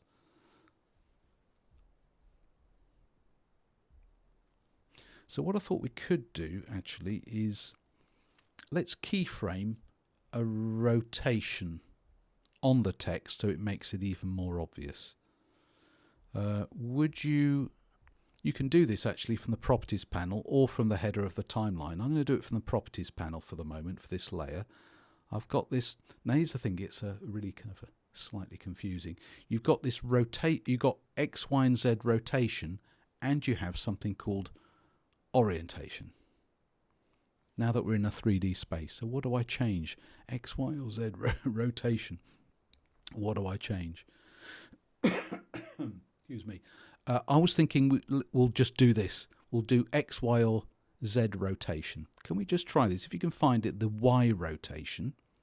So that's on the vertical axis. I think this is the one. I'm going to hover over the Y rotation value 0 degrees. Click and drag to the left or to the right. That is the one. I'm seeing the difference. When I let go of the mouse, I'm rotating my text and ooh, it looks so 3D-ish. So cool. Okay. So depending upon the speed of the update of the caching and rendering, remember, if this is problematic, drop your resolution down. Look, my computer's already dropped down to half resolution. If you need to drop down to a quarter, it might look a bit blurred, but your performance will be better on screen as you work with this. I was thinking of changing the Y rotation. Maybe not so much, but just enough so I'm seeing a hint of that 3D-ishness. So about something like 25 degrees. So we're seeing the text a bit side on. I'm going to increase my resolution a bit. So a bit like that. So I can see, yeah, it's casting shadows and all sorts. Okay, take your current time indicator back to the beginning. Let's keyframe this. So this will be our first point of view. As it zooms in, the text will rotate so it's facing towards us a bit more. So back to the home position. Would you click on the stopwatch for Y rotation? That'll add an initial keyframe. Then go to 1 second. Perhaps you don't have to rotate it all the way back to 0, but rotate it back so it's facing us a bit more. Or you could actually rotate it around so it's like this, but it'll look a bit strange because I've got a fill light really close. So rotate it back to about, I don't know, 10. It was 25, it's now 10. How about if I go to 5? Oh, it's a bit bright. 10. Just a little bit of a rotation as it's zooming in. And then would you apply an ease in? Oops. Would you ease that second keyframe in? Easy ease in so it slows down. So as this will need to recache. As we zoom in, the text slowly rotates as well.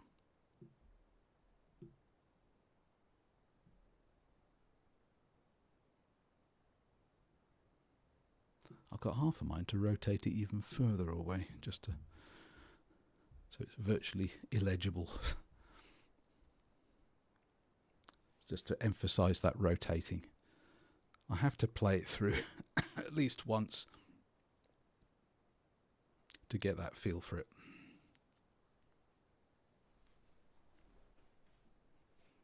There. Excuse me.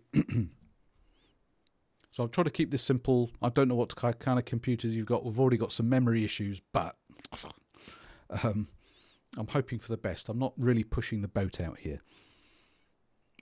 In principle, I'm not going to go through the process, but in principle, you should be able to import a graphic, so a logo, a plain logo, let's say. So add it as a layer to your timeline, and like we did with imported text layers, you should be able to convert the logo layer into editable shapes. Once you've done that, you'll be able to do the same thing. You can extrude your logo and give it a shiny surface and rotate it in space if you have the 3D switch and so on. I'm not going to do that now because I don't want to risk any. I'm just sticking with text for the moment. We've got 5 minutes or so. I just wanted to make a couple more changes if we've got so far. This is as much animation as I'm really going to handle. I wanted to make the point that this kind of 3D-ishness, this extrusion and shadows and all this kind of stuff will also apply to any text. So I'm sticking with text for the moment because it's simple. Even if you've applied animation presets to them. And I thought perhaps we could try that. Would you scrub back to... in fact, would you scrub to... I'm just trying to think a really good point. So when that animation is finished at 1 second, I actually want some other text to appear. So would you scrub or jump to the 1 second mark? So we've zoomed in. At that point, I would like some text to appear underneath, like a subsidiary line of text. You know, a subheading, a call to action. So this is Lunar Landing Media. And now I'm going to have a line of text that says, you know, a space pod company. And we'll make that text appear using one of our animation presets. I think we've got time for this. Let's do this. Would you... let's create a new text layer, actually. Let's do this. With your Lunar Landing Media layer selected, your current time indicator at 1 second, create me a new text layer. Go Layer, Menu, New Text. That'll make sure it creates a new text layer immediately above the existing one. There it is. To be honest, I'm not sure that I really need to have 2 camera views anymore. I don't think, 2 views. I'm going to switch back to a single view, and it gives me something a little bit more interesting to look at, and I can see what I'm doing because I've just added a text layer. It's empty. I can just about see that line that say this is where the text is. Okay. So I'm going to type in a space pod company. I can't even see if I've spelt that correctly because it's right in front of everything. A space pod company. Now I barely see it, so I'm temporarily going to hide the Lunar Landing Media text so I can see it. So I've just hidden the other text layer temporarily so I can see what I'm doing. Okay, I don't necessarily want the same font. I'm not going to get bogged down with it or anything, but I thought perhaps I'll change it to a bland serif font such as Times. I only mentioned Times because everyone's got it. So maybe Times Bold. What else? I'll keep it white. I'm just returning to the selection tool. I'm going to make it a bit smaller. I'm just wondering how big I should make it. About 60, 70, 72 points. 72 points is big enough, yeah. I'm going to get rid of that vertical scale. I'm going to set the vertical scale back to 100 so it looks like normal text again.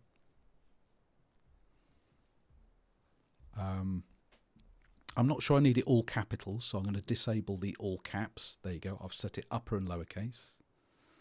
That's better. What else can I do? It's centered. That's about right. That's good. Oof. I'll just move it. I'm just wondering if it's big enough, to be honest. Just seems ever so small. Let's have a look. I'm going to drag it downwards. And then for good measure, I'm going to switch the other layer back on so I can see them together. Doesn't look quite right, but it won't look quite right, will it? For lots of different reasons. The main one being this text layer isn't in the 3D space yet, is it? I mean, if you like, just switch back to your 2 views. Okay, it's sort of there, but it's not there. So for your new text layer, a space pod company, would you add the 3D switch? That'll add it to there. It now becomes part of the 3D view. It'll seem to change size and position, but that's because it's now adopted a location within our 3D space. I'm just going to try and drag it back here so I can see it within my active camera view. So I was considering making it bigger, but now I don't think I need to. I think it's fine as it is. What time is it? We've got 5 minutes. Let's give it the same shininess, specular settings, or whatever you want to call them, as we did before. So you can expand that layer in the header. In fact, no, I'm going to hide it. I'm going to press double A, AA. That shows me my geometry and material options. There we go. What did I do for material options? I said cast shadows on. I'm trying to remember now. Diffuse 60. Specular intensity 60. Specular shininess 15. That's what I did. 60, 60, 15 for diffuse, specular intensity and shininess. 60, 60, 15. But I had also cast shadows on. While I'm here, I've got my geometry options. So I'm going to give it the same concave bevel and the extrusion depth 20 because it's smaller text. So hopefully you're starting to see, yep, this is now kind of a 3D looking appearance. So I'm kind of quickly repeating sort of what I did earlier, but with this other text layer. Second time round is always quicker. I'm not going to move this text. What I'm going to do is I'm going to... was there a way to copy those attributes from the other text layer? I'm just thinking. That's a good question. Could I... do you know, I've not been asked this before, but I think it's actually a really pertinent question. The answer is yes. I could pick whip them. I could drag the pick whip from one for these specific settings from one layer to those same specific properties in another layer, and they would just do the same thing. Okay, so no, good question. Off the cuff answer. I'd have to try that, but I won't do it now just in case I make a fool of myself. So where are we? We're at 1 second. Let's apply one of our effects and presets. One that we've used before actually. So keep the layer selected. Whoops. Keep the layer selected. You don't have to have it open anymore.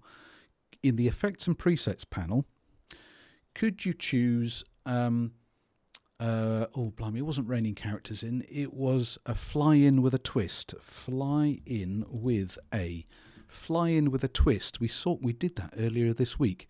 The characters tumble in, they kind of tumble and rotate and land one after another from below. Fly in with a twist. Apply that to the layer.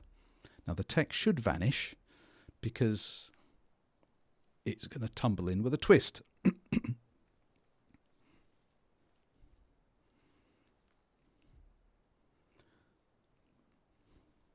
Now, if I just paste through this, okay, I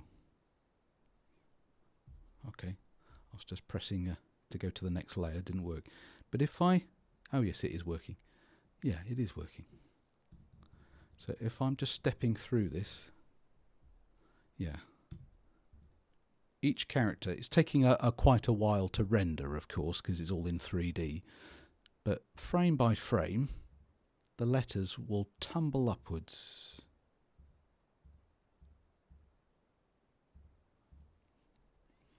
Or so they should. Tell you what I'm going to do. I'm going to go to the beginning and I'm going to play the whole thing back a couple of times to try and get it rendering. Okay, already I can see there's a problem, but we can fix that.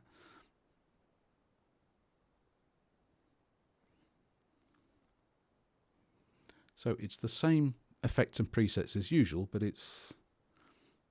Okay, I've got two problems. I can see straight away. Two problems. Both of them easily fixed, actually. I don't know if yours is still trying to render, but you can look at my screen. You can see what it is. First thing, what's the problem? Okay, at the beginning, the way the flying with a twist works, all it does is it moves the text off the bottom edge of your composition and then rotates them on. The problem is I did that from 1 second onwards. 1 second earlier, I'd zoomed out and I can now actually see the text, a Spacebod Company, along the bottom edge. So, well, that's easy to fix. You know how to fix that. If you go to the 1 second mark, just before that animation is supposed to begin, then trim this layer, this Spacebod Company layer, trim it to that position. Remember, Alt key or Option, open square bracket. That way, you won't see the text at the beginning. It'll only become visible when it needs to become visible. Second problem. Did you see it? Flying with a twist has a certain speed to it, and by the time I get to the 3 second mark, it hasn't quite finished spelling out the word company. I've run out of time. How can I fix that? Well, it's an animation. Animations are done with keyframes. How do we change the speed of things with keyframes? You move them closer together. So with the layer selected, press U. That'll show you, hopefully, right, okay, I've got, yeah, I'm just trying to think. It shows me what's controlling this animation. It's a range selector. We know what those are. And from 1 second, I've got a range selector start at 0. And what I should have is a second keyframe, which says 100%. But unfortunately, it's taking too long. So 100% is somewhere, I don't know, I can't see the second keyframe. Well, no worries. What I'm going to do is I'm going to scrub to about 2 seconds 20 and then just change that range selector start to 100%. That'll make sure the word company is spelt out by that point. Hey, if there was another keyframe sitting in another dimension, well, that's its problem. So I've just speeded up that piece of animation. It will need to recache. Let's just see if that works. So I'll just play this back. It'll have to re-render or pre-render those.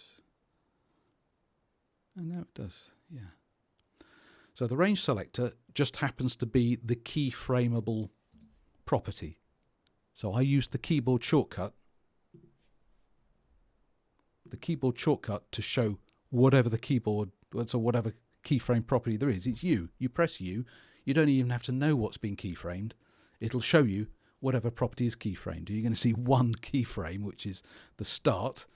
You'll just have to move your current time indicator a little bit later on and then change the value to 100%, and then that'll get it finished in time.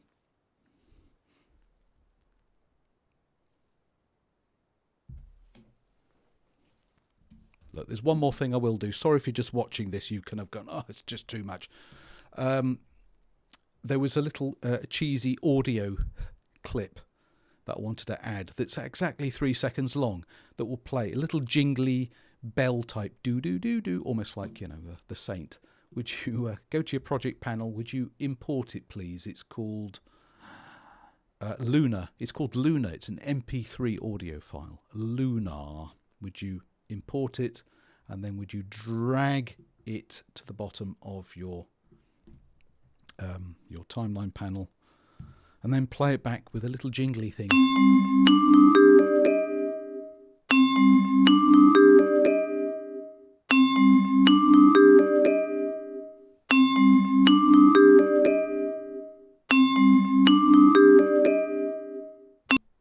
Okay, enough of that. So, yay, do do do do do do do do do do do.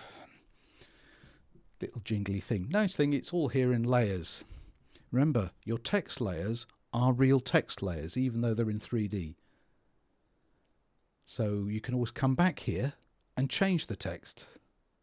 A completely rubbish company, and then re-render that, or, you know, change the name of the company. It's no longer Lunar Landing Media, it's Lunar Crashing Media. You just retype it, it's just text. it will have to re-render it and appear it, but it's still the text layer. Okay, so you haven't had to convert things to wireframes and everything. Very James Bond Moonraker, not the best film, is it? Yeah, good, finished. It's about 5 to 3. I think we should take the break now.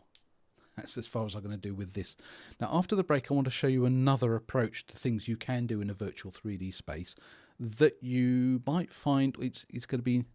Okay, can I just point out, exam people, you won't be asked to do this kind of thing. It'll take too long. Okay, but you might be asked to switch on a 3D switch. That's easy. It's one click, isn't it? But you won't be asked to try and think up this kind of stuff. Anything that requires rendering that slows the computer down, you will not be asked to do in the exam. That's nice to know. And what we're going to do after our break also takes too long. You won't do in the exam. So feel free. Keep this project open because we're going to create a new composition with other material from it. For now, though, I'm going straight for that countdown time. I'm dying for a cup of tea. I don't know about you. Off that goes. I'll see you back here in 15 minutes. Okay? See you in a tick.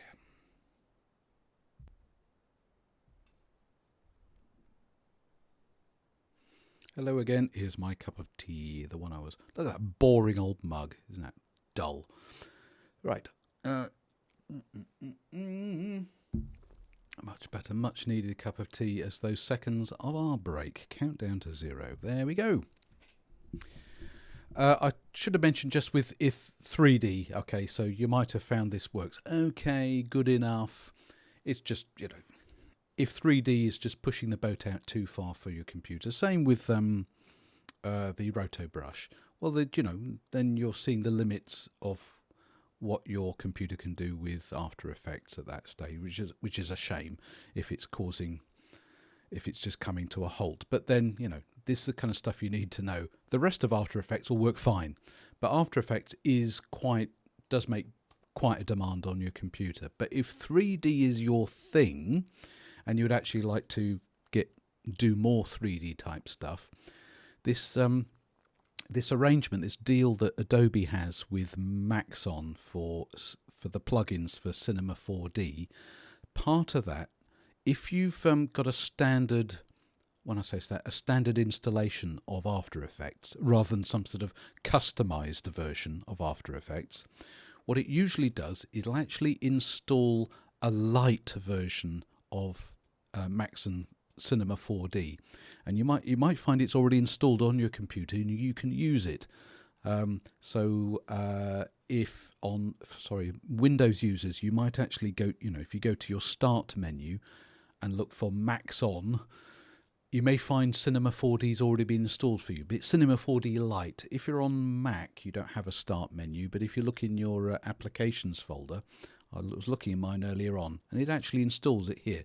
It's not the full program, it's a light, L-I-T-E type version.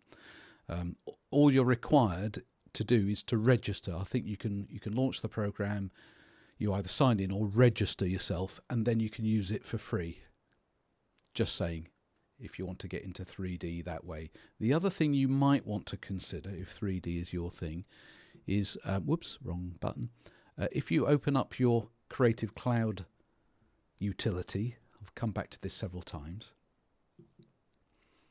depending upon the level of your Creative Cloud account and anything, but Adobe's really trying to get into 3D, and if you scroll through the programs that may or may not be available to you, you will find a little group that are 3D related. So I don't know what I'm looking for. I was actually looking for the application. Hold on. Ooh, here we go. So there's an application. I mean, Adobe used to do 3D and then they gave up about 2 decades ago, and then they come back to it in the past few years. There's a program called Adobe Dimension. So that is a 3D package of, a proper 3D package of sorts.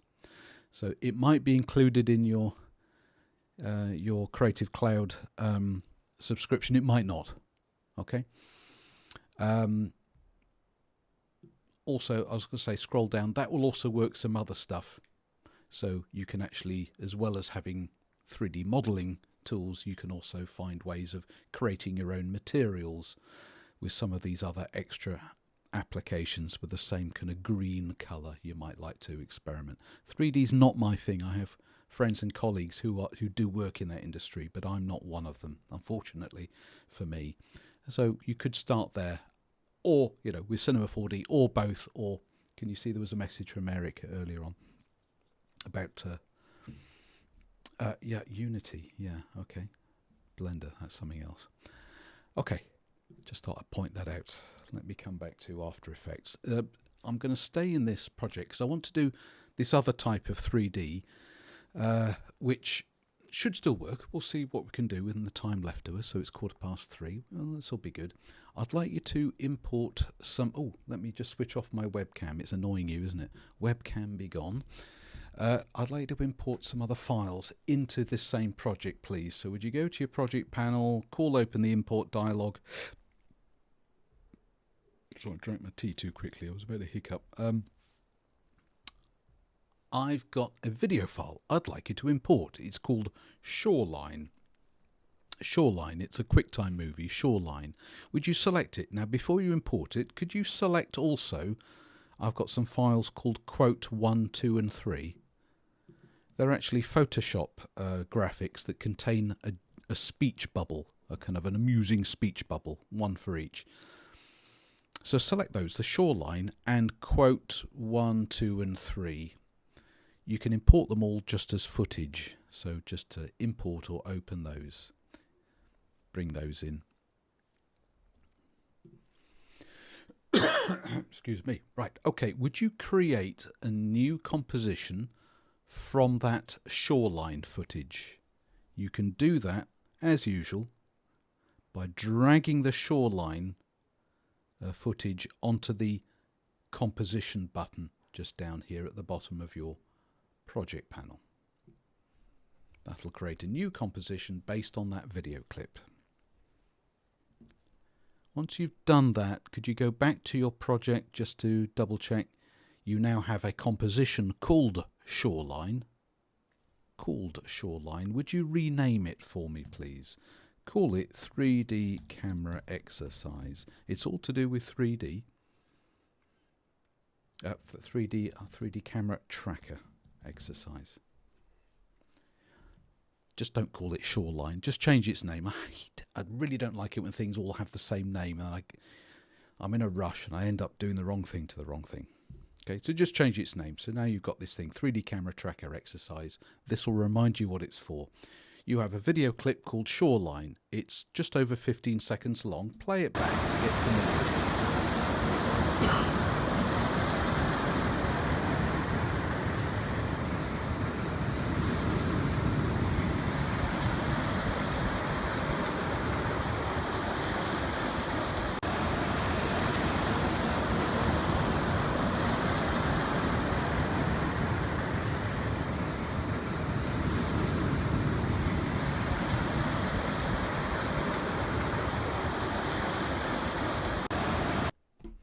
Okay, I'll just pause it there. Hopefully you can hear that there is audio playing back. It's not very interesting audio. Obviously, it's it's a handheld camera. They're standing by the shoreline there. So you're seeing some rocks and the sea, and you can hear the rushing of the water. It probably sounded really quaint at the time, but hearing it played back, it just sounds a bit little noisy. It's nice to have that audio from time to time. If you're finding that sound annoying while you work, remember at any time, whoops, I was going to zoom in. At any time you can, I've got my zoomer in and it's just acting on the blink, excuse me. Whoa, there we go, it's on the wrong screen. For your layer, remember you can show and hide your layer. Any layer, a video layer for example, that's got audio, you can also silence it by clicking on that little audio button. So I've just silenced it. So I was going to zoom in and show you me doing that, but I can't get it to work at the moment. So now if you play back, it'll be quiet. You don't have to listen to it. Whenever you want to put the audio back on, you just switch it back on. You can see a little speaker button you can switch back on. Okay? So what this video does is a guy's obviously, or a woman's, just filming out to the sea. It's not even straight, which is annoying. There are some rocks. It's actually a really bad piece of footage, this. They've allowed light to get in from the sun into the camera. That's why it's gone all pale. So they should have put a hood on that. Focusing closely onto some nearby rocks and then really leaning in now. There are some little crabs. Hey, crabs again. It's a theme that's gone through all this week. You know, seaside snorkeling, crab tours, and here we are again. Little scuttling crabs, aren't they sweet? And then the camera pans up into the distance and the rocks in the distance. Right, okay, so it's a video clip. Ta-da! What we're going to do is there's a feature called the 3D camera tracker by which you can get After Effects to look at a video clip where there's moving handheld type thing or panning or whatever, and according to the movement and the parallax movement of different coloured areas and highlight and shadow frame by frame, it tries to make a valued judgment on whether things are close to you or far away. So obviously things that are near to you move quickly, things that are further away move away slowly. So there's a mathematical algorithm going on when we run it that will try and determine how things move and how close they are. So as we get close to this rock, it gets bigger. The camera tracker will work that out and define little track points. Once it defines track points of what objects it thinks it sees, you can then insert 3D layers into the video that act as if it's part of that 3D. Sounds like magic, and it kind of is in a way. Right, let's what we'll do. With the layer selected, and could you move to the home position, go to the first frame. I want to run a command, track and stabilize, and then track camera. You'll find these under the animation menu. Okay, here it is, track camera. Otherwise, you can right click on the layer itself, and then here it is, track and stabilize, track camera. It's the same command, but just do it from the animation menu, track camera. Now you're going to get this blue strip goes across the video clip that says is analyzing. You may see the effect controls panel has appeared, and you may see it's counting through frames one by one in this video. So it's analyzing each frame in this video clip to see where colored areas move, where highlight and shadow areas move, whether they get bigger or smaller, if they move faster than things that are higher up, and it'll work out through parallax what's moving, what's closer to you, what's further away, and where they are. So this is going to take a minute. So if you haven't already done this, could you do it now? Because it's still going to take a minute. Eventually, when it's finished analysing, it'll do a quick calculation. You'll see an orange strip across the front that says solving camera or something like that. So would you get that going? So it's going to tick through. While that's, if that's still ticking through, that's fine, Eric. Watch mine, because mine's just finished. I'm going to show you what it's done. So if you watch my screen, if I now scrub through, you may see funny little coloured sparkles littered everywhere. These are track points. And if I scrub back and forth, you can see it's done what I was trying to describe. It's seeing frame by frame, you know, certain coloured and shaded areas are moving, and it's tracking them. And as they seem to get bigger, the track points get bigger to indicate you're getting closer. So things that are further away have tiny little sparkly track points. Things that are nearer have big track points. By the time we swoop down on the rocks, it's really going, you're going really close. And then when the camera pans upwards again, when things are further away, it calculates it must be further away because it's moving more slowly than the things in front. And then I don't think you see any sparkles at all in the distance. This is quite clever, really. Now, once those track points are there, so none of this exists. Remember, it's just a video. There is no 3D. It's just trying to evaluate where it thinks 3D space must be in this scene. so that you can map layers to them and have them moving around within that 3D. Clever, really. Okay, let's see if we can make it work. Hopefully by now it's either finishing or finished.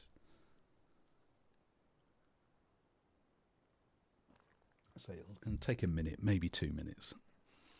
If you're still waiting, watch this, otherwise try it yourself. You'll have to watch anyway. Go back to the first frame, hover your mouse around, and you may, as you hover your mouse around, see some... Okay, the squares disappeared. Do you mean the little sparkly things? Okay, so the sparkly things will vanish if you don't have the layer selected. That's for sure. If you don't have the layer selected, you won't see any of that. As soon as you select the layer, they may or may not come back. So if you've deselected and then reselected, they may go. It's all part of the 3D camera tracker. So if you go to your effect controls panel, you'll see the name of the effect, 3D camera tracker. Click on the name of the effect, all the sparkles will come back. Okay. So I need to see the sparkly bits, the track points, as we say. So on the first frame, if you hover your mouse around, you'll see a really strange looking thing, as if like some sort of kite is appearing. What it's trying to do is trying to triangulate between track points and then give you a kind of a flat plane, A-N-E, to work on. So what I thought I could try and do is, especially around the rocks down the bottom, I've got more track points here and I'll have better luck from here, I think. What I'm trying to do is find, can you see within the triangulation points there's this set of concentric red circles? I don't know why, it always reminds me of being a student, because the cookers all look like that. Sorry if you've still got a cooker looking like that, but still, yay. I'm trying to find a flat plane. Imagine those concentric red circles were a mug mat, and you were going to put a mug on it. I'm trying to find a point where it's as flat as possible so I can put a mug on it and it won't slide off. Now you might have to be very lucky to find a position where that mug mat looks flat enough to put a mug on without it sliding off. I think you'd be very lucky to find a perfectly flat one, but I reckon if you just keep hovering around these rocks, you'll find one eventually. Every time I do this, I find one in a different position. So I found one here.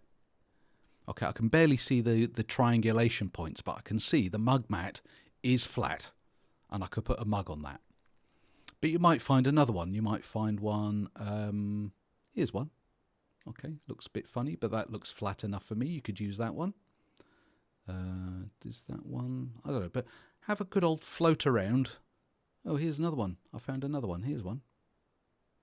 So find one that you think you could find again. And then would you right-click on it? Right-click on it, okay? And I'd like you to choose this command, set ground plane and origin. Set ground plane and origin. So that'll get us started. So what we're saying is, this is the ground, this is flat earth underneath all these rocks. So everything perpendicular from that will be upright. So if we get it wrong, we can set a new ground plane elsewhere. But I want to get started with this. Set ground plane and origin. So you right click on that mug mat and choose this command. Okay, nothing will happen at first. It's just a starting point. Now what we're going to do is create a camera, a 3D camera for this. See if you can hover back over that same space, that same place where you found that mug mat. Find that, I keep saying mug mat, it's just stuck in my head. That's how I like to think of it. Find that same set of, that same triangulation point, the set of red concentric circles, the same one you just chose. Right click on it again. Now you've already set the ground plane in origin, so you don't have to do that again. This time, choose create text and camera. Now you only need to create the camera once, but create text and camera. if you look in the header of your look in your timeline panel, you'll see a couple of things are happening. You now have a camera layer, a 3D camera layer, so it's like we had before. In fact, you may see the text active camera at the top left of your composition panel, just to confirm that. And it's added a text layer, and the text layer is sitting flat as if it was on the ground. Obviously it's hovering above the rocks, but that's what it's doing. And it's using the last font and size that you used. In my case, that was what was it? It was Times Bold, I think I used. So you probably have that. Okay, so just to double confirm, Grant, if you can't see the track points, make sure you have the shoreline layer selected, and in the effect controls panel you've clicked on the name of the effect, 3D camera tracker. Then the little track points will show again.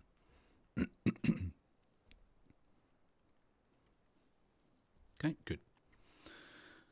So if you, as I say, you right click on a mug mat and say set ground plane and origin, then right click on it a second time and say create text and camera.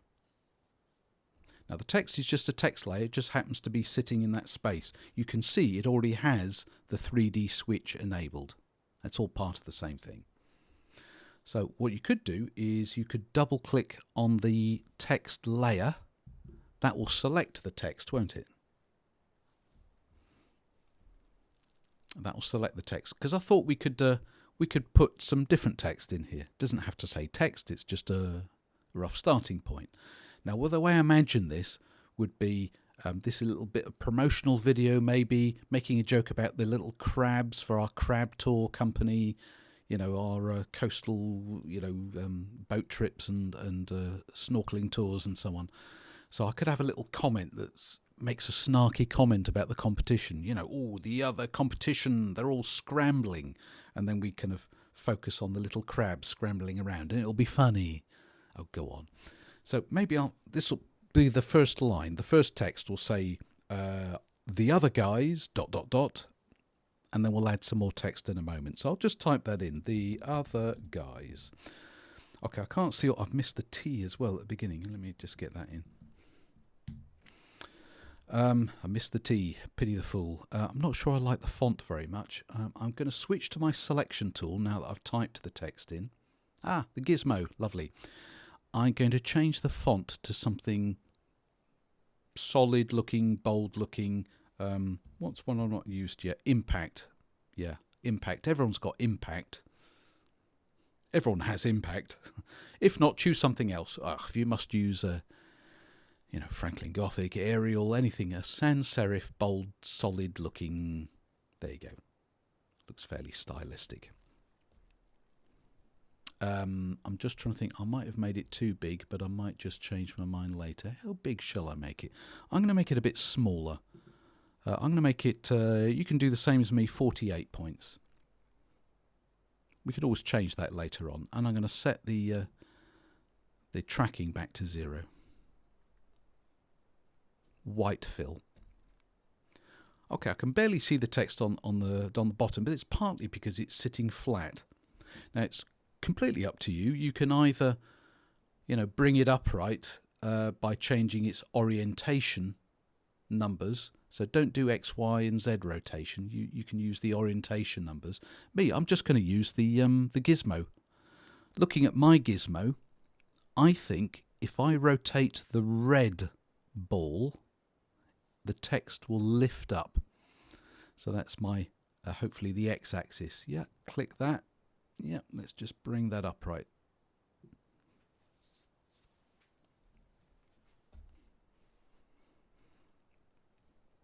Maybe I've gone too far, but I can also rotate it. I'm going to do it in a tick, but before I do anything, if you just lifted the text up so it's no longer flat, scrub through a little bit, and what you'll find is the text stays put as if it's actually someone's put some text on those rocks. As if you'd cut out some text from paper or plastic or something and just stuck it hovering on the rocks. And it behaves as if it was part of the video. Clever, isn't it? So although you can't necessarily see it to begin with, you can see it as you come round. But once it's there, it doesn't have to stay on the rocks. If you would like to move it somewhere else, just click on the text and move it somewhere else. Okay, it will respect dimensional perspective based on its original starting position. So if you thought I wanted to have it here instead of the original rocks, just move it. It'll still respect its position when you scrub through. I think I'll just rotate that back upright a little bit. It's a bit difficult because whoever's holding the camera isn't holding it upright anyway. I mean, look at the horizon line. It's really bad. So let's say, yeah, the other guys. In fact, I said I was going to add 3 dots. So I'm just going to dot, dot, dot. The other guys. Then let's scrub through a bit further. And just before that text goes away, I would like some other text over these rocks. So I'm at about 1 second 29, 1 second 30 frames.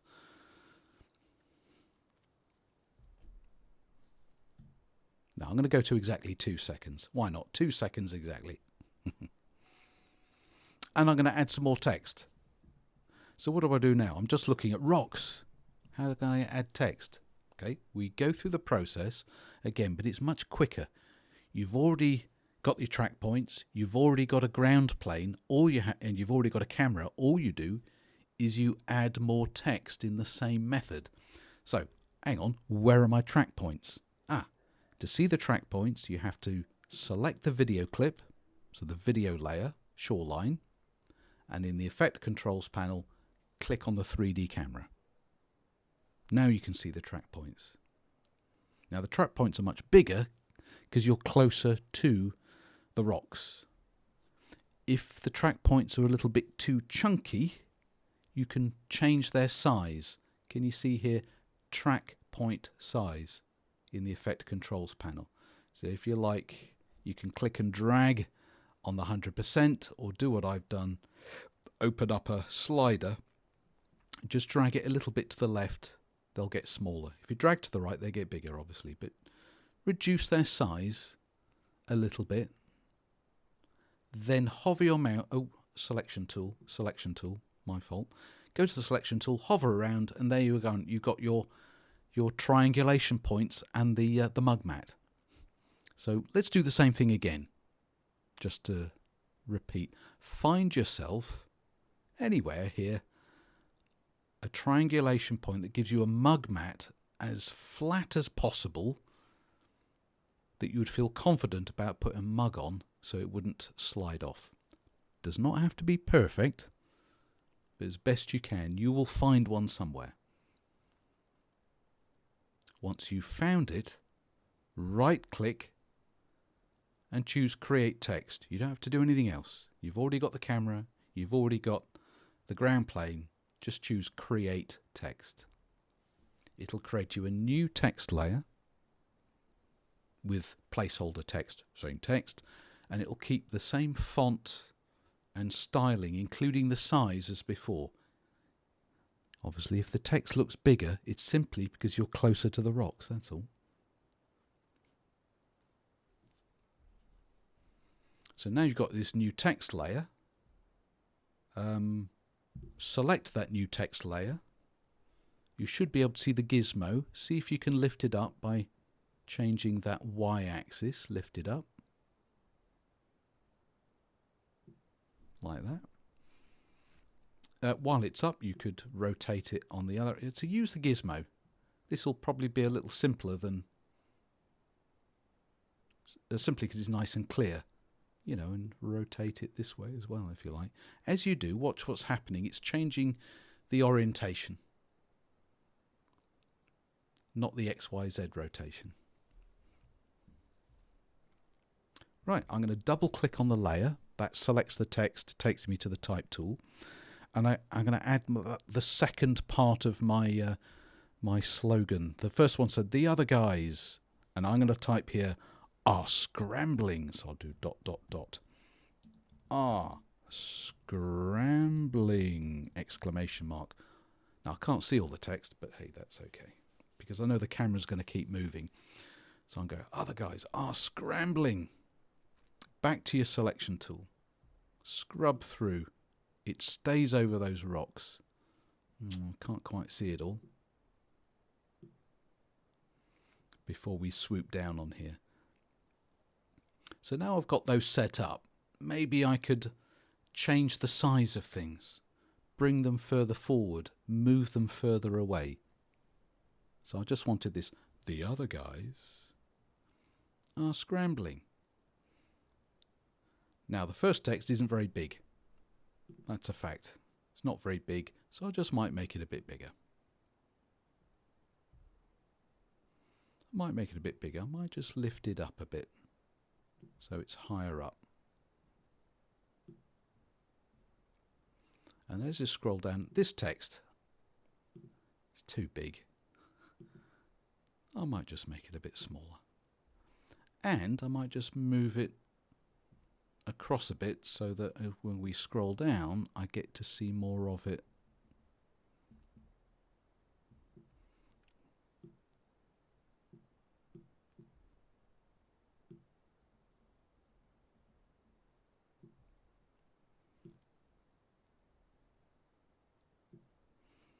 And I might also just rotate it a bit, and that'll take up less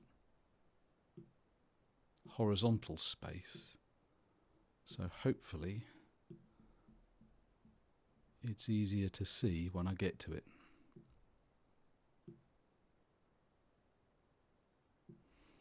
So it's just a little bit of a joke, really, you know. The other guys are scrambling. Hang on, let me move that across. I'm missing out part of that.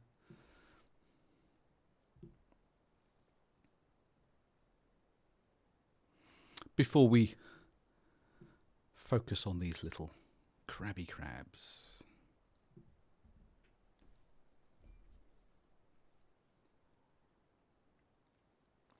Now I'm going to come back to that text a little bit later, but let's do these little crabby crabs because they're scuttling around. They're scrambling. That's the competition.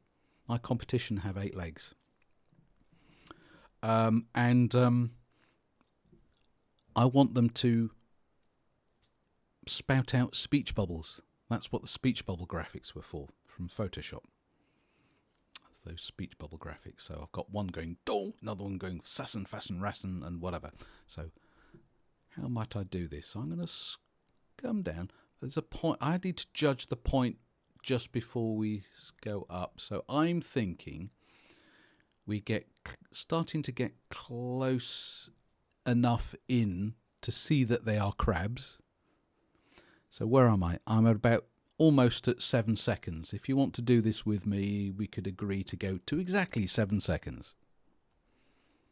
And then we'll have a speech bubble appear, shall we, over one of the crabs. Ready? 7-second mark? Great. We need to see the track points. So select the video clip shoreline in the Effect Controls panel.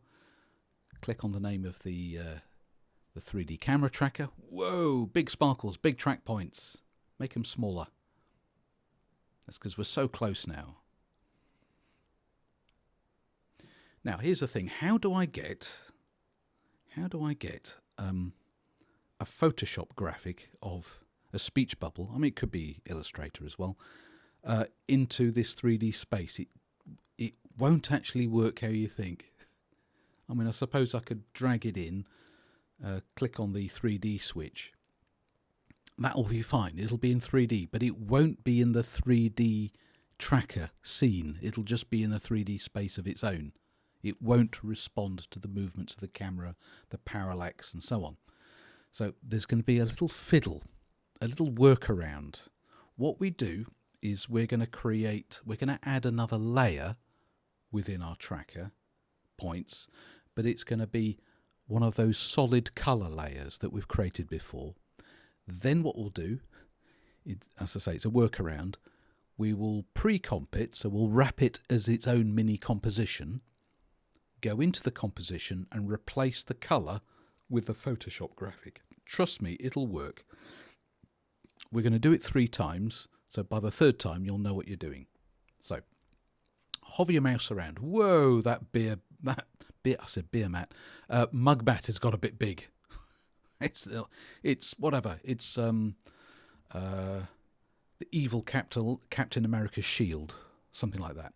What I'd like this time is I want it to be upright, just for a change. Instead of being flat, why don't we start with it upright? Imagine this was a drinks tray and someone's propped it up against a rock.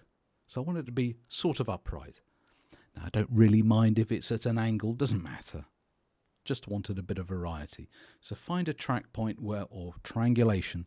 So you've got this, it looks upright, like this.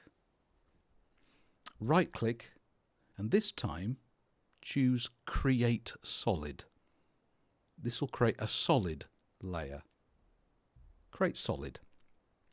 Okay, it might not look as upright as all that. That's because you can't see the whole layer. So solid layer, we've done this several times, but now it's a solid layer within that 3D track space. So if I scrub back and forth, can you see it's like a little square board sitting there? Right, here's what we're going to do. Look in the header of your timeline. Select that solid layer. By the way, your solid layer might be filled with a different colour. It's a bit random. Doesn't matter if yours isn't blue, yours is red. It's completely irrelevant. Might be green, I don't know. Select the layer. Pre-compose it. Do you remember how that was done? Layer menu, pre-compose. We did this to take several layers and combine them into a single pre-comp layer. Here, we're taking one layer and we're pre-composing it. Okay, it'll ask you to name it. I reckon you should name it Speech Bubble 1, because that's what we're going to use it for. Speech Bubble 1. Click OK. So now in the place of where that layer was, you've got now a pre-comp that contains that layer. Yeah?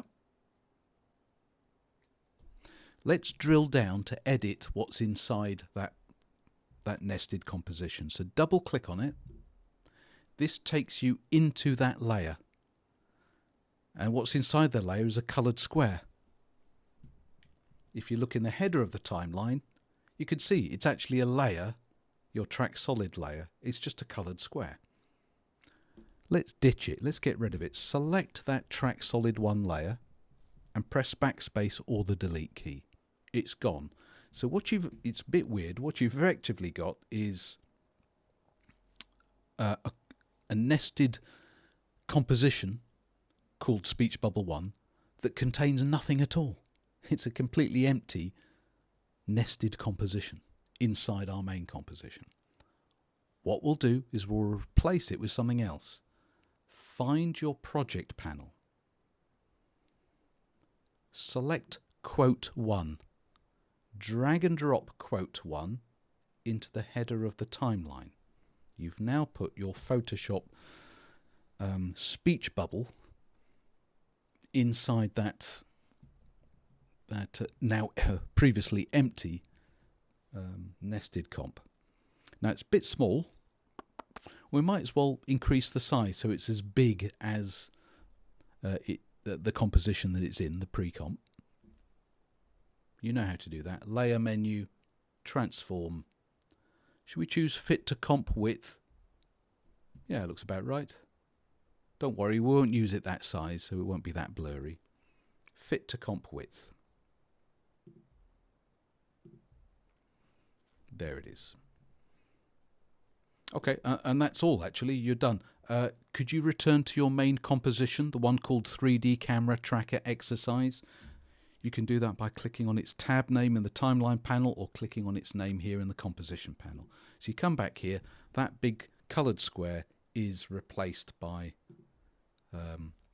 this speech bubble, which is a bit big, I must admit, it is a bit big. So shall we shrink it down?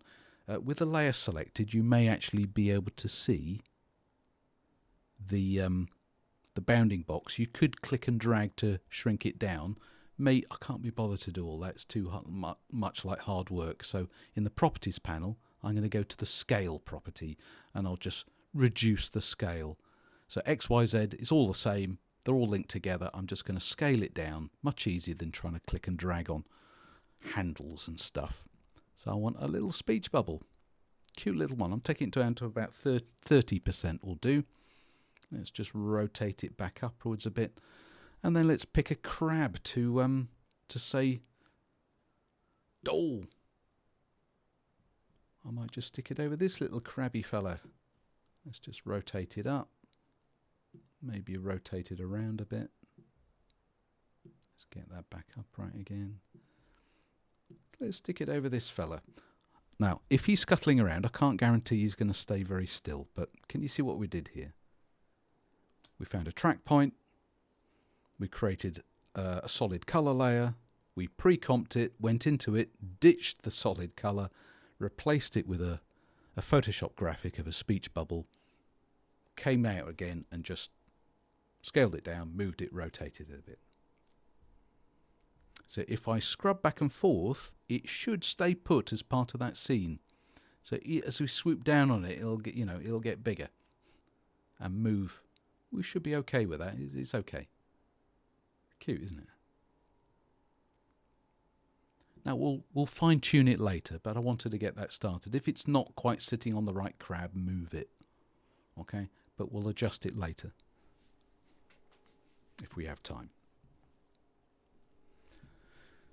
So that was at roughly 7 seconds, wasn't it? Scrub forward a bit because the camera's going to move. Go to about 8 seconds.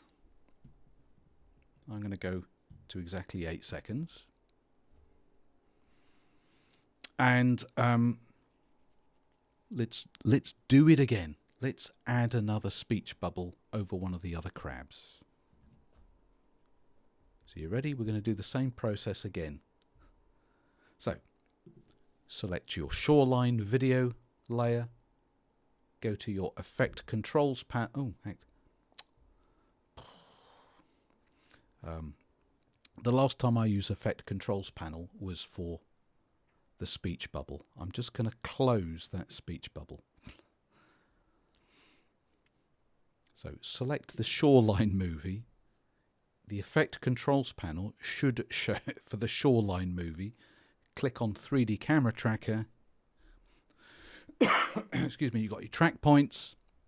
Find one that looks reasonably upright. Doesn't matter if it's huge. Right click on it. Create solid. You now have a solid color. Oh, mine's red this time. Select that track solid layer. Pre-compose it. So layer menu, pre-compose, or use the keyboard shortcut. Call it Speech Bubble 2.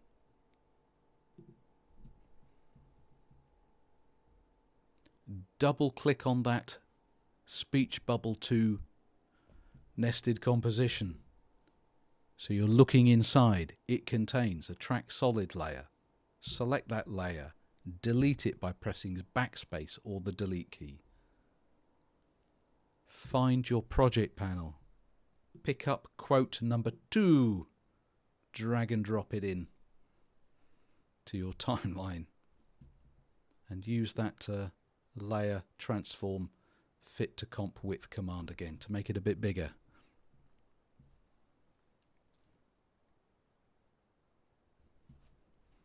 And then what I suggest is, just for clarity, once you've done that, you can now close that speech bubble 2 composition.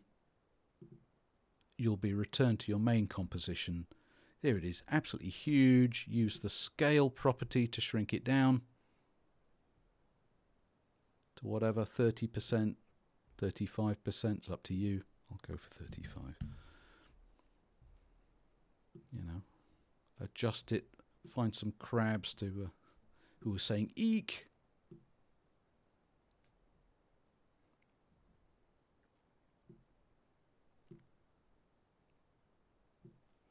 That you want to put it over. Now here's the thing. I've now got 2 speech bubbles, one in front of another. how can I mean, I suppose I could rotate them around so they pass over each other. How can I control which is in front of the other? Well, remember, it's in a 3D space. Looking at the gizmo, if you look at my screen, obviously the blue is the blue arrow is the Z axis.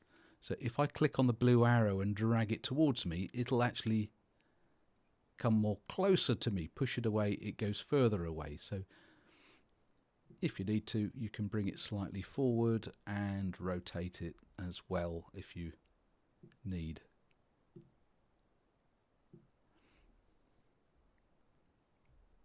So if I scrub through, I've got Zol Eek.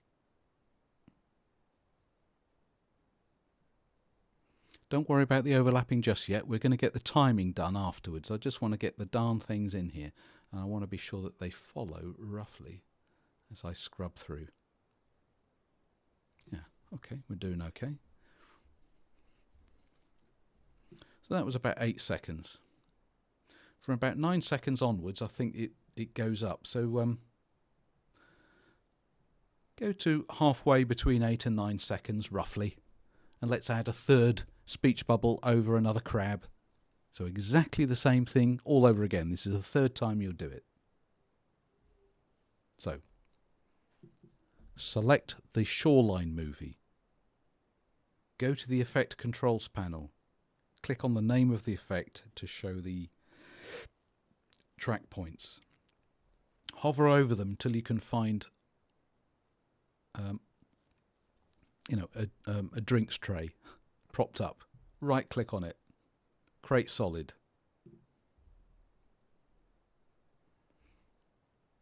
Select that track solid layer. Pre-compose it. Call it speech bubble 3.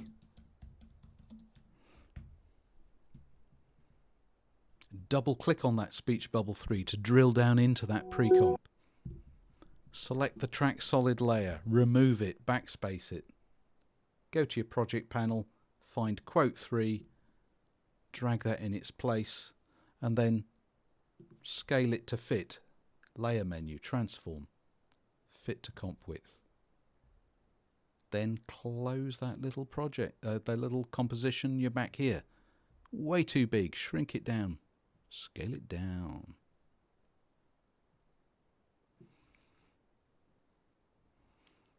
And I'm going to stick it over this crab. I'm not sure if it will stay put, but let me just check. Stays put good enough.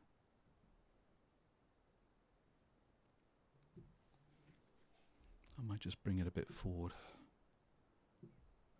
and a bit to the right and a bit up.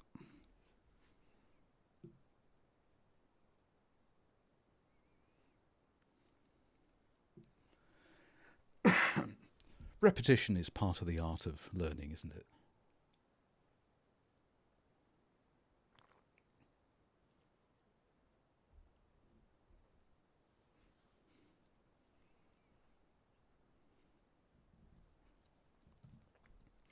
Now maybe yours look like mine, maybe they don't. Maybe they're rotated like mine, maybe they're not. Maybe you've repositioned them somewhere else. Obviously they look a bit messy. The whole point of this is I wanted my text. The other guys are scrambling. We would see the crabs, and then I want to make the speech bubbles appear one by one. Well, I'm sure you know there are several ways you could do that. You could change from one frame to the next. You could keyframe the opacity of a layer. Me, I'm just going to trim them. So as I swoop down, as I get towards about 6 seconds, I think, okay, I want the 3 exclamation marks to appear first. So that was speech bubble 1. So at that position, I'm going to press Alt or Option, open square bracket. That way, it trims that so that speech bubble will not appear until then. It'll suddenly appear. Then I'm going to do the same thing roughly about 7 seconds with the next one, the eek. I'll select the layer, Alt or Option, open square bracket. It'll then appear next. And then around 8 seconds, I'll do the same with the last one. Speech bubble 3, Alt or Option, open square bracket. That way, when it swoops down, they appear one at a time.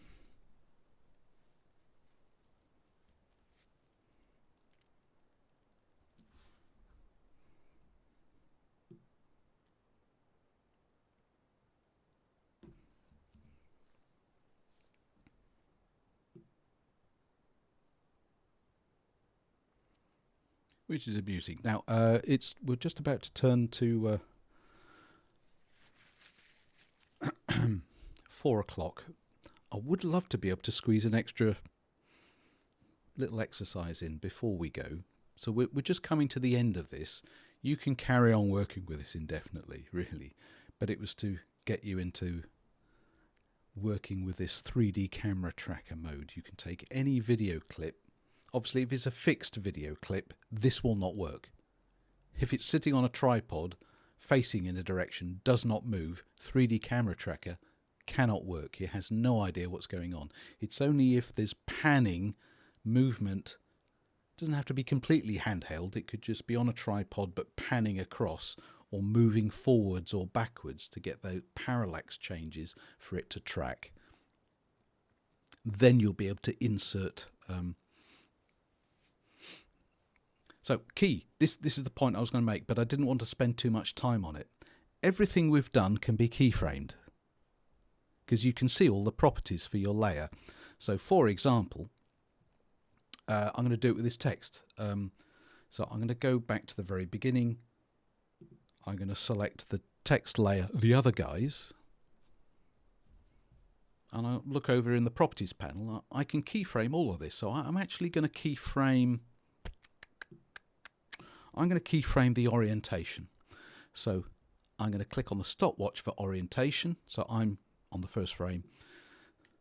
So I've got a first keyframe. And then what I'll do is I'll scrub forward a bit. And what I'll then do is I shall just use my gizmo to rotate it around a bit. Maybe just bring that up a bit here and forward a bit. So absolutely. So now I've got it, as I'm moving it, I've got the thing swinging around. Here, similarly, I'm going to go for my second text layer. As I start to see it, I'm also going to click on the stopwatch next to orientation, give it a starting point, and as we swing round, by then I would like to have it rotated around like this and a bit more upright. So now as we swoop down, I mean I can move it as well. I'm just using orientation as an example. I can keyframe the movement on these to give it a different look. So absolutely, by the time you come down to the Krabby Crabs, each of these speech bubbles, if you select a speech bubble, that's fine. So we've got a speech bubble. Here's one. Ding. All you have to do is you can change its position in 3D space. So if a crab is moving too much, I mean this one's doing okay, but what I can do is I can click on the stopwatch for position. So I've got a keyframe for it, and if the crab has moved, well, I'll just move the thing with it, and I can have my speech bubbles moving as a position thing. So it's not just staying in respective space. I can actually... So that last one probably needs it, this guy here. I'm going to change its position. So I shall just click here. He's moving around a bit. I might just bring that up a bit to the left so that it moves with the crab a bit. So absolutely, you just keyframe their position, or orientation, or other thing. You can fade things in and out with opacity. So all of this is up for grabs. If we had more time, I would say we come up here. There was actually also in the same. Oh, look at that! I might just make sure that text does not appear. where am I? Are scrambling. So I'm going to press Alt or Option close square bracket. That'll trim the back end of that so it doesn't show when I go up. What I was going to say was there is actually a logo, some sort of Crab Tours logo. So you could come back here, show your camera tracker track points. If you need to make them big again, you could actually do the same trick again and bring a logo that could just sit and spin on top of one of these rocks in the distance. But I don't have time for that because it's 4:05.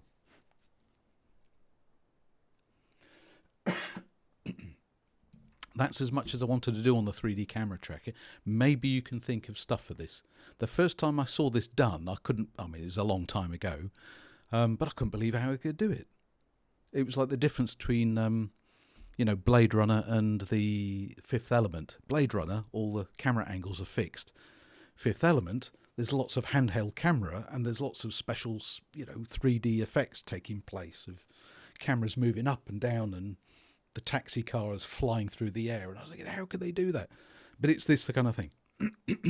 The first time I saw it was some sort of silly pop video where it had some guys in a living room and they were kind of getting up and jumping down and the camera was handheld going from one person to another, to the toaster and, back to the coffee table.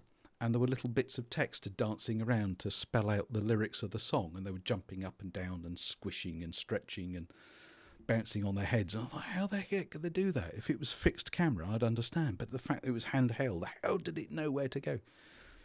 There you go, 3D camera tracker done in After Effects.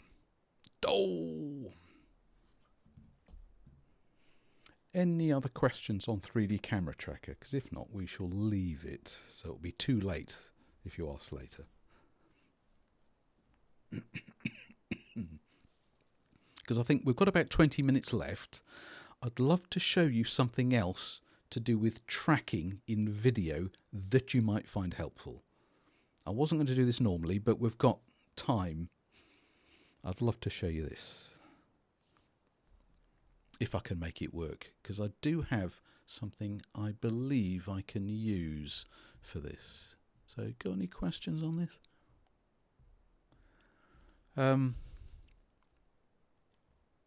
Okay, let's do this. We may as well stay in the same project, to be honest. It's all on the theme of tracking, if not exactly 3D. So you'll have to excuse. No. Would you save this and close it, please? Save and close the project. We'll get confused otherwise. Would you, now you have an empty untitled project, would you save as? Would you call this motion tracking exercise? I've just put tracing, motion tracking exercise. This will be the third tracking thing we do. We did the boy's face, then we did 3D camera. This is straightforward motion tracking where you've got a video of something moving and you want to track it and put a different layer to follow it. You'll see what I mean later. Could you save it into folder 8, more techniques? Save it into folder 8, motion tracking exercise.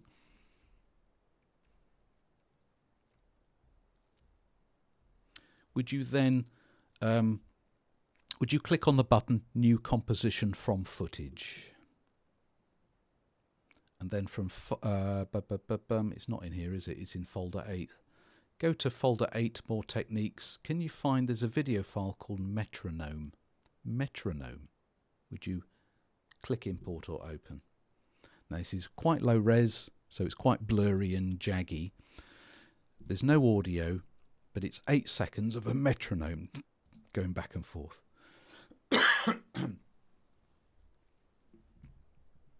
Now, obviously the metronome is moving, but it's a handheld camera. The camera's also moving, so it's twice as hard as it should be.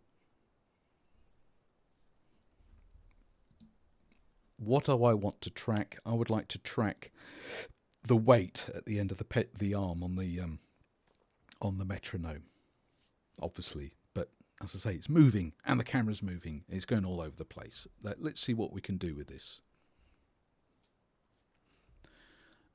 Could you? What shall I do? I think rather than importing anything else, we could draw something.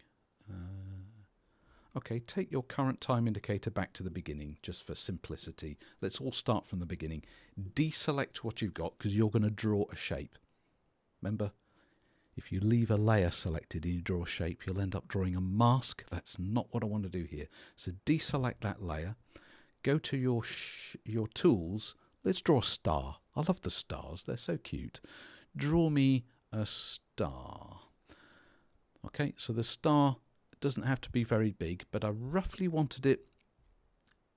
Okay, I'm just going to draw the star. I'm going to draw it upright with the shift key, but I want it big, but only big enough that you think if it was a sticker, you could stick it onto that weight on the pendulum on the arm of the metronome, and it would go tick-tock back and forth. So I don't want a huge star. That's silly. Just a star that's kind of roughly as if it was a sticker and you want to put it on the metronome. You don't have to draw it on the top. Could you draw it there? Can we just simplify it? I don't know what you have. Mine has got a grayscale, a gradient fill inside. Could you change the fill to a solid colour? And would you make that solid colour a nice yellow? You can mix your own yellow. You don't need me to tell you how to make a yellow colour. Would you set the stroke to none colour, please? No colour for the stroke, just a bright yellow fill. Look, if you don't like yellow, choose any colour you like. It's not important.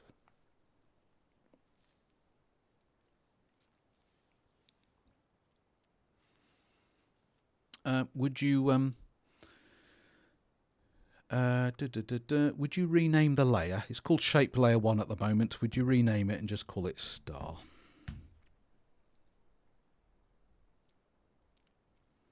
Just call it Star. It'll be fine. You can collapse the layer. I won't get too obsessed with it.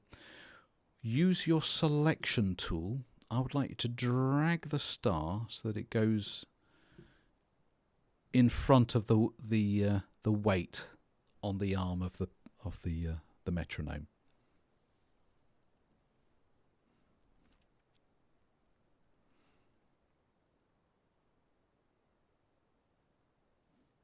So I'm just looking at message, Ricky. Ricky, how do I get the inversion to swap over the shapes? Only showing me the video through the star. Okay, so Ricky, what you've done is you've created a mask.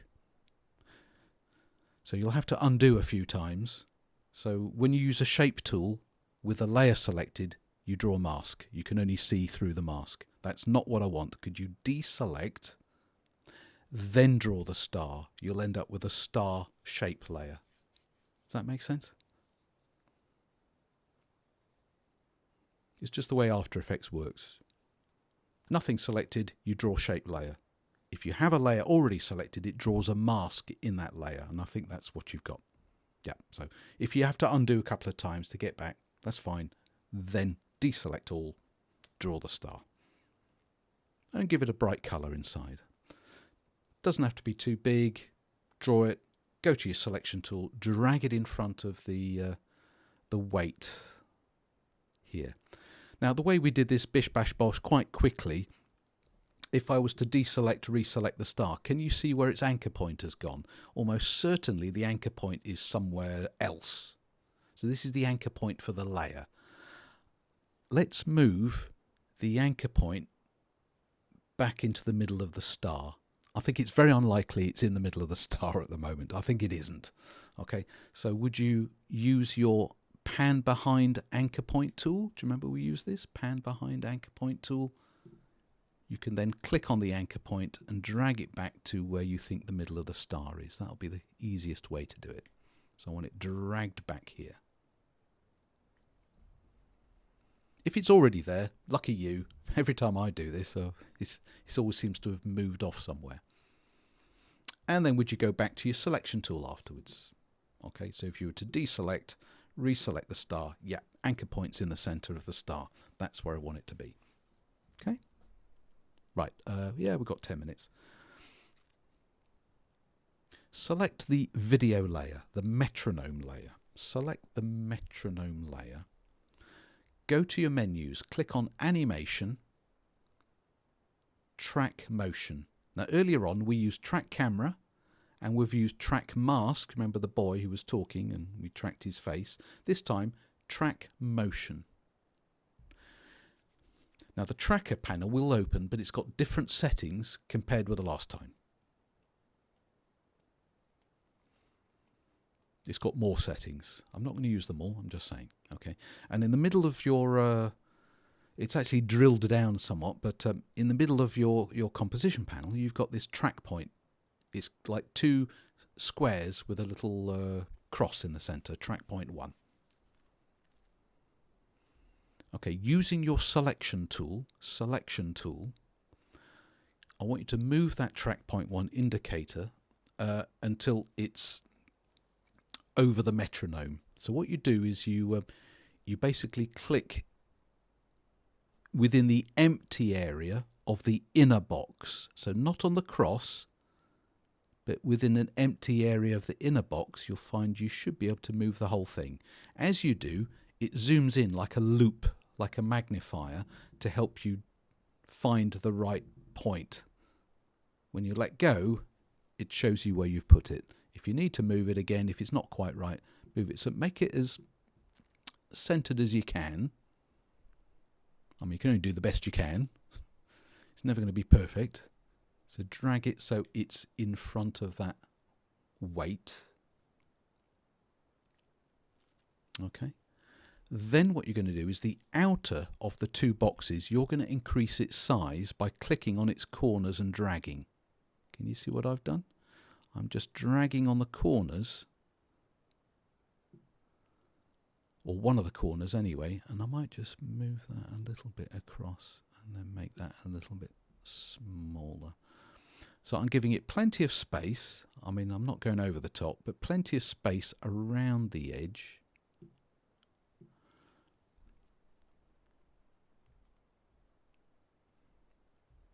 Once you've done that, so I've got outer box completely around, then click on one of the corners or whatever of the inner box to see if you could just get it to encompass the weight but not much else. So stay, if you can, stay within the area of the weight. So I might just make it a tad smaller actually. So something a bit like that. So it says, you know, focus on this area, but also bear in mind this is the outer area. So something a bit like this. I know the weight is at an angle, so it's never going to be quite right, but see if you can do something a bit like I've done here.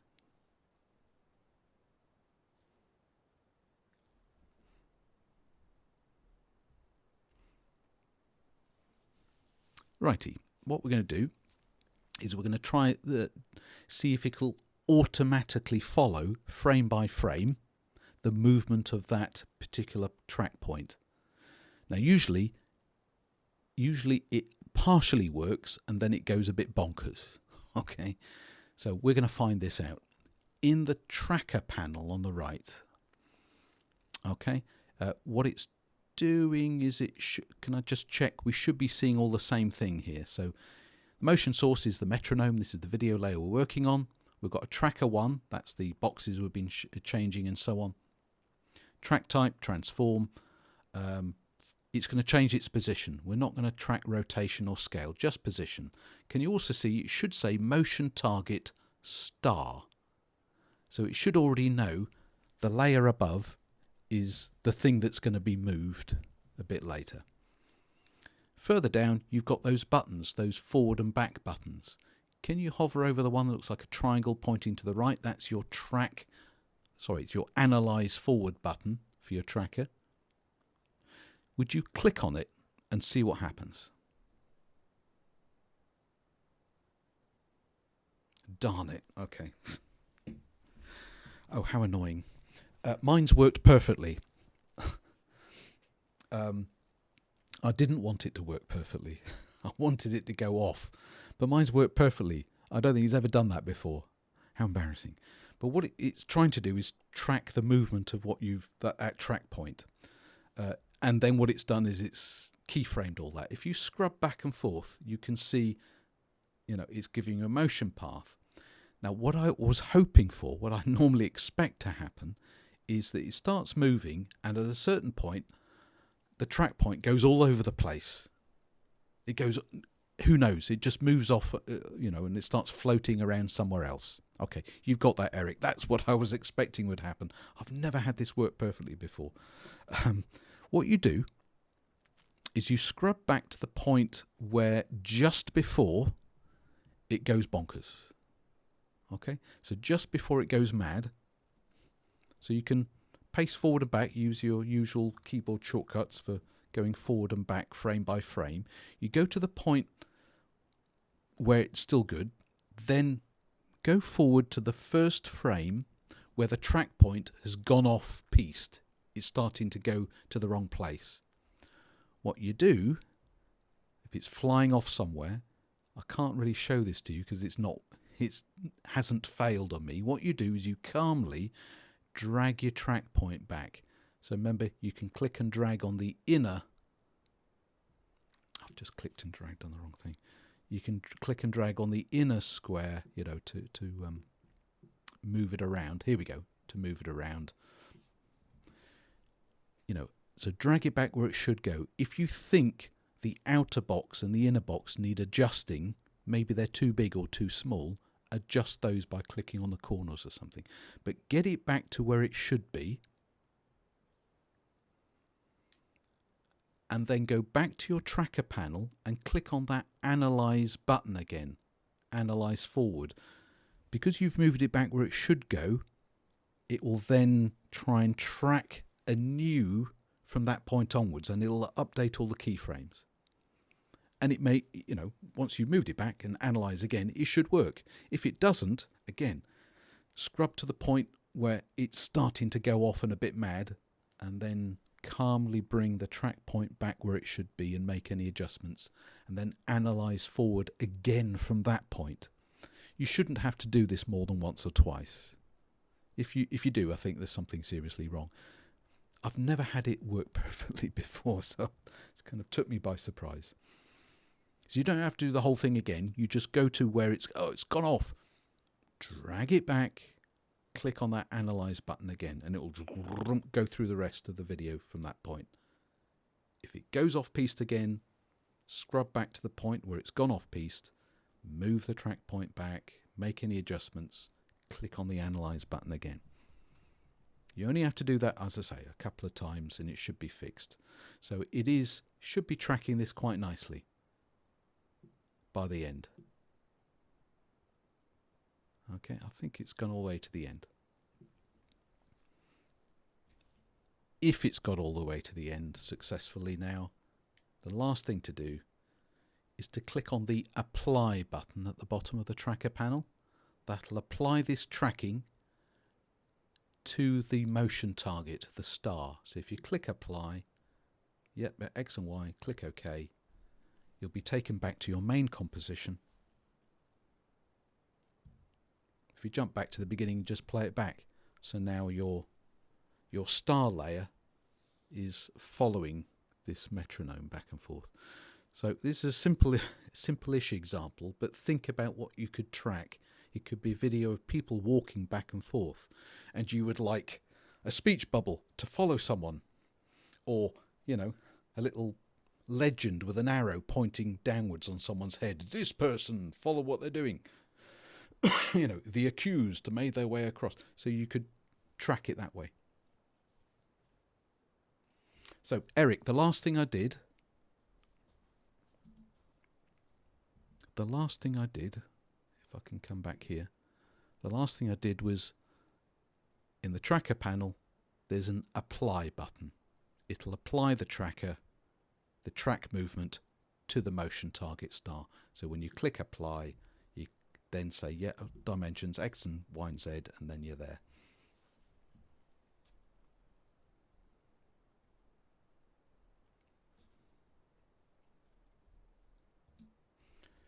So since we're on the topic of tracking, it's not 3D, is it? But think about how you might be able to use that.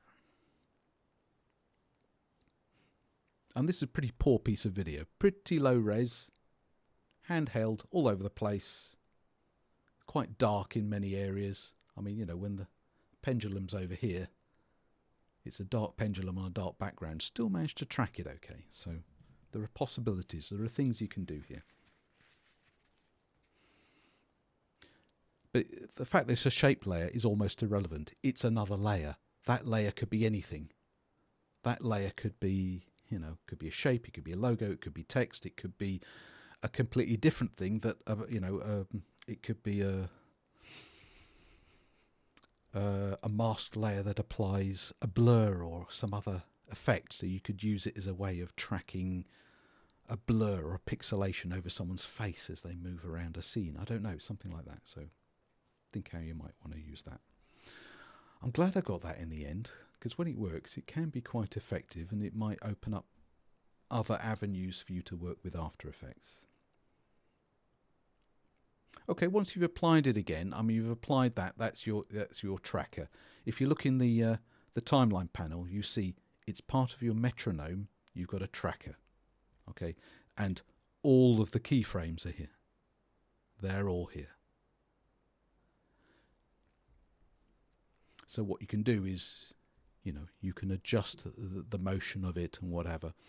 But if you're not happy with it, you can always delete it. You can hide it. You can hide your track points and do it all over again if you like.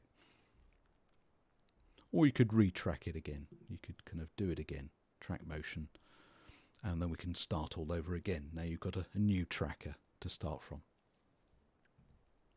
But you probably wouldn't want to click apply until you're quite happy that it's been done.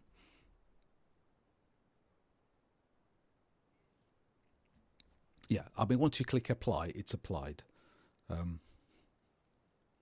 you want to go back, I mean, there's always things you can do, but you don't feel obliged to click apply until you're good and ready.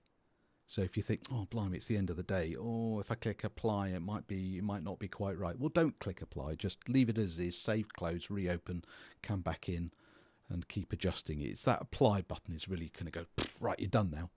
It's like flatten, right, done. You can always redo it with a new tracker.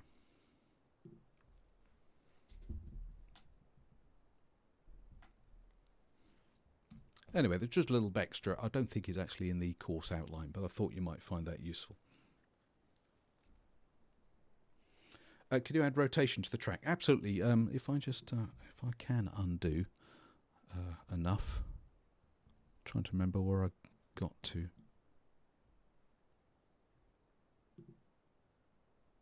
I might have undone too much then. Oh, I can't remember where I've got to. I was trying to bring it all back again. Undo.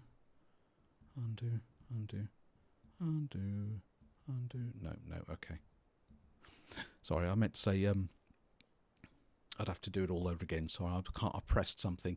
But in the tracker panel, you have these options. I just did transform and then underneath position. You also have tick boxes, which are now greyed out because I've applied it, for rotation and scale. So if things are rotating, coming towards you, going away, you can tick those as well, and it'll track those as well.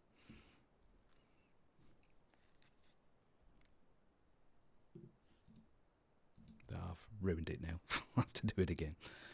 Okay, we've come to that time actually. You can save and carry on playing with this, or save and close.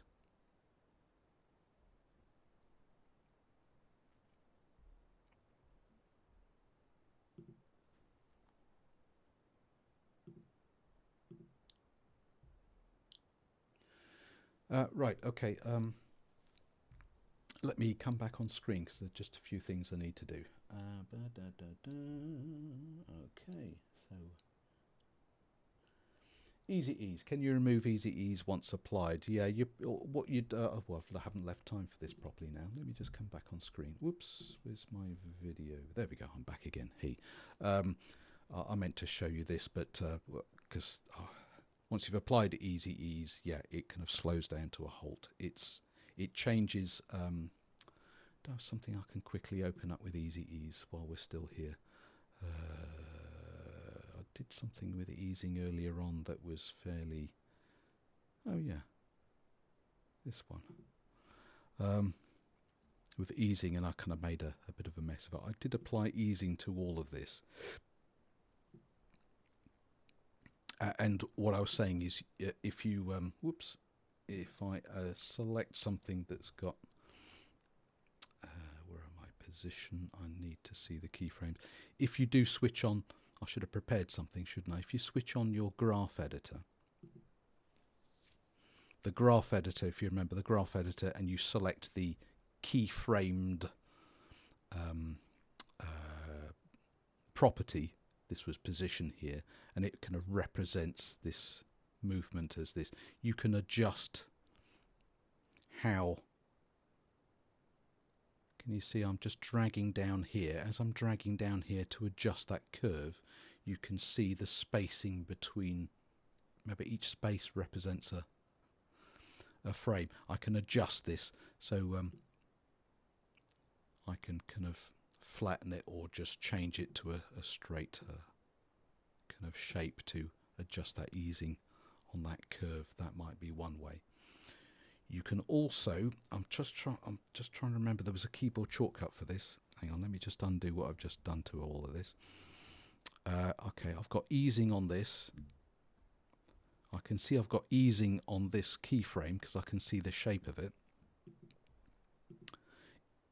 I do, if I remember correctly, if you hold down your control key and click on that keyframe, if not once, twice, that will remove the easing from it completely. So it comes in with a thud. Okay.